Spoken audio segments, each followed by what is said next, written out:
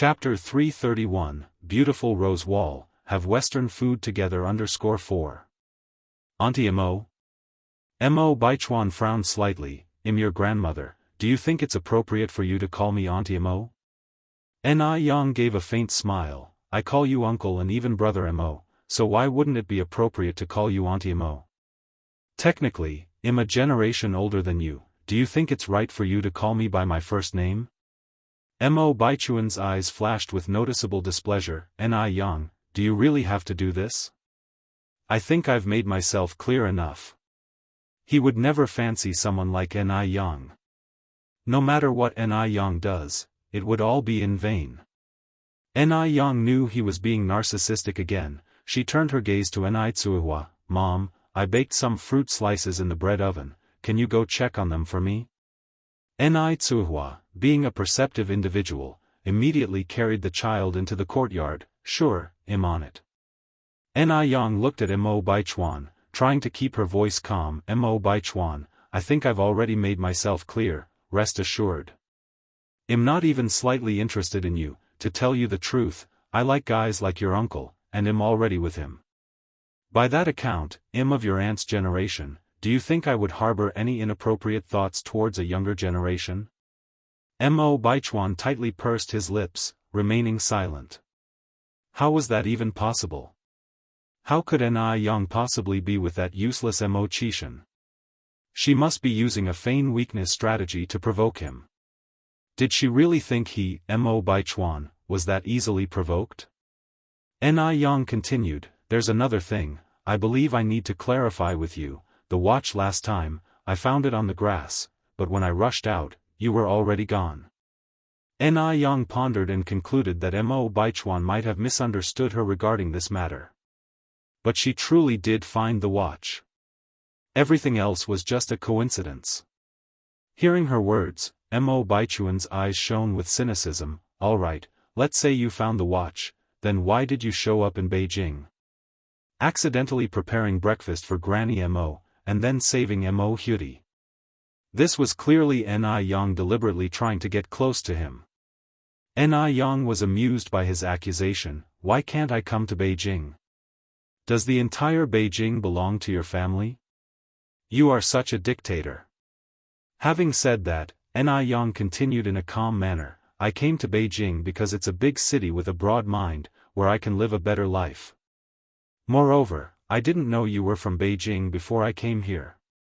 Mo Baichuan looked at Ni Yang, continuing his interrogation, then why didn't you leave immediately after seeing me in Beijing? Leave? Ni Yang was again amused, why should I leave? Does the whole of Beijing belong to you, Mo Baichuan? Mo Baichuan, you can be anything in this world, but there's one thing you must never lack, do you know what that is? Considering Mo Baichuan is Mo Qishan's nephew, Ni Yang wanted to have a proper conversation with him, but this guy simply wouldn't give her a chance. After all, it's better to resolve misunderstandings than keep them. If Mo Baichuan was going to continue being like this, then she wouldn't be polite anymore. Mo Baichuan stared at Ni Yang, his eyes full of scrutiny. Ni Yang continued, that's self-awareness, the wise know others, the enlightened know themselves. Ni Yang, I admit, your feign weakness strategy did attract me, but you should understand the principle of quitting while you're ahead. If you keep going like this, you're only going to outrun yourself. You might even end up shooting yourself in the foot. Having said this, Mo Baichuan continued, I'm willing to give you a chance to get close to me, whether you can seize it, that's up to you. Although my wife has to be from a prominent family, if you're willing to work hard, who knows, you might be able to reach the position you want. Although Mo Baichuan truly despised Ni Yang's approach of getting close to him, he had to admit, she did attract him. As long as Ni Yang could mend her ways in the future, he believed he could reluctantly try to accept Ni Yang. Of course, whether she could seize this opportunity was up to Ni Yang herself. Ni Yang took a deep breath and reiterated, Mo Baichuan, I'm truly with your uncle Mo Qishan, and I don't harbor any inappropriate thoughts towards you. However, you could give this opportunity to Li Xianxian, I believe she'd be overjoyed to hear about it. Chapter 332, Beautiful Rose Wall, Have Western Food Together _5. If things go on like this, Yang feels like she'd go insane. Why on earth did she go to the mountains to cut pig grass? If she hadn't cut the pig grass, she wouldn't have run into the suspicious narcissist, Mo Baichuan. Are you being jealous of Li Xianxian? Mo Baichuan narrowed his eyes. Oh my god. Yang almost lost her patience. I feel like I've made it clear enough. Can you please stop being so narcissistic? She was going crazy. Why were simple truths so hard to articulate to Mo Baichuan? Yang. It wasn't just Yang who was speechless, Mo Baichuan was too. Despite the circumstances, she was still playing hard to get. Was she waiting for him to chase her? Want him to chase her? That was impossible. Impossible in this lifetime. I've made myself very clear, can't you stop pretending? Are you not tired of it? Yang, this is so hard. I'm having such a tough time. The gate is over there, hope you find your way out. With that said, Yang closed the courtyard gate. She couldn't entertain Mo Baichuan too much because no matter what she did, he always interpreted it as deliberate seduction or playing hard to get. So she had no choice but to ignore him. Mo Baichuan looked at the tightly closed gate, his eyebrows furrowing deeply. What was Yang trying to do? He had already lowered himself so much, but she kept playing hard to get. Didn't she realize she was overdoing things? Yang, you'll regret this. With those words left behind, Mo Baichuan stormed off in a huff. He firmly believed that Yang would eventually give in and come looking for him. As for whether or not he'd give Yang a chance at that time, that was another matter. Yang, in the courtyard, squinted slightly. As she had been standing there talking to Mo Baichuan for a good while, Yang now felt cold. She put her coat back on and continued making the swing. Just then, Tsuhua came over from next door, holding a child. Yang, has that young man just now left? Yeah. Yang nodded. Yang, who is he? Why did he bring you ripe Qingming fruit? Tsuhua asked curiously. Yang explained, he's Brother Mo's nephew. The ripe Qingming fruit was sent by Granny Mo. Oh, I see. Tsuhua nodded thoughtfully, so he's Xiaomo's nephew. He's so inferior to Xiaomo.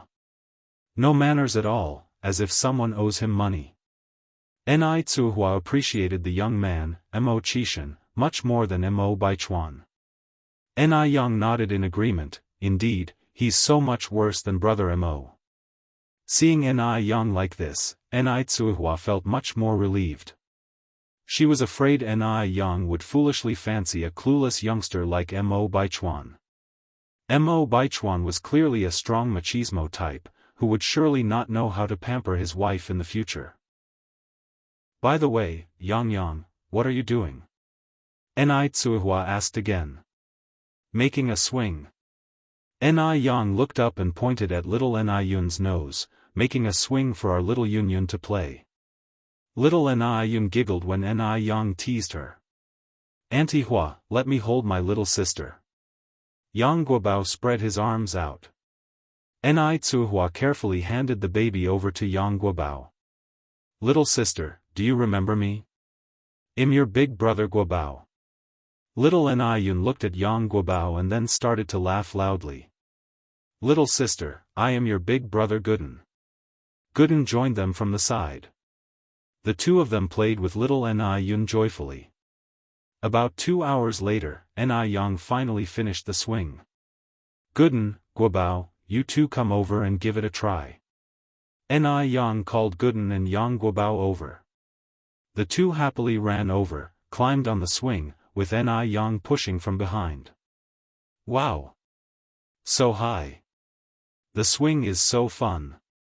Sister Yang is so amazing. After a while, Yang Guobao and Gooden slid down from the swing and pulled Yang onto the swing. Sister Yang, hold on tight. We're going to start pushing.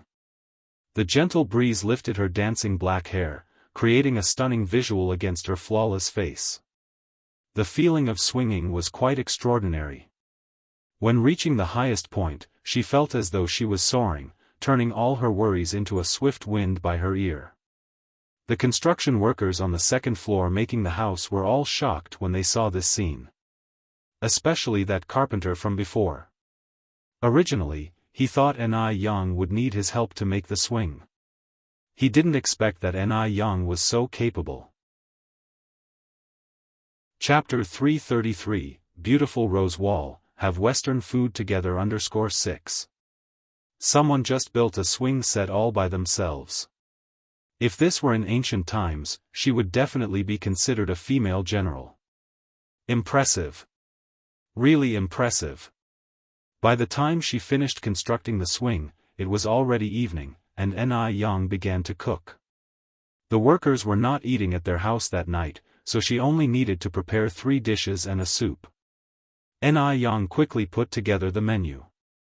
One was for breast enlargement, one for slimming, and the last was a soup to reduce dark circles under the eyes. In the evening, after dinner, Ni Tsuhua came out of her room holding her nose. Yang Yang, what was that thing you brought back from Guangguan last time? It stinks. Stinks? Ni Yang wrinkled her brows. I'll go check. Ni Tsuhua pointed at the big bulky thing in the corner which was covered in spikes all over. Yang Yang, look at this thing. It stinks. Ni Yang took a look and realized it was a durian. She had brought it back, unripe, from Guangguan last time, and left it at home for a few days to ripen. The smell indicated it was now ripe. Mom, this isn't a stench, it's fragrance. Ni Tsuhua incredulously replied, it's so stinky and yet you call it fragrant? Ni Yang explained, Mom, this is called durian, it's a fruit from the tropical region. It smells bad to some people, but it tastes nothing but delicious. Really? Ni Tsuhua was doubtful. She suspected her daughter was teasing her, but she had no evidence. Ni Yang moved the durian to the table while smiling, it's really true. Mom, I'll cut the durian open. You go call Auntie Ni and let her taste this exotic fruit. Ni Tsuhua replied, invite Aunt Ni to eat something this stinky? What if it upsets her stomach? Ni Tsuhua was obviously uneasy, having never had durian before. Because it really stinks. Ni Yang smiled and said, I promise you'll feel different after just one bite. Doubtful but curious, Ni Tsuhua went to find Ni Chengue with her child in her arms. After a short while, Ni Chengue arrived. What's that smell, it's so strong? Ni Tsuhua replied, it's a durian. I told her we can't eat it, but Yang Yang insisted it's delicious and asked me to call you over. Auntie and I, here, try a piece of durian. Ni Yang handed Ni Chengue a piece of durian. Ni Chengue took the durian, and said delicately, this thing, it's a bit smelly, not just a bit, it was really stinky. Ni Yang handed a piece to Ni Tsuhua and said with a smile, the durian smells bad, but it tastes delicious. Aunt Ni, you'll find out once you take a bite. Ni Chengue swallowed, unable to believe what he was hearing. This thing didn't look appetizing at all. Ni Yang took a big bite of the white, pulpy fruit, the luscious, sweet flavor felt just like eating ice cream.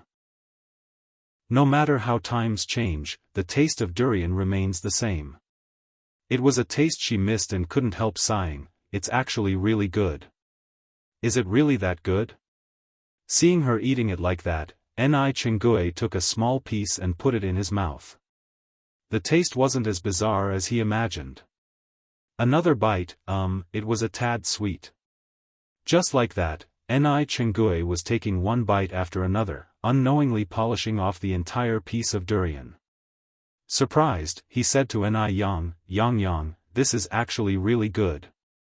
The texture was really unique, unlike any other crisp fruit, this felt soft and creamy, offering an entirely different flavor. Seeing Ni Chengue had finished the entire piece, Ni Tsuehua also decided to taste it. She suddenly discovered that the taste was actually bearable. So, the three of them ended up devouring the whole durian. "It was really good," said Ni Chingue, sitting in the chair. He then asked, "Yang, how did you know this was a delicious fruit? Such a stinky fruit, anyone else wouldn't dare to try it." But Ni Yang was different. She brings surprises every moment. Ni Yang replied with a smile, "This is a special product of Guangguan. I bought it home to try because people said it was delicious, and as it turns out, it really is." The next day, Ni Yang took Ni Tsuehua and Ni Yun to the city. "Mom, these are the new shops I bought." Ni Yang took Ni Tsuehua in front of two new shops. Ni Tsuehua stood in front of the new shops with mixed feelings. Somehow, she was reminded of the days she spent with her daughter in Dam Village. Back then, she could never have imagined that one day she would live the life she was living now. "Mom, let's go in and take a look." Ni Yang led Ni Tsuehua into one of the shops. The person in charge of the renovation was Wang Taienius' nephew, Zhou Dahua. Zhou Dahua was a reliable person, just like Wang Tiniu. He was very grateful to Ni Yang for giving him this opportunity to make money. Yang, you're here, who is this?" Zhou Dahua warmly greeted. Ni Yang introduced him, "Uncle Zhou, this is my mom." "Mom, this is Uncle Taienius' nephew." Zhou Dahua replied, "Nice to meet you, Ni. Just call me Xiaozhou." "Xiaozhou, you guys have been working hard these days." Zhou Dahua replied with a smile, "Not at all. You've paid us, so this is the least we could do." Ni Yang not only paid them but also paid them 3 times the market price. Therefore, the workers were filled with energy while working. Ni Yang took Ni Tsuehua for a tour around the shop, and then they went to the physical store of Ice Silk Fair Skin, in the mall. After strolling in the mall for a while and buying some spring clothes, they finally left the mall. It was already nearly 12 noon. Ni Yang looked at Ni Tsuehua and said, "Mom, let's go eat something. We hardly get to come to the city, we should treat ourselves to something nice." Thinking of the 158 yuan they had spent on the last meal, Ni Tsuehua said with a bit of distress, "No need for something too fancy, we can just go to a shop and have some noodles. We can have noodles any day." After a thought, Ni Yang decided to take Ni Tsuehua to a Western restaurant to broaden her horizons. At this time, there were already 2 Western restaurants in the city. Unlike the opulent state-run restaurant that they visited last time, the Western restaurant was stylish and elegant, and the waitstaff had a strong sense of service. The restaurant was filled with the romantic melodies of the renowned violin piece, "My Own True Love." A waiter escorted the two to a window table and asked, "What can I get you?" "Erase the menu." Ni Yang flipped through the menu and started ordering, 2 sirloin steaks, 1 medium rare, 1 well done. A pizza, French escargot. Then 2 cups of cappuccino and 1 cup of plain milk. "That will be all for now, thank you." Chapter 334, Teach the Scum a Lesson, Be the Matchmaker _1 Ni Yang had her steak cooked medium rare. Considering that it was Ni Quihua's first time eating steak and she might not be used to it, Ni Yang ordered one that was well done for her. "Well done?" Upon hearing this, the waiter showed contempt in his eyes. Just some country bumpkins, dressed up smartly, but that flashy exterior couldn't hide the sour stench of poverty about them. "I'm sorry, but we don't serve well-done steaks here." The impatience was escalating in the waiter's eyes. In the year or so he's been working here, had hardly encountered customers who ordered their steak well done. Even medium rares were fine. The best way to enjoy a steak was to have it rare. How come there's no well-done steak?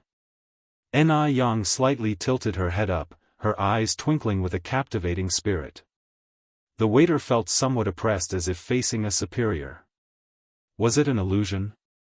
She clearly looked a few years younger than him. The waiter responded calmly, "The minimum our customers order is medium." Sorry, we truly don't serve well-done steak.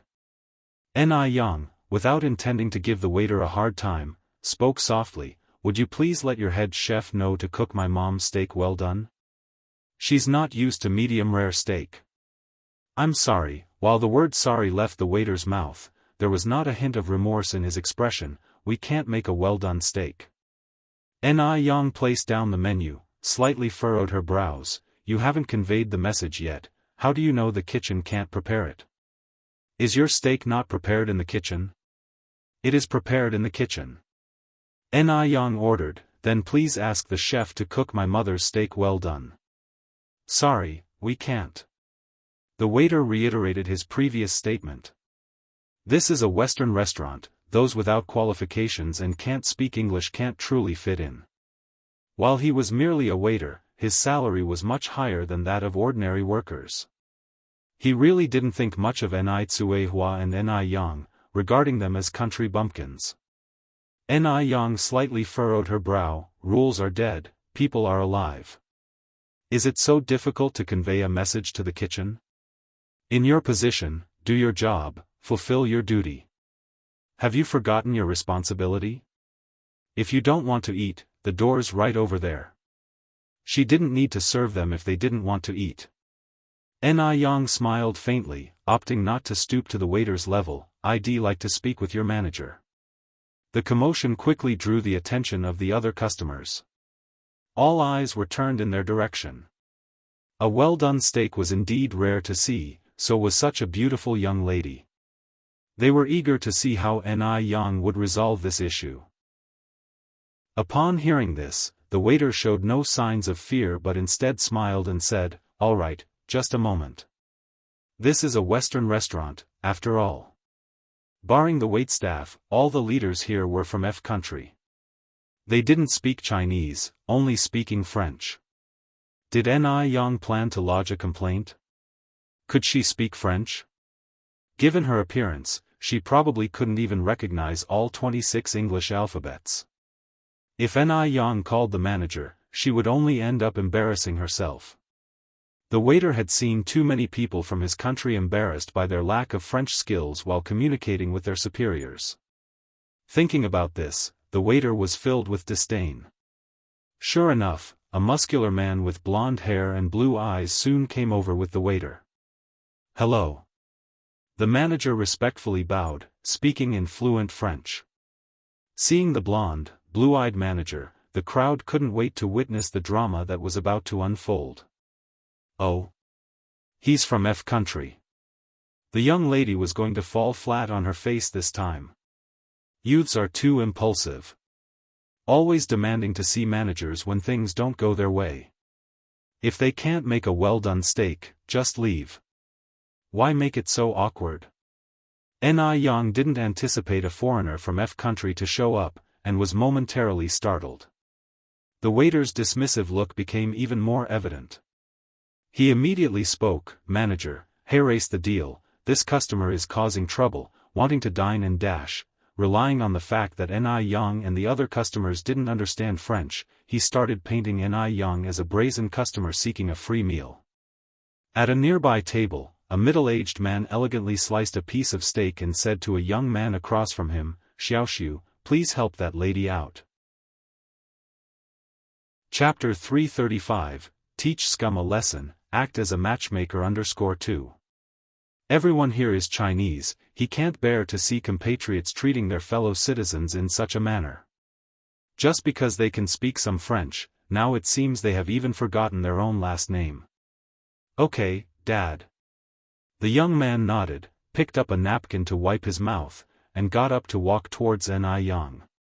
This young man was none other than Shengguan Su, who'd had several encounters with Ni Yang. Ni Yang had helped him once before, and now he could return the favor. Just then, a fluent French voice resonated in the air. It was quite pure, pronounced very standardly, as delightful as an April breeze on earth. Shengguan Su looked up. The person seemed to be covered with a layer of gold, dazzling to the extreme. This time, not only was Shengguan Su stunned, but the surrounding diners were also amazed. This young girl was so impressive. Even though they didn't understand French, they could feel it. This feeling was awe-inspiring. This is what happened. "Can your restaurant not make a steak medium well?" asked Yang, her tone indifferent yet intimidating. The waiter's face turned pale. She couldn't believe it. Such fluent French came from the mouth of a country bumpkin. How could this be? If Yang could speak French, what did that make her? A joke? After understanding what happened, the restaurant manager bowed, saying respectfully, "We are extremely sorry for the unpleasant dining experience. I will arrange for your steak to be prepared. Our customers are our benefactors. Whether you want a medium-well steak, or even a well-done steak, we will follow your instructions. Also, all your meal orders today will be on us." The restaurant manager's attitude showed a lot of sincerity. Yang replied, "It's not necessary to waive the bill, just make one of the steak medium well." Yang wasn't the type that wanted to take advantage of situations, all she wanted was a positive attitude and a proper result. "Alright, please wait a moment." As soon as he finished speaking, the restaurant manager turned his gaze to the waitress. "You will no longer be working here from now on." "Manager, I was wrong. I will never dare to do it again." The waitress was sweating profusely. How could she lose this job? She was earning 100 yuan monthly at this place. Where could she get a job that would pay her 100 yuan a month? The waiter hurriedly apologized to Yang. "I'm so sorry. It was unintentional. I beg you to forgive me. Please give me another chance, I truly do not want to lose this job." Yang smiled faintly. "Sorry, I'm just a customer. The decision to keep you or not lies with your superior, and this is beyond my control. If it had been someone else who didn't understand French, they would have been cheated today." Yang isn't a saint. In her book, she only repays kindness with kindness and pay back hostility with hostility. She does not repay hostility with kindness. People must always pay a price for their words and actions. Hearing her words, the waitress' mind went blank and she stumbled out of the restaurant, escorted by others. Sheng Guansu returned to his own seat, but the surprise on his face had not completely faded. How should he put it? He really hadn't expected that Yang could speak French, and she did it so well, too. Sheng Guanzu's father, Sheng Guandahue, also had an admiring look in his eyes. This young girl really was an exceptional talent. Indeed, one should never judge a book by its cover. Now they could see there are really talented and beautiful people in this world. Looking at Yang in surprise, Tsuehua was dumbfounded because she never knew that Yang could speak another country's language. Yang, you just, Yang squeezed Quihua's hand. "Mom, what I just spoke was French. Do you remember the educated youth named Ngue from our village?" "Yes, I do," Tsuehua nodded. Yang continued, "My French was taught by Ngue. Indeed, there was once an educated youth named Ngue in Dam village who had taught Yang some basic French phrases. So Yang's statement wasn't wrong." "Oh, I see," Tsuehua said with an understanding look in her eyes. Yang nodded. Soon, all the dishes were served. Yang picked up the pure milk for little Yun to drink. Seeing the milk, little Yun burst into a happy laugh. Faced with the exquisite Western meal, Tsuehua seemed a bit at a loss. Chapter 336, Teach the Scum a Lesson, Be the Matchmaker _3. Yang, why aren't there any chopsticks? Yang laughed and said, "Mom, this is Western cuisine. Western meals are eaten with a fork and knife. Look at me, I hold the fork in my left hand, and the knife in my right hand." As she spoke, Yang elegantly cut off a piece of the steak, speared it with her fork, and put it in her mouth. "Wait!" Tsuehua interrupted in surprise. "What's this, Mom?" Yang asked, turning her gaze to Tsuehua in confusion. Yang, this meat is not cooked. There's still blood drip from it. They should take it back quickly and cook it thoroughly. Ni Yang smiled slightly and explained, this is what a medium-rare steak looks like. It's tender and juicy, and it tastes great. Ni Tsuihua expressed her confusion, how can you eat the beef that isn't fully cooked? What if it got you sick? What if you catch mad cow disease? Ni Yang responded, Mom, that's a misconception. In fact, a medium-rare steak is not only edible but also much more flavorful and nutritious than fully cooked beef. It's like the durian we had last night, it doesn't look appetizing, but it tastes wonderful. Ni Tsuihua frowned slightly, really? Ni Yang continued to encourage her, why would I deceive you? Mom, try the steak on your dish. Ni Tsuihua was hesitant. No matter what, she still can't accept raw, bloody meat. The very sight of it made her skin crawl. Ni Yang reassured her, Mom, don't worry. What I ordered for you is medium well. It won't be bleeding. Ni Tsuihua finally relaxed, picked up the knife and fork, and began to cut the steak as she had seen Ni Yang do it. Ni Yang had made it look straightforward while cutting, but when Ni Tsuihua tried it, the utensils seemed to have become dulled. Ni Yang got up with a chuckle, went to Ni Tsuihua's side, slightly leaned over and gently guided her hand to teach her how to operate the knife and fork, Mom, like this, and then this. After a moment, the entire steak was cut into nice little pieces. Ni Tsuihua stabbed a piece of beef and put it in her mouth. The beef was sprinkled with lemon juice and black pepper, so it didn't have a gamey taste, and it was neither tough nor chewy. The taste was indeed way better than that of the soy sauce beef and braised beef she was used to. Ni Yang handed her a piece of steak from her dish, Mom, now try this medium-rare piece. Ni Tsuihua hesitantly accepted it, closed her eyes, and slowly chewed it in her mouth. The taste. It wasn't bad at all, just like what Ni Yang had described. The texture was excellent, tender and juicy, and it was delightfully bouncy when she bit into it.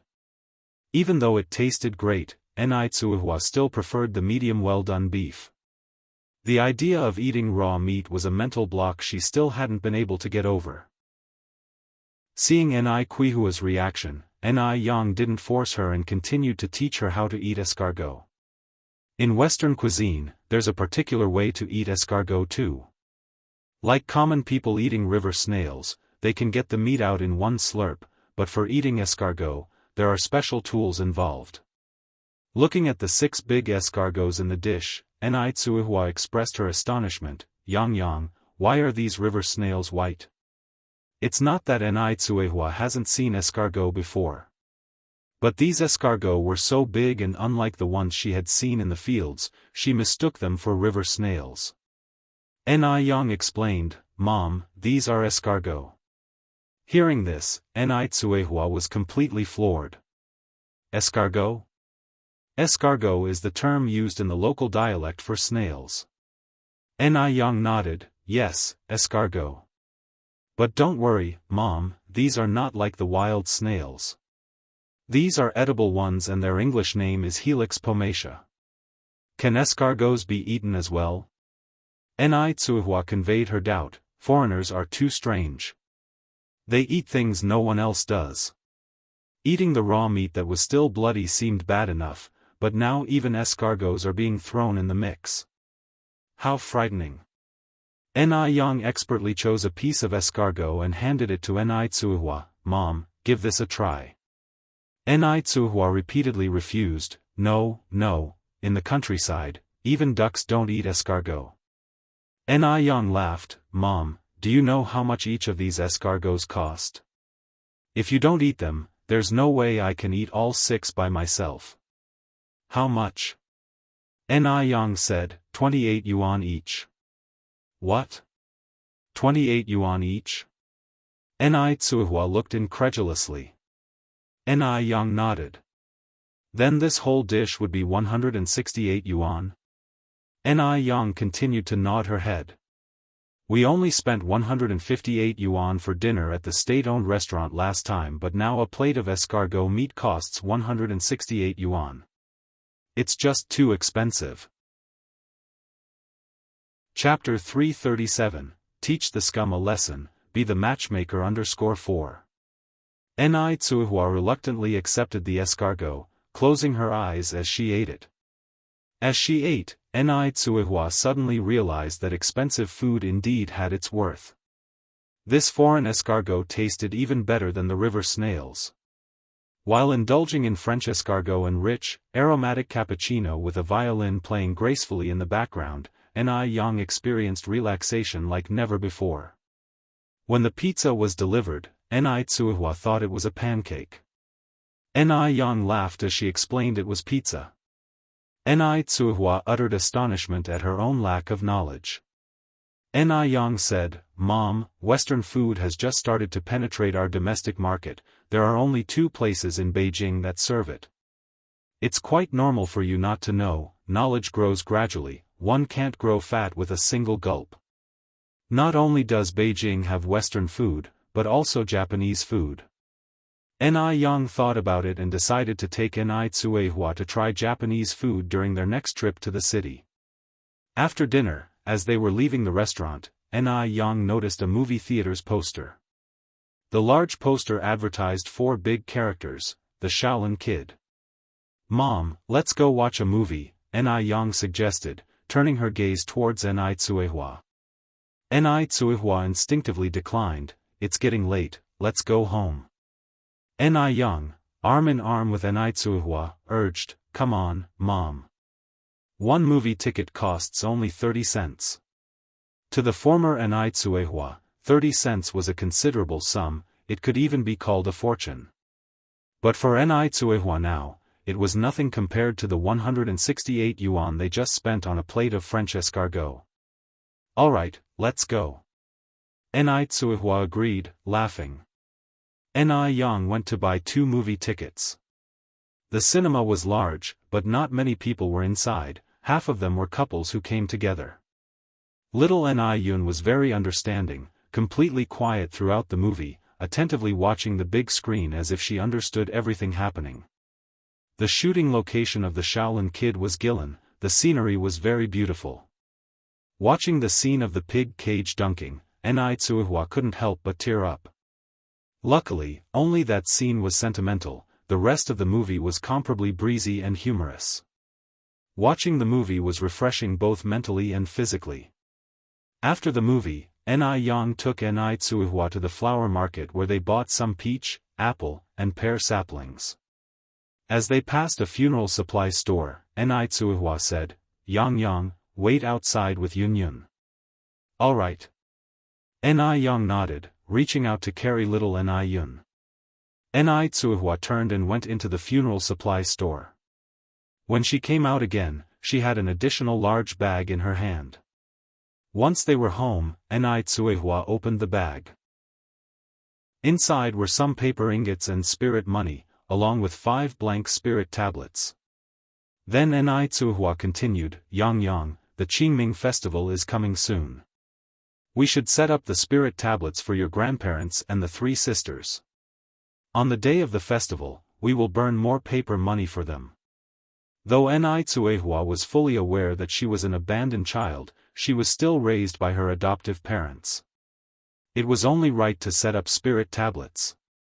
This was the first time Ni Tsuihua spoke to Ni Yang about the 3 abandoned siblings. Ni Yang responded, "Mom, are you sure I lost all 3 sisters?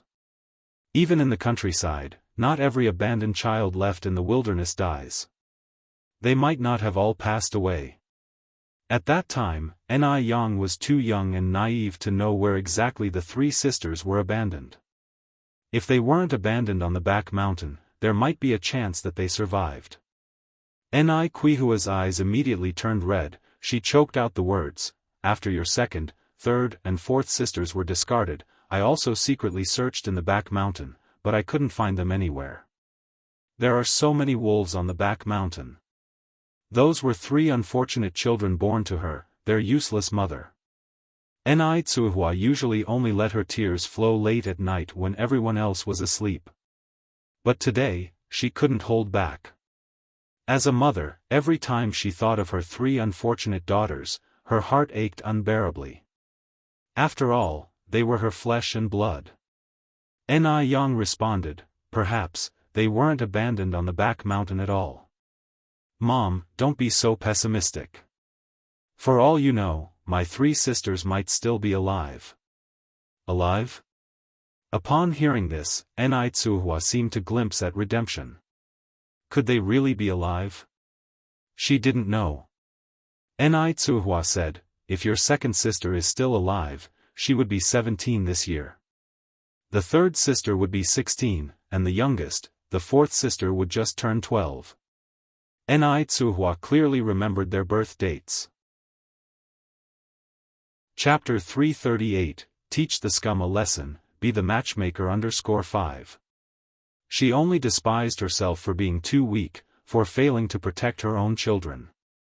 She let them be born unwanted by anyone. Ni Yang said, Mom, don't be upset. Our 3 younger sisters, they have their own luck. They'll be fine, perhaps we'll even find them in the future.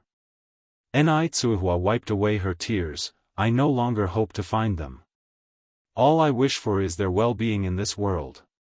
Mom, rest assured, our 3 sisters must still be alive, they are all living well. Ni Yang embraced Ni Tsuhua. Ni Tsuhua sobbed uncontrollably. It started to drizzle on tomb sweeping day. The weather was a tad chilly. The mood matched that poem, during tomb sweeping day, rain trickles down, travelers on the road are filled with sorrow. Ni Yang pulled out a coat from the cupboard to wear again, and followed Ni Tsuhua outside to burn paper money. Because Ni Tsuhua believed her 3 daughters were still alive, she did not prepare spirit tablets for them. She only honored the spirit tablets of her foster parents. Days flew by. In a blink of an eye, half a month had passed. The 2 shops in the city were already renovated. All that's left was for Ni Yang to pick a day to open. Ni Yang chose the 6th day of May. There were still 5 days left before the opening. New shops meant hiring new employees. According to the 3 people per shop standard, Ni Yang still needed to recruit 6 more people. Naturally, these 6 people would be from the village. Ni Yang offered high salaries, so the women in the village were all willing to help Ni Yang. New employees needed to familiarize themselves with the work environment early on, so Ni Yang took them to the milk tea shop and noodle restaurant to help out the very next day. After working for 3 days, the 6 people had all become familiar with their job. Ni Yang then led them to the new shop to prepare for its opening. These 6 people were Lu Chuanfen, Zhao Hui, Lu Chui, Wang Ruyu, Sun Xiaoyu, Wang Dongji. They were all honest and humble people who were grateful to Ni Yang. Therefore, Ni Yang felt secure leaving the shop in their hands. The day before the opening, Ni Yang bought some braised meat for everyone to take home. Everyone took their meat home, while Ni Yang stayed in the shop to deal with some minor details. Yang, is your shop really opening the day after tomorrow? Zhou Xiaolian, the neighboring shop owner's wife, came over to join the fun. Ni Yang was always enthusiastic and knew how to get along with people. During the renovation, she offered everyone bread and milk tea in consideration of the noise disturbance. This goodwill left everyone with a good impression of her. Ni Yang nodded, yes, ma'am. Zhou Xiaolian continued, Yang, you've prepared so many noodles and milk tea, aren't you afraid you won't get enough customers tomorrow? I don't mean to sound negative, but this shop is rather tricky. Ni Yang laughed, ma'am, I'm confident that I'll be able to sell everything. After all, Ni Yang didn't believe in the whole feng shui thing.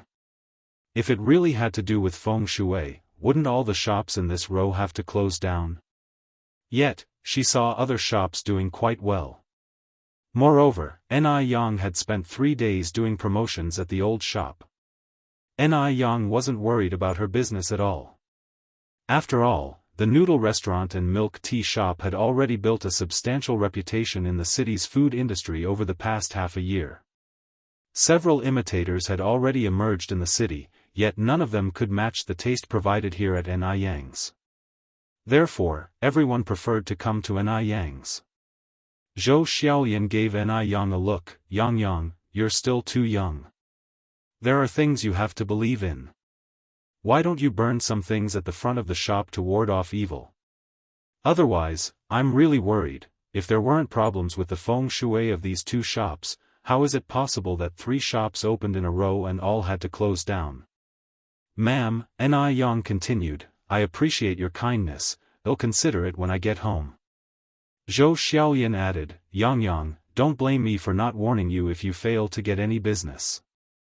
Then Zhou Xiaoyan changed the topic, by the way, Yang, the person who came with you last time, was that your mother? The one who was also holding a baby. Yes, that's my mother, Ni Yang nodded.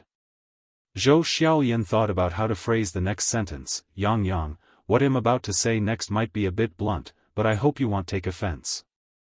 Ma'am, just say what you have to say. Zhou Xiaoyan hesitated.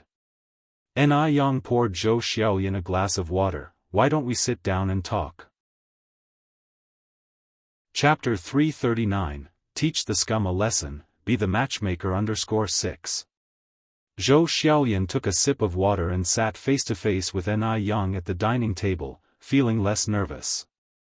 Then she continued, I've heard that your mother divorced, is she currently single? Ni Yang's expression changed slightly. Worried that Ni Yang might misunderstand something, Zhou Xiaoyan hurriedly added, Yang, don't worry, I don't mean anything else. I just think it's a pity for your young mother to remain single.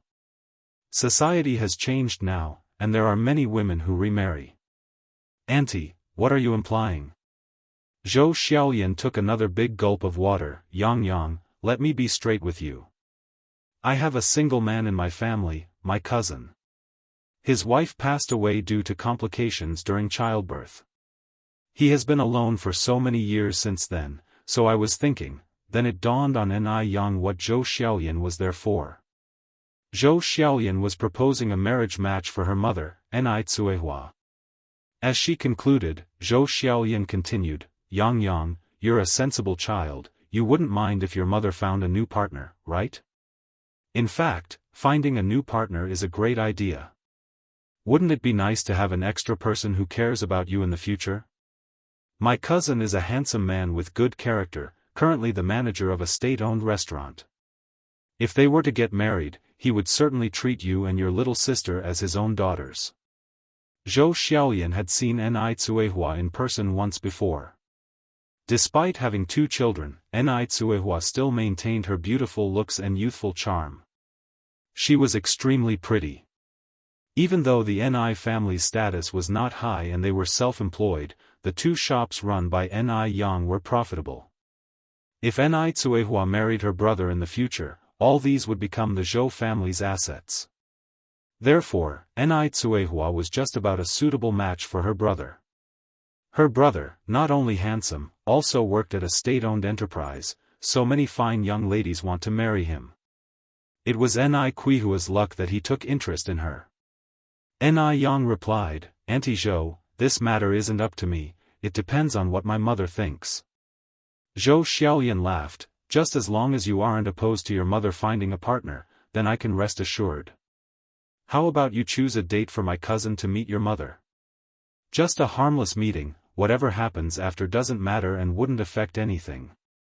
Ni Yang replied, Auntie, I need to discuss this matter with my mother when I get home.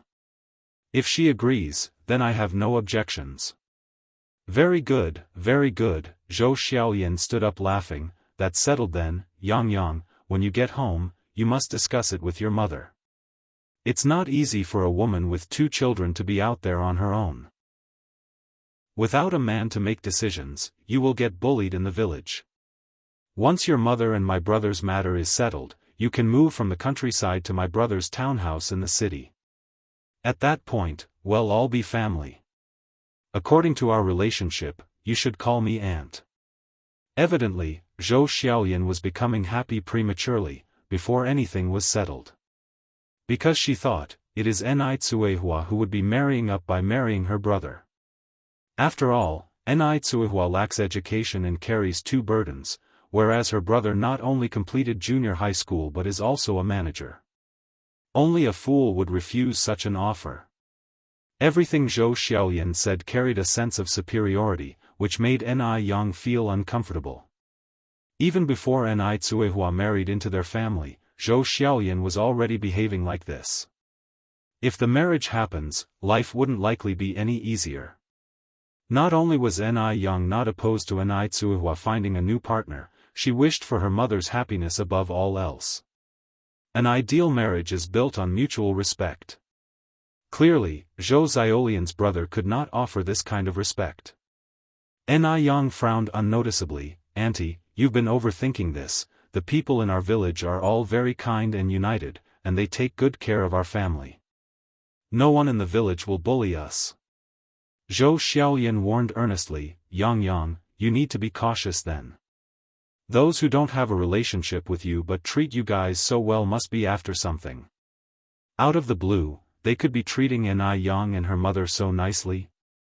After all, Ni Yang's noodle restaurant and milk tea shop have made a lot of money. Ni Yang responded matter-of-factly, "Thank you for your concern, Auntie, but I am capable of discerning right from wrong." Unhappy at the response, Zhou Xiaolian felt somewhat annoyed. She believed Ni Yang was being ungrateful. Ni Yang had this kind of attitude when she was trying to help her in good faith.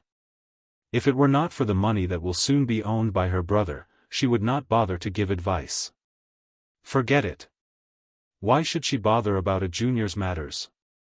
Perhaps it was unintentional from Ni Yang. With an unchanged smile on her face, Zhou Xiaolian continued, Yang, then let's leave it at that. Do remember to tell your mother when you go home. I will head back now. Ni Yang stood up to see her out. Goodbye, Auntie. After leaving the noodle restaurant, Ni Yang made a trip to the vegetable market. Sister. This time, Ni Yang met the little flower girl from half a month ago again. No noticeable changes in the little girl after half a month, even her clothes remained unchanged. Her face was dirty, but her big eyes were still sparkling clear. Sister, are you going to buy flowers today? Ni Yang squatted down to be at the girl's height. Little sister, how old are you this year? 12. Xian Zhaodi replied. 12. For some reason, Ni Yang suddenly remembered her abandoned fourth sister. If the fourth sister was still around, she would be 12 this year too. Ni Yang asked, where are your parents? Xian Zhaodi responded, they are at home. Do you have any sisters or brothers? Xian Zhaodi shook her head, no sisters, just one younger brother.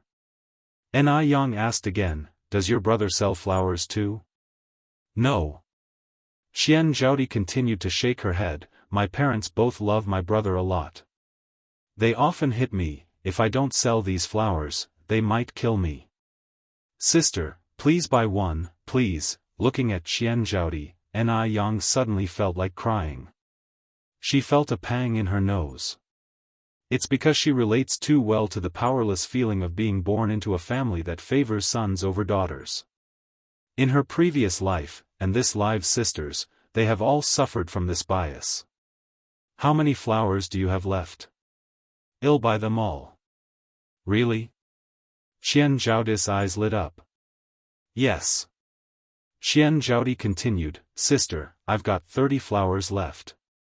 Ni Yang took out 5 yuan and handed it to Xian Zhaodi, hey race 5 yuan, no need to give me any change. From now on, you can wait for me here every night. So sister, you will buy my flowers every night? Ni Yang nodded, then asked, what happened to your face? Xian Zhaodi replied nonchalantly, my brother poured boiling water on it. Chapter 340, Grand Opening, Li Yanren's invitation _1 burned by boiling water? Upon hearing this, Ni Yang's heart clenched tightly.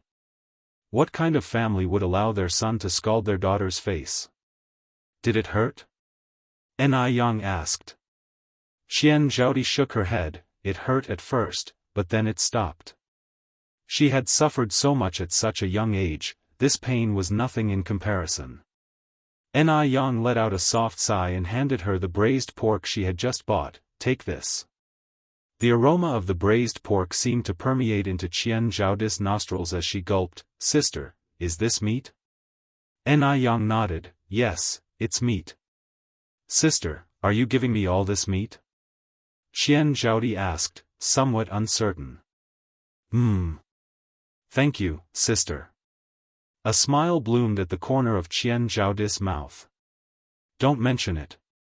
Yang reached out to caress her head. By the way, little sister, what's your name? My name is Qian Zhaodi. Qian Zhaodi. Just from her name, one could tell how much her parents devalued girls in favor of boys. Sister, what's your name? Qian Zhaodi then asked. My name is Yang. Qian Zhaodi smiled and said, Sister, your name is really beautiful. Thank you. Yang continued, Little sister, do you go to school? No.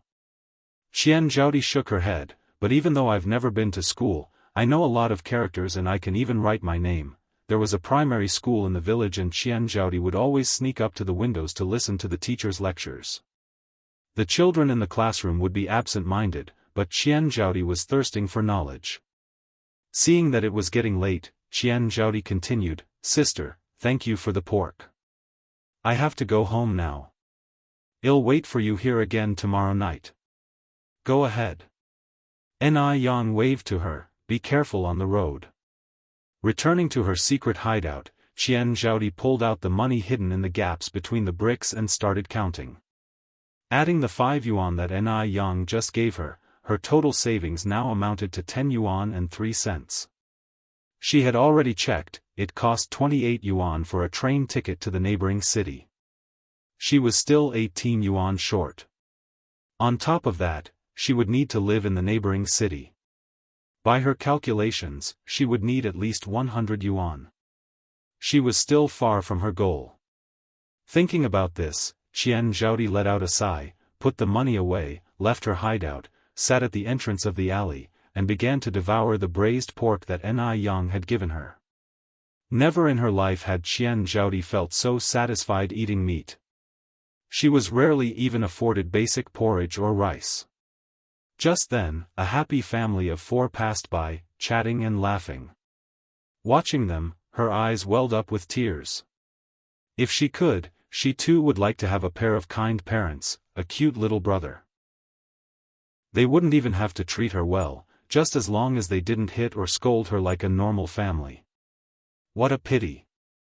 This wish would never come true in this lifetime.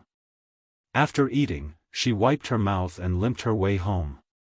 After going on home, Yang found a bottle to house the camellia, placed it on the coffee table in the living room. The radiant camellia formed a beautiful vista in the living room, filling the air with a faint fragrance. It smelled marvelous. Having finished that, Yang started cooking with Tsuhua tending the fire under the stove. Little Yun was busy playing in a baby carrier, very well behaved.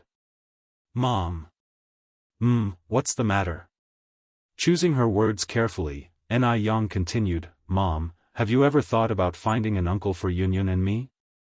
Zhou Xiaolian's words from earlier had reminded Yang of something.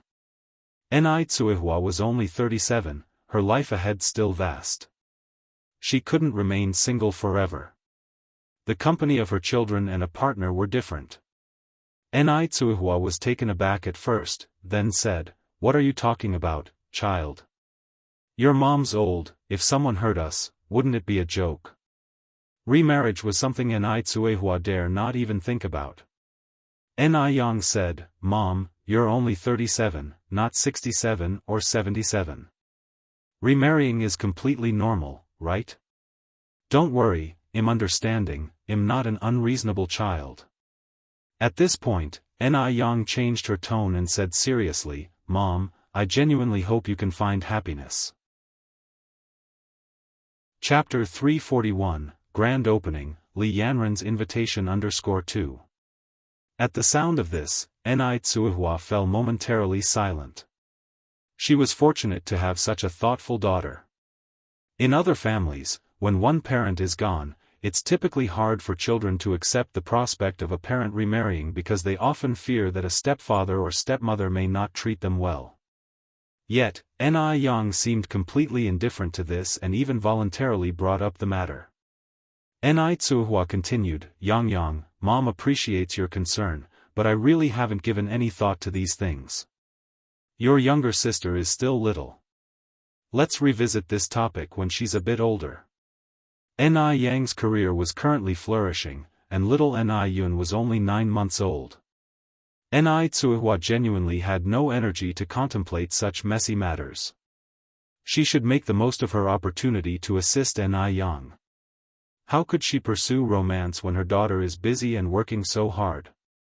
Ni Yang added, Mom, Aunt Zhou Xiaoyan mentioned to me today that she has a single brother. From what she said, he seems not bad. Would you like to meet him? Though Ni Yang had some reservations about Zhou Xiaolian's brother, she felt it was nevertheless necessary to discuss this with Ni Tsuehua.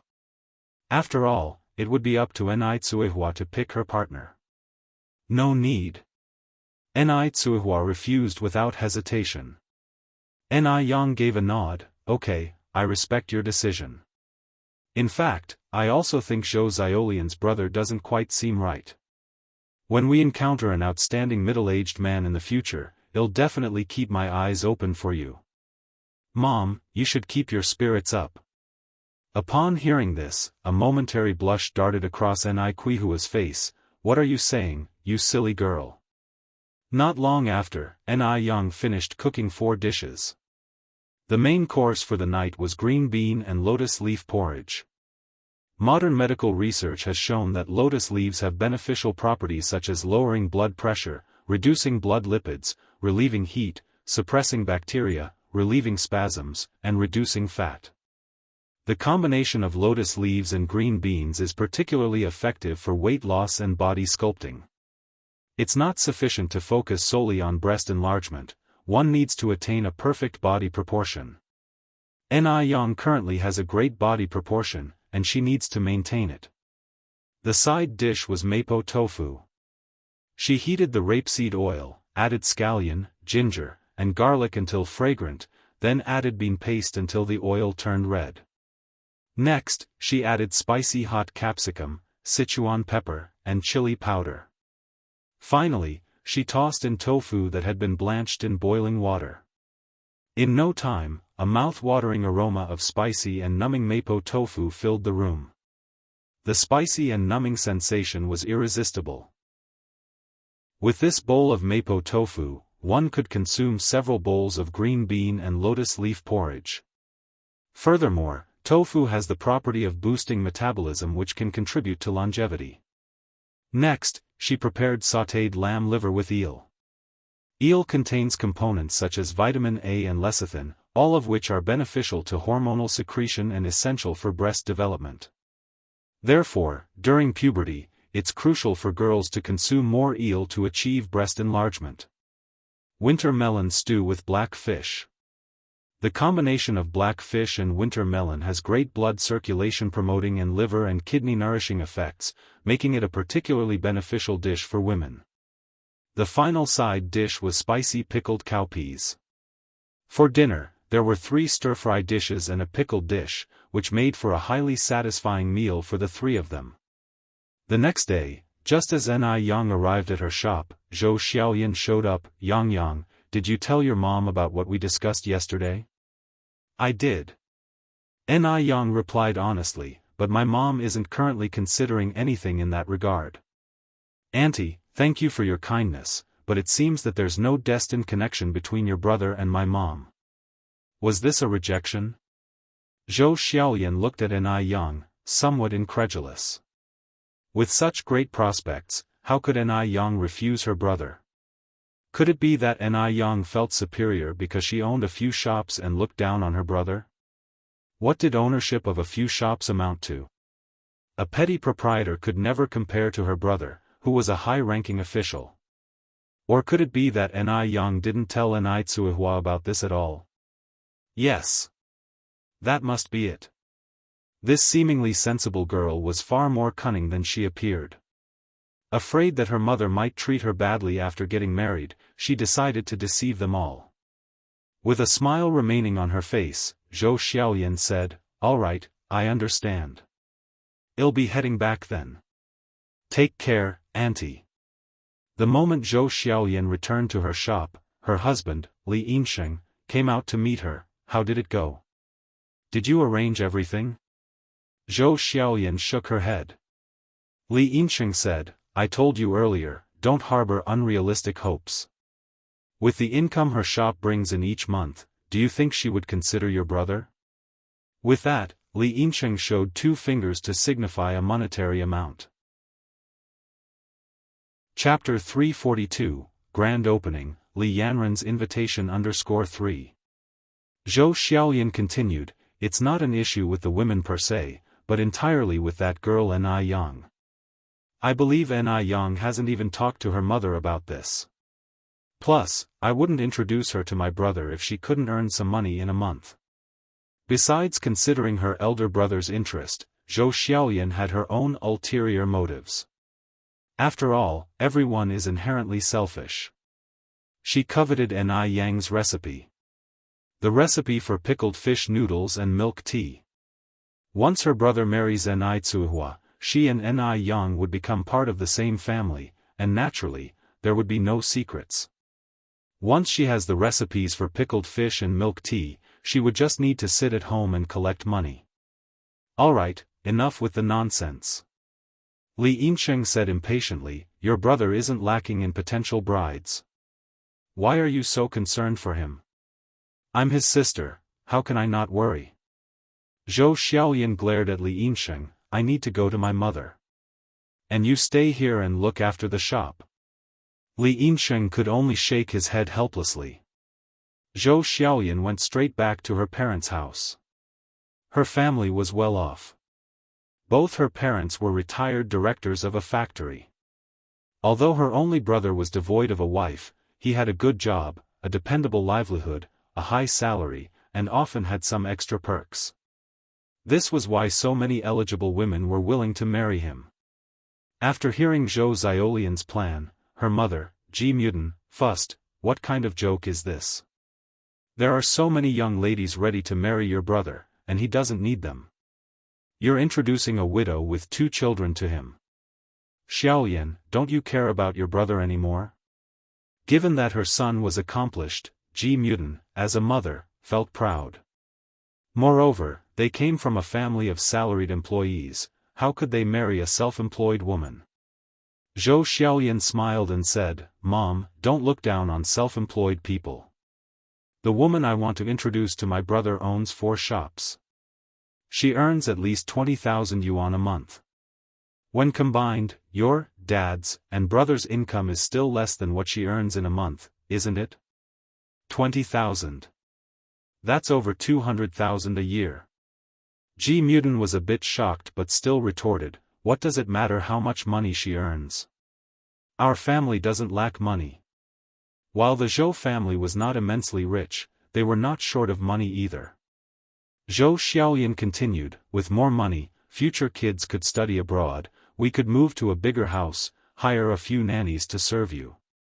Doesn't that sound good?" Ji Muden seemed slightly tempted at this. "What you said seems somewhat reasonable.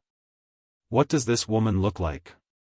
Zhou Xiaoyan responded, "Her looks leave nothing to be desired. How about you come with me tomorrow and see for yourself?" "All right." Ji Muden nodded. Even though Ni Yang had already declined this meeting, Zhou Xiaoyan still wouldn't give up. Ni Yang's noodle restaurant and milk tea shop would open tomorrow, and Ni Tsuhua, her mother, would certainly appear. By then, they would definitely see Ni Tsuhua.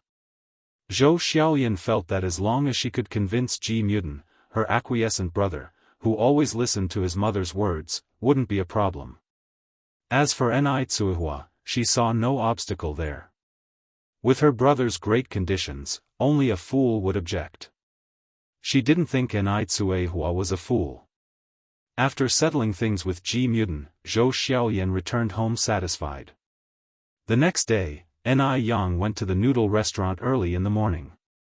Just as she arrived, she saw workers laying out red carpets and arranging flowers in front of the noodle restaurant and milk tea shop. Could it be that Immortal had returned? Yang raised her eyebrows slightly. Other than Immortal, no one else would give her these things. Just as she thought this, Wu Daming ran over from the side. Sister Yen, oh no. Sister-in-law, you're here. Wu Daming. Yang looked at the man in surprise. Wu Daming said, Sister-in-law, my sixth bro isn't in the country, so he couldn't come here in person. He asked me to bring these things. Sixth sister-in-law. This address made Yang's cheeks flush slightly. You have to admit, Immortal really is a qualified boyfriend. Thank you. By the way, when will brother Mo probably return? If you calculate, Immortal has been out for about a month now. Wu Daming, this straight man, directly replied, Sister-in-law, do you miss my sixth bro? Yang. How should she respond to that? Wu Daming continued, also, sister-in-law, I've received the sterile equipment you asked about last time. When do you want it? Chapter 343, Grand Opening, Li Yanran's Invitation _4. At this time, all of the sterile equipment was imported from abroad. Yang didn't expect Wu Daming would get the goods in such a short period of time. That was quite a feat. Yang thought for a moment and then said, probably around June or July. Can you temporarily store it on your end? Sure, of course. My place is big enough. Wu Daming quickly nodded, and casually glanced at his wristwatch. Sister-in-law, I will have it delivered to you at the end of June. If he dared to say it was inconvenient, Immortal would definitely give him a taste of hell when he got back. Yang nodded, then he'll have to trouble you. By the way, how much does this equipment cost? No trouble at all, not at all. It's an honor for me to be of service to you, sis-in-law. This set of equipment costs a total of 2,000 yuan. Alright. Wu Daming then said, sis-in-law, while my brother isn't in Beijing, if you encounter any trouble, you can contact me at any time. Erase my number. After he said that, Wu Daming gave Yang a small note. Alright, thank you. Wu Daming looked at his watch and said, we're all family here, sis-in-law. You don't have to be so polite with me. If nothing else, I should go now. Immortal had made it clear, under any non-urgent circumstances, he was not to spend more than 15 minutes with Yang. It's already been 12 minutes, he should make his leave. Just as Wu Daming left, Li Yanran who was holding two paintings came over, Yang. In a few days, it was the grand opening of Yang's branch. As her good friend, she naturally had to come and show support. Yanran. Yang, Li Yanran handed Yang a gold-framed painting, in gifting you this 4 seasons of prosperity. May your business prosper and bring you wealthy profits. Yang accepted it. Thank you Yanran. Li Yanran said with a smile, we're good friends, so don't mention it. Let's go hang it in the shop. Alright. Yang nodded, leading Li Yanran inside. Li Yanran looked at the decor of the milk tea shop. All admiration was on her face. Yang, your milk tea shop is beautifully decorated. The entrance was made of glass, wooden flooring, each table had some small green plants decorating it. It looked entirely fresh and natural, inexplicably improving one's mood and giving off a foreign vibe. Needless to say, Yang really did have a touch of grace. Yang placed a cup of milk tea in front of Li Yanran, smiling, thank you for the compliment. Li Yanran took a big sip of the milk tea and then said, this Saturday, I'm hosting a party at my place. I'd like to invite you to join. Sure. Yang nodded without hesitation. Given Li Yanran's treatment of her as a friend, she naturally wouldn't decline her friend's kind invitation. Great, Li Yanran held her milk tea in one hand and clung to Yang's arm with the other, remember to come, okay? Yang smiled and said, don't worry Yanran, I always keep my promises. Li Yanran continued, then I'll wait for you at home this Saturday. Originally, Li Yanran wanted to remind Ni Yang to dress up a bit, but after thinking about it, with Ni Yang's natural beauty, she wouldn't even need to, she would be the most dazzling presence regardless. At 6 in the morning, coupled with the sound of firecrackers, the milk tea shop and noodle restaurant officially opened. The merchants who were prepared to watch the hype were all startled. The milk tea shop and noodle restaurant Ni Yang ran, contrary to expectations, were not deserted but quite busy instead. They even had a customer queue. What happened to the anticipated bad feng shui for these two businesses? Where was the guarantee that these two shops would shut down after Ni Yang took over? An elder who had previously advised Ni Yang against buying the two shops, holding onto his crutch, said, "This is weird. I've lived a whole life, have never seen such an odd thing. Could it really be that this young girl's life is harder than the heavens decree? Even feng shui couldn't impact her." Zhou Xiaoyan and Ji Mudan also stood within the curious crowd. Ji Mudan impatiently said, "We've been standing here for so long. Which one is that widow you spoke of?" Zhou Xiaoyan looked at the long queue, full of envy. If only all these customers were hers. No, she must move quickly on settling this marriage proposal. Zhou Xiaoyan frowned and said, "Please don't refer to her as widow all the time. It sounds so crude.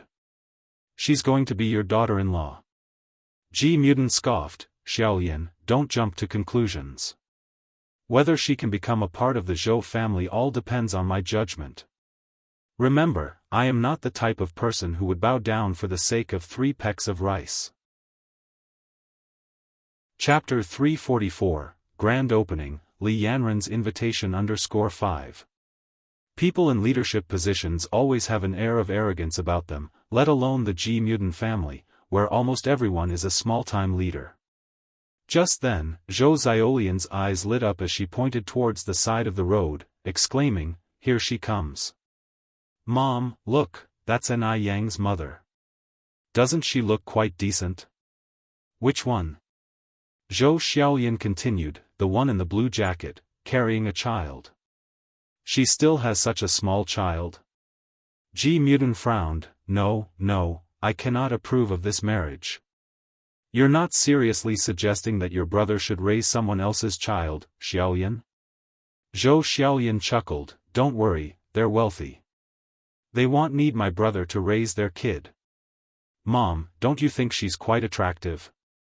Ji Mudan scrutinized the woman carefully, then announced, "She looks just like a vixen. Women like that can't handle a proper household." A flabbergasted Zhou Xiaolian asked, "Mom, how do you know she can't handle a household?" Ji Mudan responded, "Just look at how colorful her clothes are. How many widows do you see dressed like that? There wasn't a man left in the house, yet she failed to pay attention to her dressing style." In any case, Ji Mudan did not approve of this potential daughter-in-law. Zhou Xiaolian carried on, "But they're rich." "So what if they are? Besides, earning 20,000 yuan a month isn't much. For someone of your brother's caliber, finding a woman who earns 20,000 yuan a month is child's play." Zhou Xiaolian had been mentally rolling her eyes countless times. This old lady compared 20,000 yuan to 20 yuan as if it was nothing. It's like she thinks the Zhou family has their own golden mountain. Though her brother was quite eligible, finding a woman who earns 20,000 yuan a month and also looks decent was not as easy as she made it out to be. The more Ji Mudan looked at Ni Cuihua, the more she found her disagreeable, her brows furrowing tightly. "Mom, she's actually a very decent person. Should I invite her over for a chat?" Zhou Xiaolian wasn't ready to give up yet. "Go ahead." Ji Mudan eventually relented, unable to resist the allure of the 20,000 yuan. Walking up to Ni Cuihua, Zhou Xiaolian warmly greeted her, "Big sister, congratulations. Yang surely made you proud." Ni Cuihua smiled and replied, "Thank you." Zhou Xiaolian took Ni Cuihua's arm, "Come, big sister, let's go chat over there." As Ni Tsuhua neared, Ji Mudan adjusted her clothes and hair, appearing ready to play the part of a mother-in-law scrutinizing her would-be daughter-in-law. For this encounter, Ji Mudan had specifically chosen to wear her finest clothes, looking to outshine her potential adversary. "Big sister, this is my mother." Zhou Xiaoyan brought her along to Ji Mudan. While maintaining her composure, Ji Mudan looked Ni Tsuihua up and down. Despite Ni Tsuihua being wealthy, the Zhou family was a working-class household, so in terms of social status, Ni Tsuihua was marrying up. "Hello, madam." Ni Tsuihua politely greeted her. "Madam?" Ji Mudan subtly wrinkled her brow. Goodness, what an outdated formality. Wasn't this only used by rural people? How could the Zhou family allow such a woman to marry into their home? Like a stern school principal, Ji Mudan asked, "What's your name? How old are you?" Ni Tsuihua furrowed her brows slightly. What was this old woman trying to imply? Who begins a conversation by asking such questions? With a hint of apology, Ni Tsuihua replied, "I'm sorry, but I need to return to the shop. I'll leave now." Once she finished speaking, Ni Tsuihua, cradling little Ni Yun, took her leave. Ji Mudan was so enraged, she was practically hopping mad. What kind of attitude is that? Is that how she plans to treat her future mother-in-law? Giving me the cold shoulder even before she's married in. God knows what'll happen once they're married. A speechless Zhou Xiaoyan replied, "Mom, you have to admit that you were out of line just now. Why did you even start off with such questions? You could have gone about it more subtly. People like her don't deserve to step through the doors of the Zhou family. Just because she has a little money, she thinks she's something special." Ji Mudan had a deep disdain for the rich. Zhou Xiaoyan continued, "Mom, please calm down. Things aren't as bad as you're making it out to be. Let me go talk to her. We haven't even married her into the family yet, you can start teaching her once they're married and have their certificate. Then she'll be all yours to deal with." Zhou Xiaoyan caught up to Ni Tsuihua and quickly apologized, "Big sister, I'm sorry about my mother. She was a bit abrupt just now, but please don't take it to heart. Hey Race, what's going on? You see, I have a brother." Chapter 345, Grand Opening, Li Yanren's Invitation _6. Zhou Xiaoyan was afraid that Ni Yang hadn't told Ni Tsuihua about the matter, so she explained it all over again, and specially boasted about how capable her brother was, and that they were all from working families. Ni Tsuihua replied, "Big sister, thank you for your kindness. But I was born a peasant woman, I'm afraid I'm not match for your brother. Besides, I have no plans to remarry right now." Zhou Xiaoyan didn't get the rejection in Ni Kuihua's words, and hastily said, "You are a match, a perfect match. As the old saying goes, when marrying, marry a virtuous wife. Big sister, even though your personal condition is not as good as my brother's, I can tell you are quite virtuous. It's good that Ni Tsuihua knows her worth and realizes she's not a match for her brother." Ni Tsuihua continued, "I'm sorry, big sister, you should go find someone else." Zhou Xiaoyan continued, "Big sister, you don't need to worry about other issues. My mother may have a foul mouth, but she means well. Once you married into our family, just sit and enjoy your blessings." Ni Tsuihua found Zhou Xiaoyan to be too persistent, so she said bluntly, "Big sister, let me tell you the truth, I have no plans to remarry." After that, Ni Tsuihua turned and went into the shop. This time, Zhou Xiaoyan understood what Ni Tsuihua meant. So she thinks her brother is not good enough? Huh! What a big appetite. A widow who nobody wanted, and she's still so picky. She really thinks she can marry into a good family. Zhou Xiaoyan walked back to Ji Mudan with a complex expression. Ji Mudan said, "Xiaoyan, let me make it clear to you, firstly, I absolutely will not coax her. Secondly, I must make her apologize for her attitude just now. Otherwise, she can forget about marrying into our Zhou family in this lifetime." Zhou Xiaolian was also furious. She retorted, "You don't allow her to marry in our family? She might not even want our family." "What?" Ji Mudan widened her eyes in disbelief. "She's picky about our family? Does she know what a working family is?" Zhou Xiaolian sighed, "Mother, it's not about whether you accept her or not now. Forget it, no use talking more. Anyway, there's absolutely no hope for this matter." Ji Mudan was furious upon hearing that Ni Tsuehua didn't fancy her son. "I was the one who didn't fancy her first. Just a widow, can't my son find whatever kind of girl he wants? I'm sure that woman is just pretending she doesn't like us because she's afraid of losing face." Ji Mudan muttered angrily. She almost cursed Ni Kuihua's ancestors. Just then, Zhou Xiaolian saw something. "Mother, isn't that my aunt?" In the distance, a young man and a woman were helping an older woman with white hair towards Ni Yang's noodle restaurant. Ji Mudan immediately stopped muttering and looked over. "It is your aunt. Let's go over and say hello." Ji Mudan changed her condescending attitude and became overly kind and affable as she walked to the trio. "Ah. Isn't this my little aunt? What brings you here? Xiaolian's shop is just nearby. I hope you, Xiaoxiu, and Cici can come and sit." Zhou Xiaolian followed behind her and said, "Aunt, I haven't seen you for years, and Xiaoxiu and Cici too. Since you're here today, you must dine at my place before you leave." With the mother and daughter being so enthusiastic, everyone could tell that this old lady was not an ordinary person. In fact, the old lady was indeed extraordinary. This old lady was the mother of Shengguan Dehui, and the grandmother of Shengguan Su and Shengguan Shi. The Shengguan family was just like the Mo family, both were prestigious families that had stood for centuries. Shengguan's old lady squinted slightly. "I'm sorry, as one grows old, the memory is not as good as before. May I ask who you are?" The Zhou family and the Shengguan family were at best distant relatives. This distant relationship traced back to the sister of Shengguan's old lady, whose son's wife's cousin's sister-in-law's daughter was related. So, it was normal that the old lady didn't recognize Ji Mudan and her daughter. Ji Mudan introduced herself formally. Listening from the side, Shengguan Su was afraid that Ji Mudan would suffocate from talking too much without being able to catch her breath. Such a distant relationship, and they still dared to recognize relatives randomly, how audacious.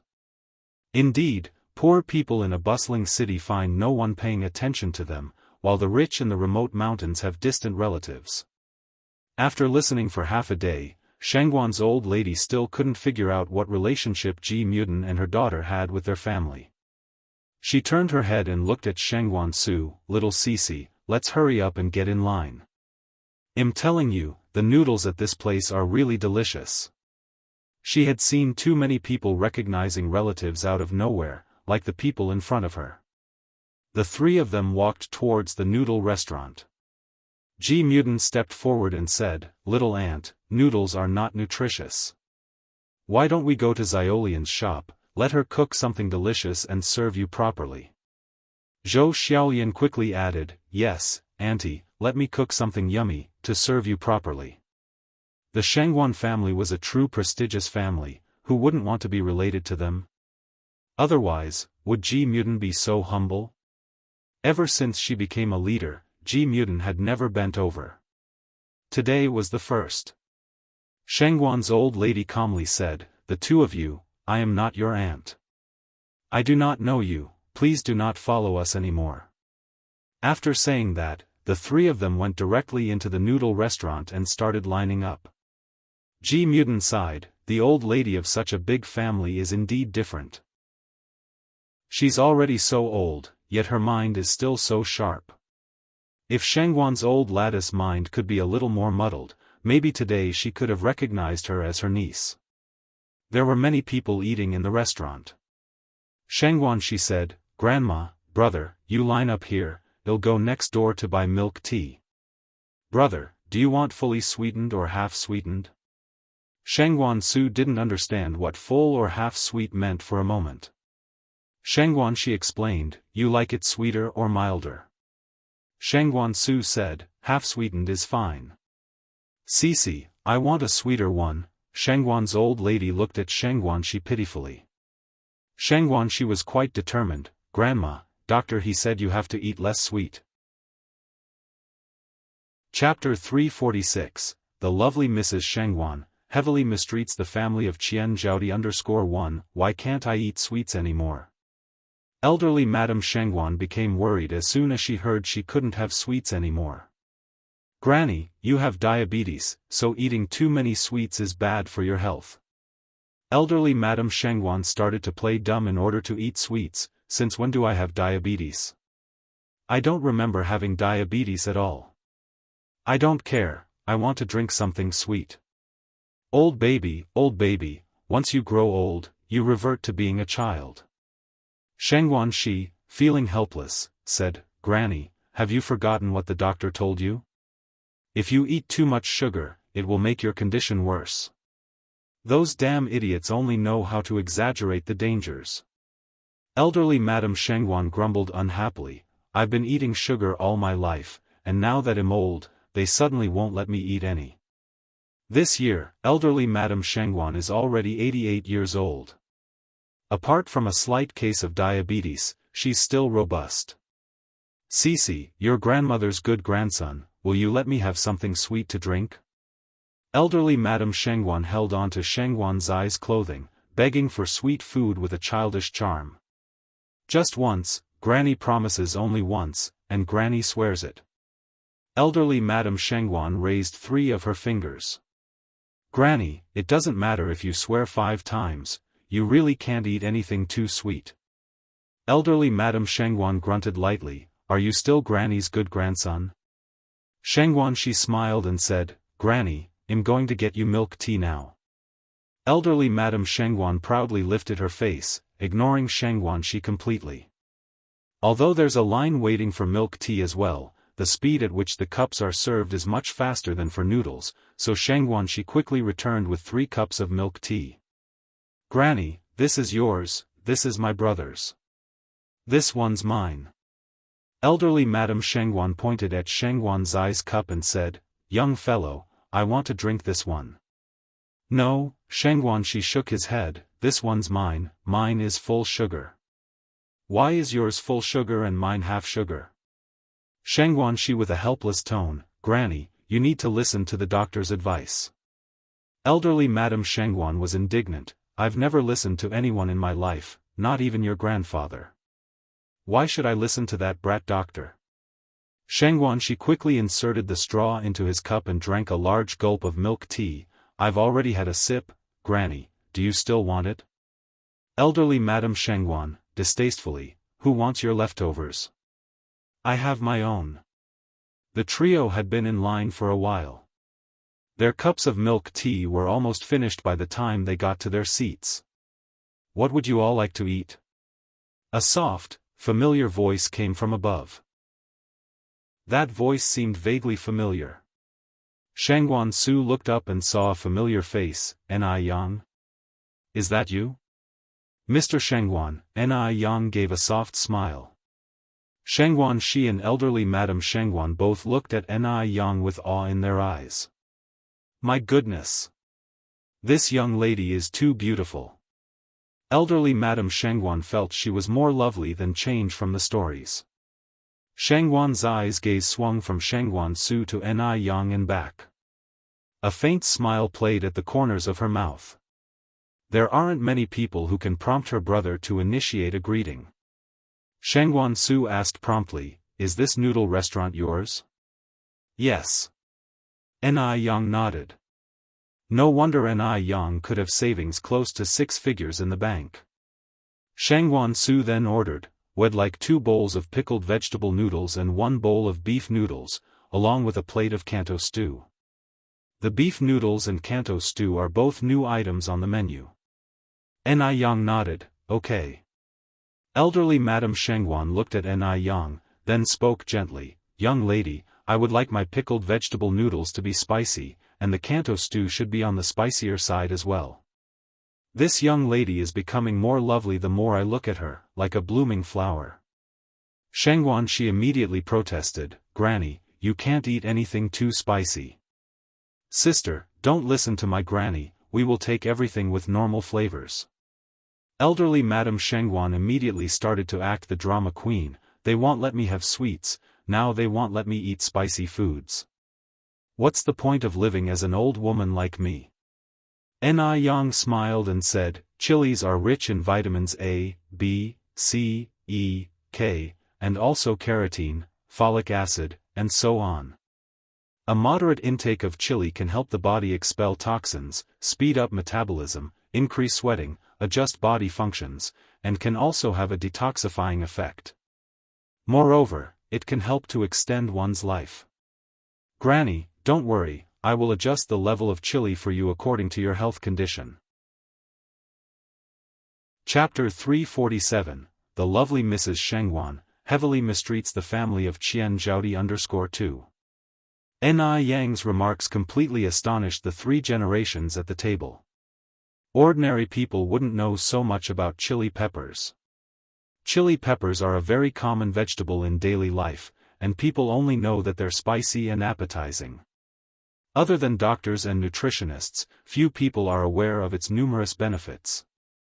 If she understands even chili peppers so clearly, just how vast is her knowledge? After witnessing Ni Yang's fluent French, Shengguan Su was astounded by her for the second time. She resembled the calm, placid deep sea. You'd never know what treasures lay beneath the surface, each revelation bringing a unique surprise. Young lady, you're impressive, sparks practically twinkled in the old lady Shengguan's eyes. You outshine my 2 turtle-like grandkids by a mile. I like you. Old Madame Shengguan was a very cute old lady. To her, all people are equal and she didn't look down on individual practitioners nor would she discriminate against anyone because of their occupations. Ni Yang smiled gently. You're too kind, ma'am. After settling on the food order, Ni Yang went to take orders from the other tables. Old Madame Shengguan looked at Shengguan Su slyly. Xiaoxiu, what is the name of this young lady? Ni Yang, Shengguan Su explained, Ni as a single person, and Yang like smoke rising from warm jade under the sun. Lan Tian jade is a type of pale blue jade with a hint of light green. When sunlight shines upon it, a hazy blue mist arises akin to smoke, creating an ethereal landscape. Shengguan she exclaimed, wow! What a beautiful name! Truly, her name matches her. Old Madame Shengguan continued, how many people are in the young lattice family? How old is she this year? Tongue-tied, Shengguan Su retorted, are you the director of the Family Planning Bureau doing a census? Old Madame Shengguan sighed, how can such a pretty girl not be my granddaughter? If she were my granddaughter, I'd go into the temple to burn incense every day. Shengguan Su, Shengguan Shi, is it really okay for you to disdain your own grandchildren like this? Soon, Ni Yang brought over 3 bowls of noodles and a portion of Kanto stew. It smells so good. Old Madame Shengguan rubbed her hands together impatiently. Careful, it's hot. This is your complimentary dish. Okay, thank you, young lady. Old Madame Shengguan continued, young lady, I heard others calling you Yang Yang, may I call you that as well? Old Madame Shengguan had her own plans and naturally wanted to get on good terms with Ni Yang. Moreover, she genuinely liked Ni Yang. Ni Yang nodded, of course. Old Madame Shengguan smiled, Yang Yang, thank you for putting up with an old woman like me. Then I'll call you Yang Yang too. Shengguan Shi introduced herself cheerfully, Yang Yang, my name is Shengguan Shi, and Shengguan Su is my brother. Just call me Cici. Ni Yang being straightforward responded, Cici. Shengguan Su, going by this trend, shouldn't Ni Yang call him Xiu? But before Ni Yang got to call him Xiu, she went off to take orders for other tables. Old Madame Shengguan stirred her bowl, this is my first time eating beef noodles. You guys should try the pickled vegetable noodles, they're really delicious. Shengguan Shi took a whiff, indeed it smells delicious. Old Madame Shengguan pouted, of course. Would I have brought you all here if the food was bad? Old Madame Shengguan was an experienced foodie. After tasting a bite of the pickled vegetable noodles, Shengguan she gasped, "Oh my gosh. It really is delicious. No wonder Grandma sneaks here every day to eat." Feeling guilty, old Madame Shengguan rubbed her nose. "I don't sneak here to eat every day." Seeing them react this way, Shengguan Su decided to have a bite too. The taste was truly astonishing. The beef noodles are delicious, too. Old Madame Shengguan plucked a pickled vegetable noodle from Shengguan Zai's bowl. "Let me try your pickled vegetable noodles. Then you need to let me try your beef noodles too." The grandmother and granddaughter sampled the noodles from each other's bowls. Although all three of them had tasted exotic delicacies, these 3 bowls of noodles still amazed them. This fascinating sensation could only be understood by those who tasted it firsthand. When leaving, old Madame Shengguan specifically told Ni Yang goodbye. "Yang Yang, we're heading home." The restaurant was quite busy, with Ni Yang hardly taking a break. But she always carried a slight smile on her face. Even though she seemed never to tire, her smile was contagious, even making Shengguan Su unconsciously smile back. Chapter 348, The Lovely Mrs. Shengguan, heavily mistreats the family of Qian Zhaodi_3. "Take care, goodbye." Ni Yang saw the trio to the door. "Goodbye, Yang Yang." Shengguan she waved at Ni Yang. "Goodbye." Once out of the noodle restaurant, Shengguan she tugged at Shengguan Zu's sleeve. "Brother, that girl Yang Yang is quite impressive. She's well-mannered and cultured, just like a young lady of a noble family." The Shengguan matriarch nodded repeatedly. "Indeed, she is quite impressive. You need to put in effort, Xiaoxiu." The grandmother also made a cute cheering gesture. Shengguan Su replied, "Grandmother, what are you thinking?" The matriarch glanced at him. "What am I thinking? Of course, I'm considering my future granddaughter-in-law." Shengguan Su was speechless. "Grandmother, you're thinking too much, perhaps." The matriarch nodded in agreement. "There's no way a beautiful girl like Yang Yang would be interested in you. She's not blind." "Ah, when one gets old, it's easier to let the mind wander." "Shengguan Su, I really am your grandson." "Indeed," the matriarch proudly replied, "if you weren't my grandson, you wouldn't have the privilege of my criticism." Shengguan Su, Shengguan she chuckled, "Brother, seriously, you have to try harder. Yang Yang is exceptional, she must have a lot of suitors." Shengguan Su replied, "We are just friends, and I don't have any other intentions." "Really?" Shengguan she arched an eyebrow. "Really?" Shengguan Su responded earnestly.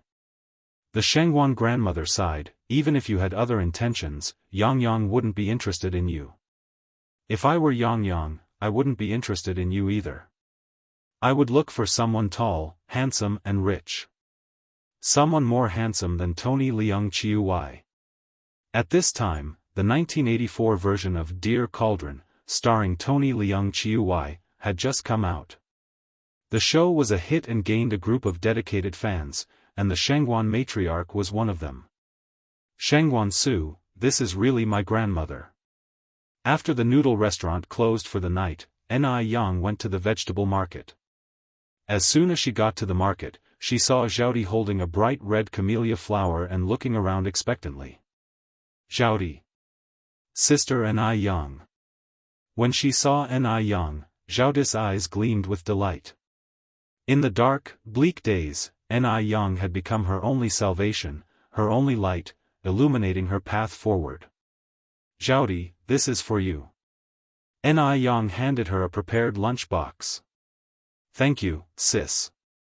"You're welcome." Ni Yang patted her on the head and took 5 yuan out from her pocket. "This is for your expenses today." Zhaodi took the money and hesitated a bit before saying, "Sister Ni Yang, you don't have to give me 5 yuan every day." Ni Yang smiled subtly, "It's fine, take it." After parting ways with Ni Yang, Zhaodi went back to her secret hideaway, sitting at the entrance of the alley, carefully opening the lunchbox, filled with fish slices, noodles, meatballs, and vegetables. Zhaodi took a bite of the noodles and narrowed her eyes in content. So delicious. She had never eaten such delicious noodles in her life. After finishing the noodles and hiding the money, Zhaodi headed home, hobbling. When she got home, Qian Shengqian, Zhao Xiaoxi, and Qian Wangkai had already had dinner, leaving her a bowl of cold rice soup. Zhaodi gulped down the soup and went back to her room. It was more of a pigsty than a room, with a faint smell of stench still lingering in the air. Zhaodi didn't mind. She reached under the bed and pulled out a peach pit. The pit was small and red, and one side already had a small notch from being rubbed against the ground.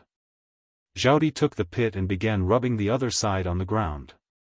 If she could smooth the other side, the pit could be shaped like a small vegetable basket. Just then, the door was kicked harshly open. Before Zhaodi could react, her hair was roughly grabbed. Qian Shengqian dragged Zhaodi outside. "You little beast. You're getting bold now. Even learned to steal money." "Dad, I did not steal any money." "Dare to argue, do you?" Zhao Xiaoxi approached with a rolling pin, striking Zhaodi's back forcefully. Qian Shengqian also ridiculed Zhaodi with punches and kicks. The couple was ruthless, showing no mercy. "You little slut. How dare you steal my money? Do you want to die? This will teach you to steal. This will teach you." Chapter 349, The lovely Mrs. Shengwan, heavily mistreats the family of Qian Zhaodi_4. Qian Zhaodi cried out, "I didn't steal the money, I didn't." But Qian Shengqian and Zhao Xiaoxi didn't give her any chance to explain. In no time, they had beaten Qian Zhaodi until she was black and blue. While feasting on a large chicken thigh, Qian Wangkai clapped and cheered. "It's her who stole. Beat up this money-wasting brat to death." "So it wasn't you who stole?" Zhao Xiaoxi spoke cruelly. "Then where's my money? Was it stolen by a ghost? You little parasite, I'll beat you to death today." Qian Zhaodi's heart-wrenching cries attracted the neighbors. "What on earth did the child do wrong to deserve such a beating from you? If you keep beating her like this, someone might end up dead." The person speaking was an old woman with white hair. "Grandma Gu." Qian Zhaodi hid behind Grandma Gu in fear. Zhao Xiaoxi stood with her hands on her hips. "You think we want to hit her? This little parasite, she's even learned how to steal money now." "I didn't, Grandma Gu, I didn't." Qian Zhaodi shook her head, her face streaming with tears. "Good child, Grandma believes you."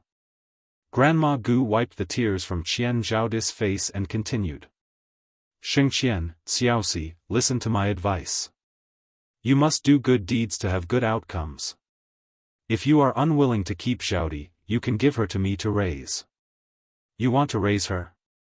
Give me money," Qian Shengqian said. "How much do you want?" Grandma Gu replied. Qian Shengqian said, "By the standard of 1,000 yuan per year for 12 years, you should give me 12,000 yuan. 12,000?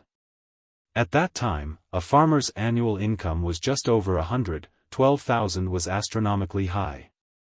Qian Shengqian was simply asking for an exorbitant amount. Qian Shengqian continued, "If you don't have the money, stay out of my family's business. Even if a life is lost, it's my own family matter, none of your business. You little parasite, come here." He was Qian Zhaodi's father. Even if he killed Qian Zhaodi, no one could do anything to him. Qian Shengqian dragged Qian Zhaodi into the house and shut the door to continue beating her. Desolate howling noises kept coming from inside the house. "Oh, what a sin," Grandma Gu sighed and shook her head. The couple kept beating Zhaodi for a whole 20 minutes, only stopping when she passed out. Qian Wangkai walked over and kicked Qian Zhaodi. "Mom, has this money waster died yet?" Just then, a large renminbi bill fell out of Qian Wangkai's pocket. Qian Wangkai's eyes widened in shock.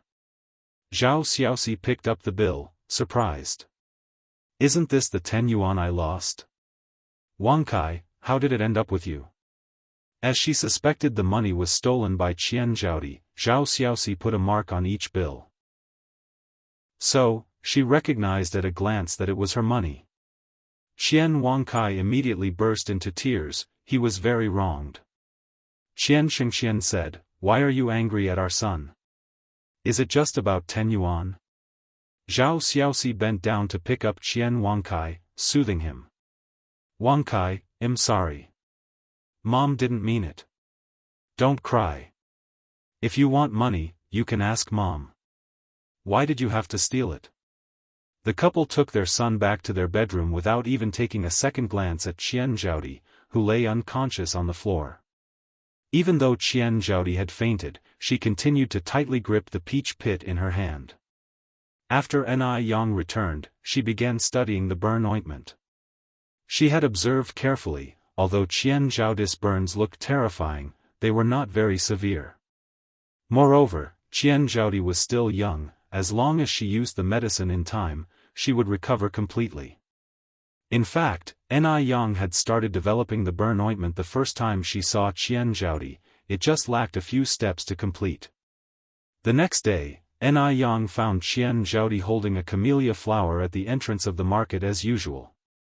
But unlike usual, Qian Zhaodi was covered in wounds today.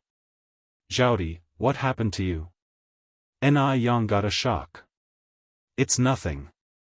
Qian Zhaodi gave a slight smile, "My parents did this."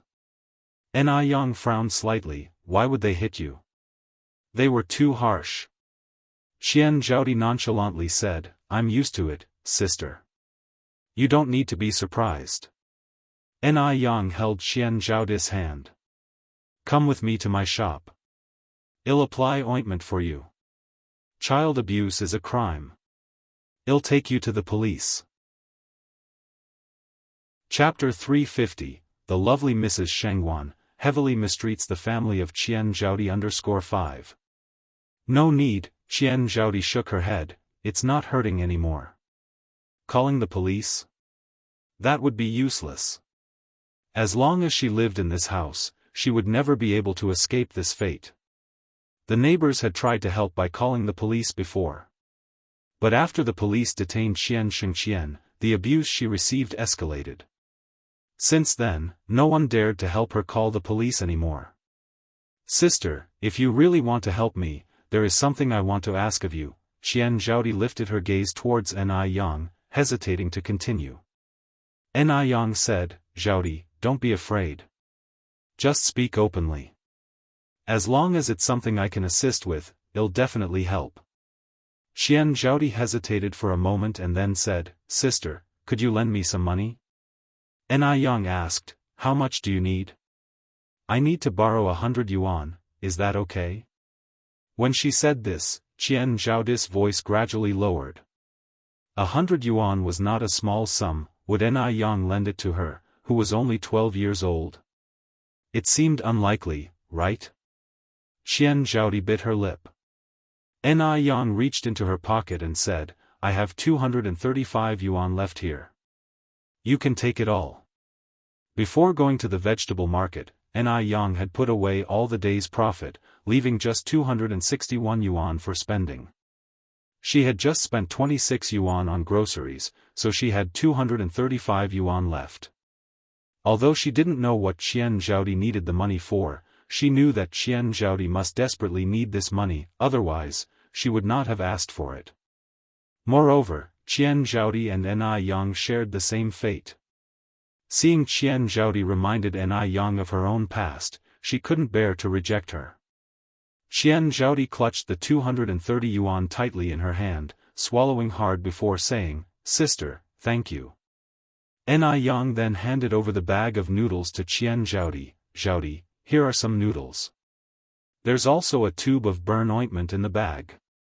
Apply it on your scars before you sleep every night, it's good for your burns." "Thank you, sister." Qian Zhaodi's eyes reddened instantly. She wanted to hug Ni Yang, but her clothes were dirty and tattered, and she was afraid of dirtying Ni Yang's clothes. As if reading Qian Zhaodi's mind, Ni Yang reached out to hug her. You're welcome, Zhaodi. If you ever run into any trouble, just tell me directly. Qian Zhaodi held her head against Ni Yang's shoulder, sobbing softly. For many years to come, she would never forget this moment. Don't cry anymore. Ni Yang caressed her head, whispering to comfort her. The next afternoon, when Ni Yang saw Qian Zhaodi again, her bruises had faded considerably, looking less terrifying than the day before. As before, Ni Yang brought noodles for Qian Zhaodi and also bought flowers. Watching Ni Yang's retreating figure, deeply, Qian Zhaodi bowed. Her eyes filled with unspoken emotions. Sister, thank you. After Ni Yang left, Qian Zhaodi took out a penny and went to the shop to buy 10 fruit candies. Then, she asked the old man who swept the train station to help her buy a train ticket. After she finished these tasks, she went home. Since it was still early, Zhao Xiaoxi and Qian Shengqian had gone to work in the field and hadn't returned yet, leaving Qian Wangkai sitting at the doorstep. Wasteful brat, finally home. I'm hungry. Cook me something now. Has mom and dad not come back yet? Qian Zhaodi looked inside. Wasteful brat, worthless runt. I'm telling you to cook for me. Are you deaf? The hand Qian Zhaodi hid in her sleeve clenched into a fist. Speaking in a low voice, she said, Wangkai, do you want candy? Qian Wangkai bellowed, wasteful brat. You dare to eat candy behind mom and dad's back. Speak. Did you steal money? I'm going to tell mom and dad right now, let them beat you to death, you worthless runt. No, Wangkai, you misunderstood. I didn't steal the money, I found my candy up on the mountain, look. Qian Zhaodi slowly opened her hand, revealing a piece of candy still covered in dirt. Candy. Qian Wangkai snatched the candy, unwrapped it and stuffed it into his mouth. You little runt, where did you find this candy? Just up on the mountain, answered Qian Zhaodi. Then take me there now. Okay, Qian Zhaodi nodded, leading Qian Wangkai towards the mountain. Qian Zhaodi led Qian Wangkai deep into the forest, pointing to a spot amongst the foliage. She said, Wangkai, look, the candy is over there. Fearing that Qian Zhaodi would snatch the candies, Qian Wangkai immediately dashed over to pick them up. Chapter 351, The lovely Mrs. Shengwan, heavily mistreats the family of Qian Zhaodi 6. But in the next second, a piercing scream of agony echoed through the air. Ah! Qian Wangkai's foot was caught in a large animal trap. The sharp teeth of the trap bit tightly into Qian Wangkai's ankle, and his cotton pants were instantly soaked with blood. Pain. Extreme pain. The air was filled with a strong stench of blood. Qian Wangkai was in so much pain that he was on the verge of passing out. Crying, he yelled out, useless bastard. You little jerk. What are you staring at? Hurry up and help me. Qian Zhaodi immediately rushed forward, trying to pry open the trap with her hands. Wangkai, don't be afraid, your sister is here to save you. Unfortunately, the trap didn't open, but instead clamped tighter. The pain was unbearable, like being bitten by a tiger. Unable to withstand the intense pain, Qian Wangkai fainted. Before he lost consciousness, he cursed at Qian Zhaodi, you bitch. How dare you harm me? Mom! Mom, come save me. Come beat this bitch. Unfortunately, no one could hear his cries in the thick forest. Qian Zhaodi didn't linger at the place and ran back to the village. Mom and Dad. It's bad. Wangkai is missing. When she returned, Qian Shengqian and Zhao Xiaoxi had already noticed that Qian Wangkai was missing and were frantically looking for him everywhere. I asked you to watch your brother, how could you lose him? What kind of sister are you? Zhao Xiaoxi slapped Qian Zhaodi across the face. Qian Zhaodi cried out, Wangkai said he wanted to go play in the back mountain, I couldn't stop him, so I went with him. But all of a sudden, Wang Kai disappeared while we were playing. I don't know what happened. Xianxia grabbed a flashlight and walked out of the house anxiously. Xiaoxi, let's go find Wang Kai. Once we find him, we'll settle the score with this good-for-nothing girl. If something happens to Wang Kai today, I'll skin you alive. The couple left the house, cursing and swearing. Not long after, a huge fire broke out in a small farmhouse, consuming everything inside. The flickering flames lit up Qian Zhaodi's dirt-streaked face, and a hint of a smile appeared on corner of her mouth. She finally took the step. Before leaving, Qian Zhaodi went to the door of Granny Gu's house next door and gave a sincere kowtow. These years, Granny Gu had taken care of her time and time again. Without her, she might have died long ago. Just then, the tightly closed door suddenly opened. Granny Gu? Qian Zhaodi looked up at Granny Gu, surprised.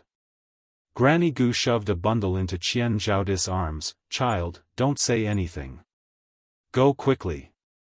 Granny Gu, Qian Zhaodi choked out, goodbye. Qian Zhaodi's frail figure disappeared into the dimness of the night. Granny Gu watched her leave and sighed slowly. It's better that she's gone. Because if Qian Zhaodi continued to stay in this family, she would eventually face certain death. By the time Zhao Xiaoxi and Qian Xianxia brought the unconscious Qian Wang Kai back from the mountain, the fire was completely out of control, and the beams of the house had collapsed. Oh my God! What happened? Help! Somebody help put out the fire.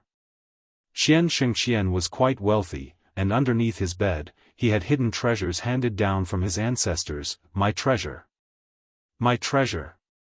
Without his treasures, how would his family live the high life in the future? When the couple shouted out in panic, it drew quite a few villagers to come and watch the excitement. But they were there just to watch. In the village, Qian Xianxia and Zhao Xiaoxi were notorious for their domineering, cunning, and evil behavior, frequently abusing their daughter. So when they came to such a state, everyone was almost clapping in joy. What goes around comes around. This is their retribution. Right you are. I beg you, please help us put out the fire. I will pay you a lot. At this point, Zhao Xiaoxi didn't care about her son's injuries anymore. She knelt on the ground, pleading with everyone. Even if you give us a lot of money, we can't act against our conscience. Yes. 3 feet above our heads, there are divine beings watching. If we help put out the fire, won't that just be helping a tyrant? When you two are doing evil things in the village and abusing Zhaodi, didn't you ever think about this day? You deserve it. Please. Zhao Xiaoxi knelt till his forehead was bloody, but no one was willing to reach out a helping hand. Relying on others will not help. Qian Xianxia bravely dashed into the blazing inferno to retrieve his treasure. Wang Kai's father.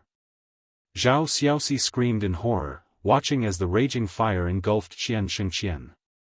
Then there is such a question from the crowd, where is Zhaodi? My goodness! The child isn't still in the fire, is she? Zhaodi is such a pitiful child. Once this realization seeped in, the onlookers promptly began to extinguish the flames. But it was too late. Because the fire was way too massive. However, they managed to drag Qian Xianxia out of the burning area, but by then, it was too late. Qian Xianxia was so charred that he was unrecognizable. He was barely alive, but bedridden for the rest of his life. Qian Wang Kai, on the other hand, had to have his limb amputated because his wounds were not properly cared for in time and thus had become infected. As for Qian Zhaodi, everyone speculated whether she had been reduced to ashes in the fire. Everything was lost. No more people, no more money. Zhao Xiaoxi sat on the cold ground, crying uncontrollably, and finally, unable to cope with this blow, he turned mad overnight. At this time, Qian Zhaodi had just gotten off the train. Watching the rising red sun, her eyes brimmed with endless hope. A new life. It had begun. She would tread along the pathway leading towards her future, slowly but steadily. The next day, when Yang went to the vegetable market again, she didn't see the familiar figure with yearning eyes, clutching a camellia flower. It was getting late, and there was still no sign of Zhaodi. Yang glanced at the setting sun and furrowed her brows in concern. "Excuse me, are you Sister Yang?" A childish voice sounded at her side. Looking down, Yang saw a little boy, about 7 or 8. "I am Yang. How can I help you, dear?" The boy said, "I'm Zhaodi's good friend. She asked me to tell you that she has gone far away. She will take care of herself and you should not worry about her." Also, the boy pulled a red string out of his pocket and gave it to Yang. "She asked me to give this to you." Before Yang could ask anything else, the young boy scurried off. Yang lowered her eyes to the red string in her palm. It was an ordinary red string, with a peach pit in the shape of a basket tied to it. The pit was polished and gleamed brightly, which showed the dedication of whoever crafted it. Peach pits tied with red strings were considered talismans against evil in folklore. Nevertheless, this was a token from Zhaodi, and Yang carefully tied it around her left wrist. Soon, Saturday arrived. Today was the day of Li Yanran's party. Fearful that Li Ting might not be interested in such a gathering, she had not only invited Yang but also Li Xianxian. The idea of a party, after all, was to make it as lively as possible with more people. Chapter 352, Handsome Counterattack, revealing the true face of Li Xianxian _1 Yang, having accepted Li Yanran's invitation, naturally wouldn't break her promise. It's already the 4th lunar month now, and the weather is slowly warming up. The willows on the river bank are beginning to bud, fluttering in the wind, looking like a girl's slender waist. Yang opened up her wardrobe. She didn't have many clothes, mainly cheongsams and coats, along with one bright red down jacket. All she needed to wear in this kind of weather was a cheongsam. Yang stood in front of the wardrobe and after much hesitation, ultimately chose a blue-green cheongsam. The button loops of the cheongsam were wine red. The combination of blue and red didn't look abrupt, but rather harmonious. She wore a pair of silver-white high heels that revealed a little of her fair ankle and slender calves. Her long black hair was loosely plaited into a fishtail braid that hung over her left breast. A small clip, similar to a hairpin, was tucked behind her ear. As she walked, the short bead chain on the clip quivered, making it look especially pleasing. The cheongsam is a type of attire that is rather selective of its wearer. If slightly mishandled, it would make the wearer seem excessively mature, drab.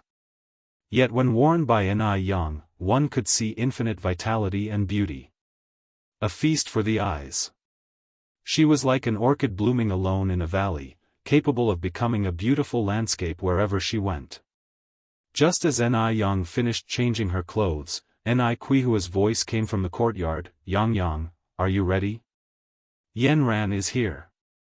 "I'm ready," Yang walked out of the room. "Ah. Yang, you look so beautiful." Even though this wasn't the first time seeing Yang dressed in a cheongsam, each time, Yang always impressed, radiating a unique beauty in each cheongsam she wore. "Thank you," Yang said with a smile, "you're very beautiful too. I mean it, you're really beautiful." Li Yanran went over and held onto Yang's wrist. Oh, how wonderful it would be if beautiful Yang could become her sister-in-law and save the gene pool of the Li family. Li Yanran mused happily. The two greeted Tsuihua, then left the family home. Due to the poor roads in the village, Li Yanran's car could only be parked at the entrance of the village. The two walked to the village entrance. Li Yanran opened the door of the passenger side. "Yang, you sit next to me." Yang was somewhat surprised. "Yanran, you drove here yourself?" In the 80s, it was rare for women to drive. But then again, Li Yanran was from a wealthy family, so her being able to drive wasn't a rarity. Li Yanran nodded. "Yes, I drove here myself." Yang leaned in and slid into the car. The car that Li Yanran was driving was a well-known domestic brand, with all leather seats, and even a radio installed inside. At that moment, the radio was broadcasting a famous martial arts novel. Not only could the radio broadcast novels, but it could also play music. Li Yanran turned to Yang, Yang, would you like to listen to some music? Sure. Yang nodded. Li Yanran flipped the switch, and a familiar song instantly began to play from the radio. It seems as if I've seen it in a dream, waves appear in my heart, casting aside worldly worries and grievances. This song, The Iron-Blooded Loyal Heart, was the theme song for The Legend of the Condor Heroes, starring Huang Rihua and Wang Meiling. The Legend of the Condor Heroes first aired in 1983, and in the years that followed, it became an unforgettable memory for an entire generation and an unparalleled classic on screen. This was too familiar a song and it made Yang hum along subconsciously. Her voice was clear and melodious, possessing an indescribable charm when humming Cantonese songs. Li Yanran exclaimed in surprise, Yang, you can actually sing The Iron-Blooded Loyal Heart. The Iron-Blooded Loyal Heart was in Cantonese, which Li Yanran had wanted to learn for some time. Cantonese was rather difficult, and she hadn't yet mastered it. Yang smiled, I can sing a bit. Li Yanran said enviously, Yang, you're too amazing. Yang replied, if you want to learn it, I can share a little trick with you. Yes, tell me. Yang went on, initially, you don't need to focus on nailing every single word and sound. Just try to incorporate a bit of Cantonese flavor into your native Mandarin. Then listen more, sing more. If all else fails, you can remember the phonetic equivalents of the lyrics. Upon hearing this, Li Yanran's eyes lit up, right. Why didn't I think of that? I can remember the homophonic phrases. Yang, you're too smart. Chapter 353, Handsome Counterattack, revealing the true face of Li Xianxia _2. Yang bashfully rubbed her nose and modestly said, just so. The Li family's residence was located right in the heart of the city. Traffic in Beijing at this time was still convenient with no traffic jams, so they quickly reached the Li family's villa. Yang, we're here. Alright. Yang opened the car door and got out.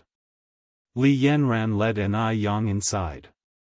The Li's house was decorated in a Western style, with plenty of modern touches seen throughout. The gathering was held in the back garden. By the time Li Yanran and Yang arrived, the back garden was already filled with many people, men and women alike, laughing and chatting merrily. Li Yanran led Yang straight to Li Tingji, brother, let me introduce you to Yang, my best friend. Yang, this is my brother.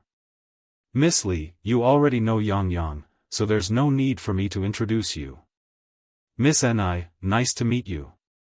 A light of astonishment flashed in Li Tingzi's eyes as he extended his hand to Yang. Mr. Li, nice to meet you. Yang reached out and shook his hand. As they shook hands, a small red string slipped from her sleeve. The dazzling red color was like a winter plum blossoming amidst the pure white snow, perfectly complementing her fastening buttons.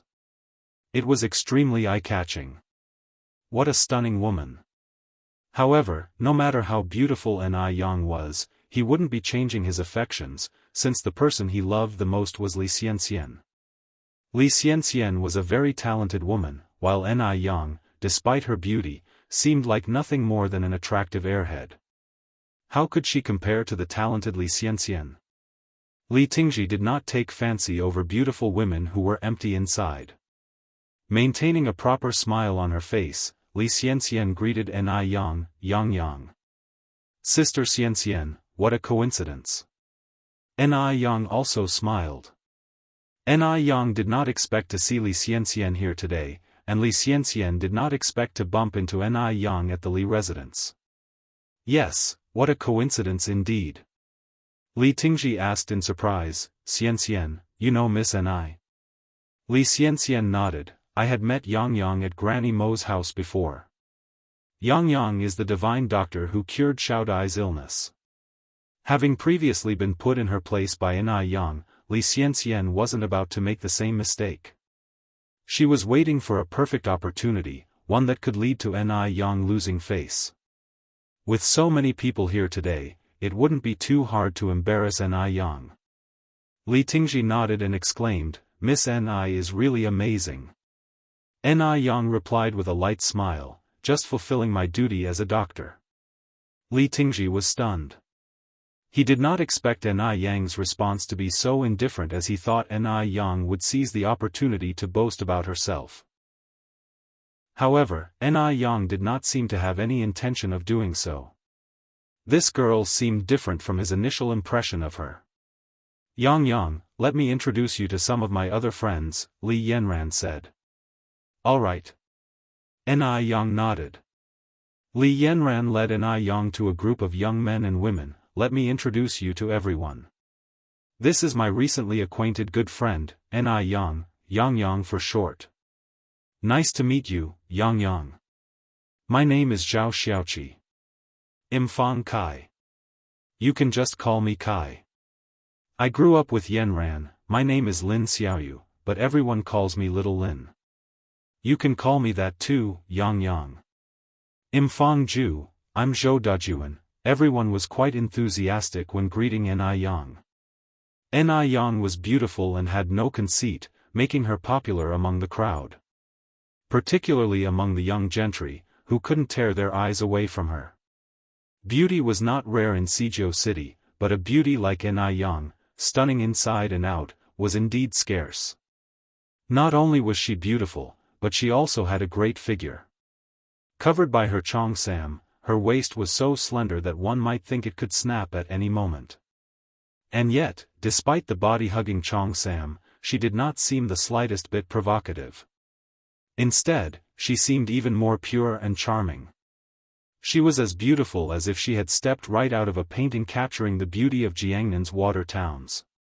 Yang, Little Lin exclaimed in surprise, "How did you braid your hair? It's beautiful."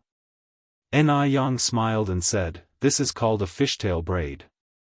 If you like it, I can braid your hair this way too." The fishtail braid was a style that only became popular in later years. In this era, people had yet to discover this kind of braiding, so everyone found it very novel when they saw Yang sporting one. Moreover, Yang had adorned the lengths of her fishtail braid with pearls, making it look very fresh. Chapter 354, Handsome Counterattack, revealing the true face of Li Xianxian _3. Really? Yes. Yang was standing behind Lin, helping her style her hair into a fishbone braid. All girls love beauty. As Yang was braiding Lin's hair, a few privileged young ladies crowded around her, hoping to learn the skill. Yang was not stingy with sharing her expertise. She was explaining in detail while braiding, her face full of concentration, sunlight highlighting her with a warm, golden light. Typically, anyone capable of creating something as lovely as this fishbone braid would hoard their expertise to themselves. However, Yang didn't. She explained earnestly and everyone quickly picked up the method from her. She was more than glad to share beautiful things with others. So, all of them grew to like Yang even more after this episode. After the fishbone braiding lesson, the girls began a discussion about Yang's perfect skin. Yang, your skin is flawless. What skincare products do you use? I use Ice Silk Skin. Yang even dropped a little advertisement for the product. Ice Silk Skin? I think I've heard of that product. I also use Ice Silk Skin, their products are genuinely good. It's just that their anti-wrinkle cream and whitening cream sell out pretty fast, so it's an advantage if you order them in advance. You don't just need to order in advance, you must do it a few months ahead. I'm currently using their aloe vera range. It's rather great, even better than the foreign imports. I've been trying to pre-order for quite some time now. Is Ice Silk Skin really that good? Definitely. Then I'll also buy a set and try it. Just the name Ice Silk Skin sounds pretty high-end. There was a faint shimmer in Ni Yang's eyes. It seemed like Ice Silk Skin had successfully made its mark within the glamorous circles. It was perhaps time to introduce a membership system. Membership marketing is precision marketing fueled by designing detailed business plans. You refine every aspect of your work to perfection in order to meet higher targets, leading to constant growth in business benefits and expansion. Ni Yang believed that someday, Ice Silk Skin would make its name on the international stage. Li Xianxian watched everything unfold, a flash of dark light flickering in her eyes. Before Ni Yang arrived, she was the most popular person in the circle. But now, her radiant glory had been completely overshadowed by Ni Yang. What a cunning little minx. Since it was a social gathering, there were various entertainment facilities set up in the garden. Li Xianxian's gaze fell on the dartboard nearby. At this time, dart games had only just become fashionable among the elite. There were not many who were actually skilled at it, but Li Xianxian just happened to have practiced it before. Li Xianxian walked up to the dartboard, picked up a dart, and, standing about 20 meters away, elegantly flung the dart. Snap! The dart hit right on the 8th ring. Given that the 10th ring is the best score, an 8 is an impressive achievement. Moreover, Li Xianxian is a girl, whereas darts is usually seen as a more masculine game. Wow! Xianxian, that's amazing. Xianxian, you're good. A heroine amongst women. Li Ting looked at Li Xianxian, admiration burning in his eyes. Li Xianxian was truly amazing, not only in possessing a wealth of knowledge, but she also played darts so well. Li Xianxian modestly said, "It's just a little trick, it's nothing big." Speaking of darts, Yang Yang is definitely much better than me. After all, she is a talented and versatile woman. Ni Yang raised an eyebrow slightly. Sister Xianxian, you overestimate me. How can a country bumpkin like me know how to play such a game? Exactly. How could a country bumpkin like Ni Yang know how to play it? Amusement sparkled in Li Xianxian's eyes as she said with a smile, "You're just too modest, Yang Yang." Gu Yi, who was close to Li Xianxian, approached the two of them, saying gently, "Xianxian, you and Yang Yang stop being so humble. Why not have a competition between you two? Then we can see who is better." Birds of a feather flock together. Gu Yi, just like Li Xianxian, was filled with envious hatred towards anyone more attractive than her. "Would I have the honor of competing with you, Yang Yang?" Li Xianxian looked up at Ni Yang. Together, the two of them pushed Ni Yang into the spotlight. If she refused now, it would certainly leave a poor impression. The pair obviously wanted to make her look foolish. Ni Yang gave a light smile. "Since Sister Xianxian has cordially invited me, it would be impolite to decline. Sister Xianxian, after you." Li Xianxian nodded and picked up a dart. Chapter 355, Handsome Counterattack, revealing the true face of Li Xianxian _4. Wait a minute. Gu Yi reached out to stop Li Xianxian. Li Xianxian turned her eyes to Gu Yi. "What is it, Yi?" Gu Yi continued, "Since it's a competition, we should set up the rules and stakes for the game. Otherwise, it wouldn't be fun." "Stakes?" Li Xianxian curiously asked, "What do you think the stakes should be, Yi?" Gu Yi replied with a laugh, "The bigger the stakes, the more fun it'll be. I just don't know if Miss Ni is brave enough to play." As she said this, Gu Yi turned her gaze towards Ni Yang, with undisguised provocation in her eyes. Ni Yang looked unperturbed. "Miss Gu, just say what you want.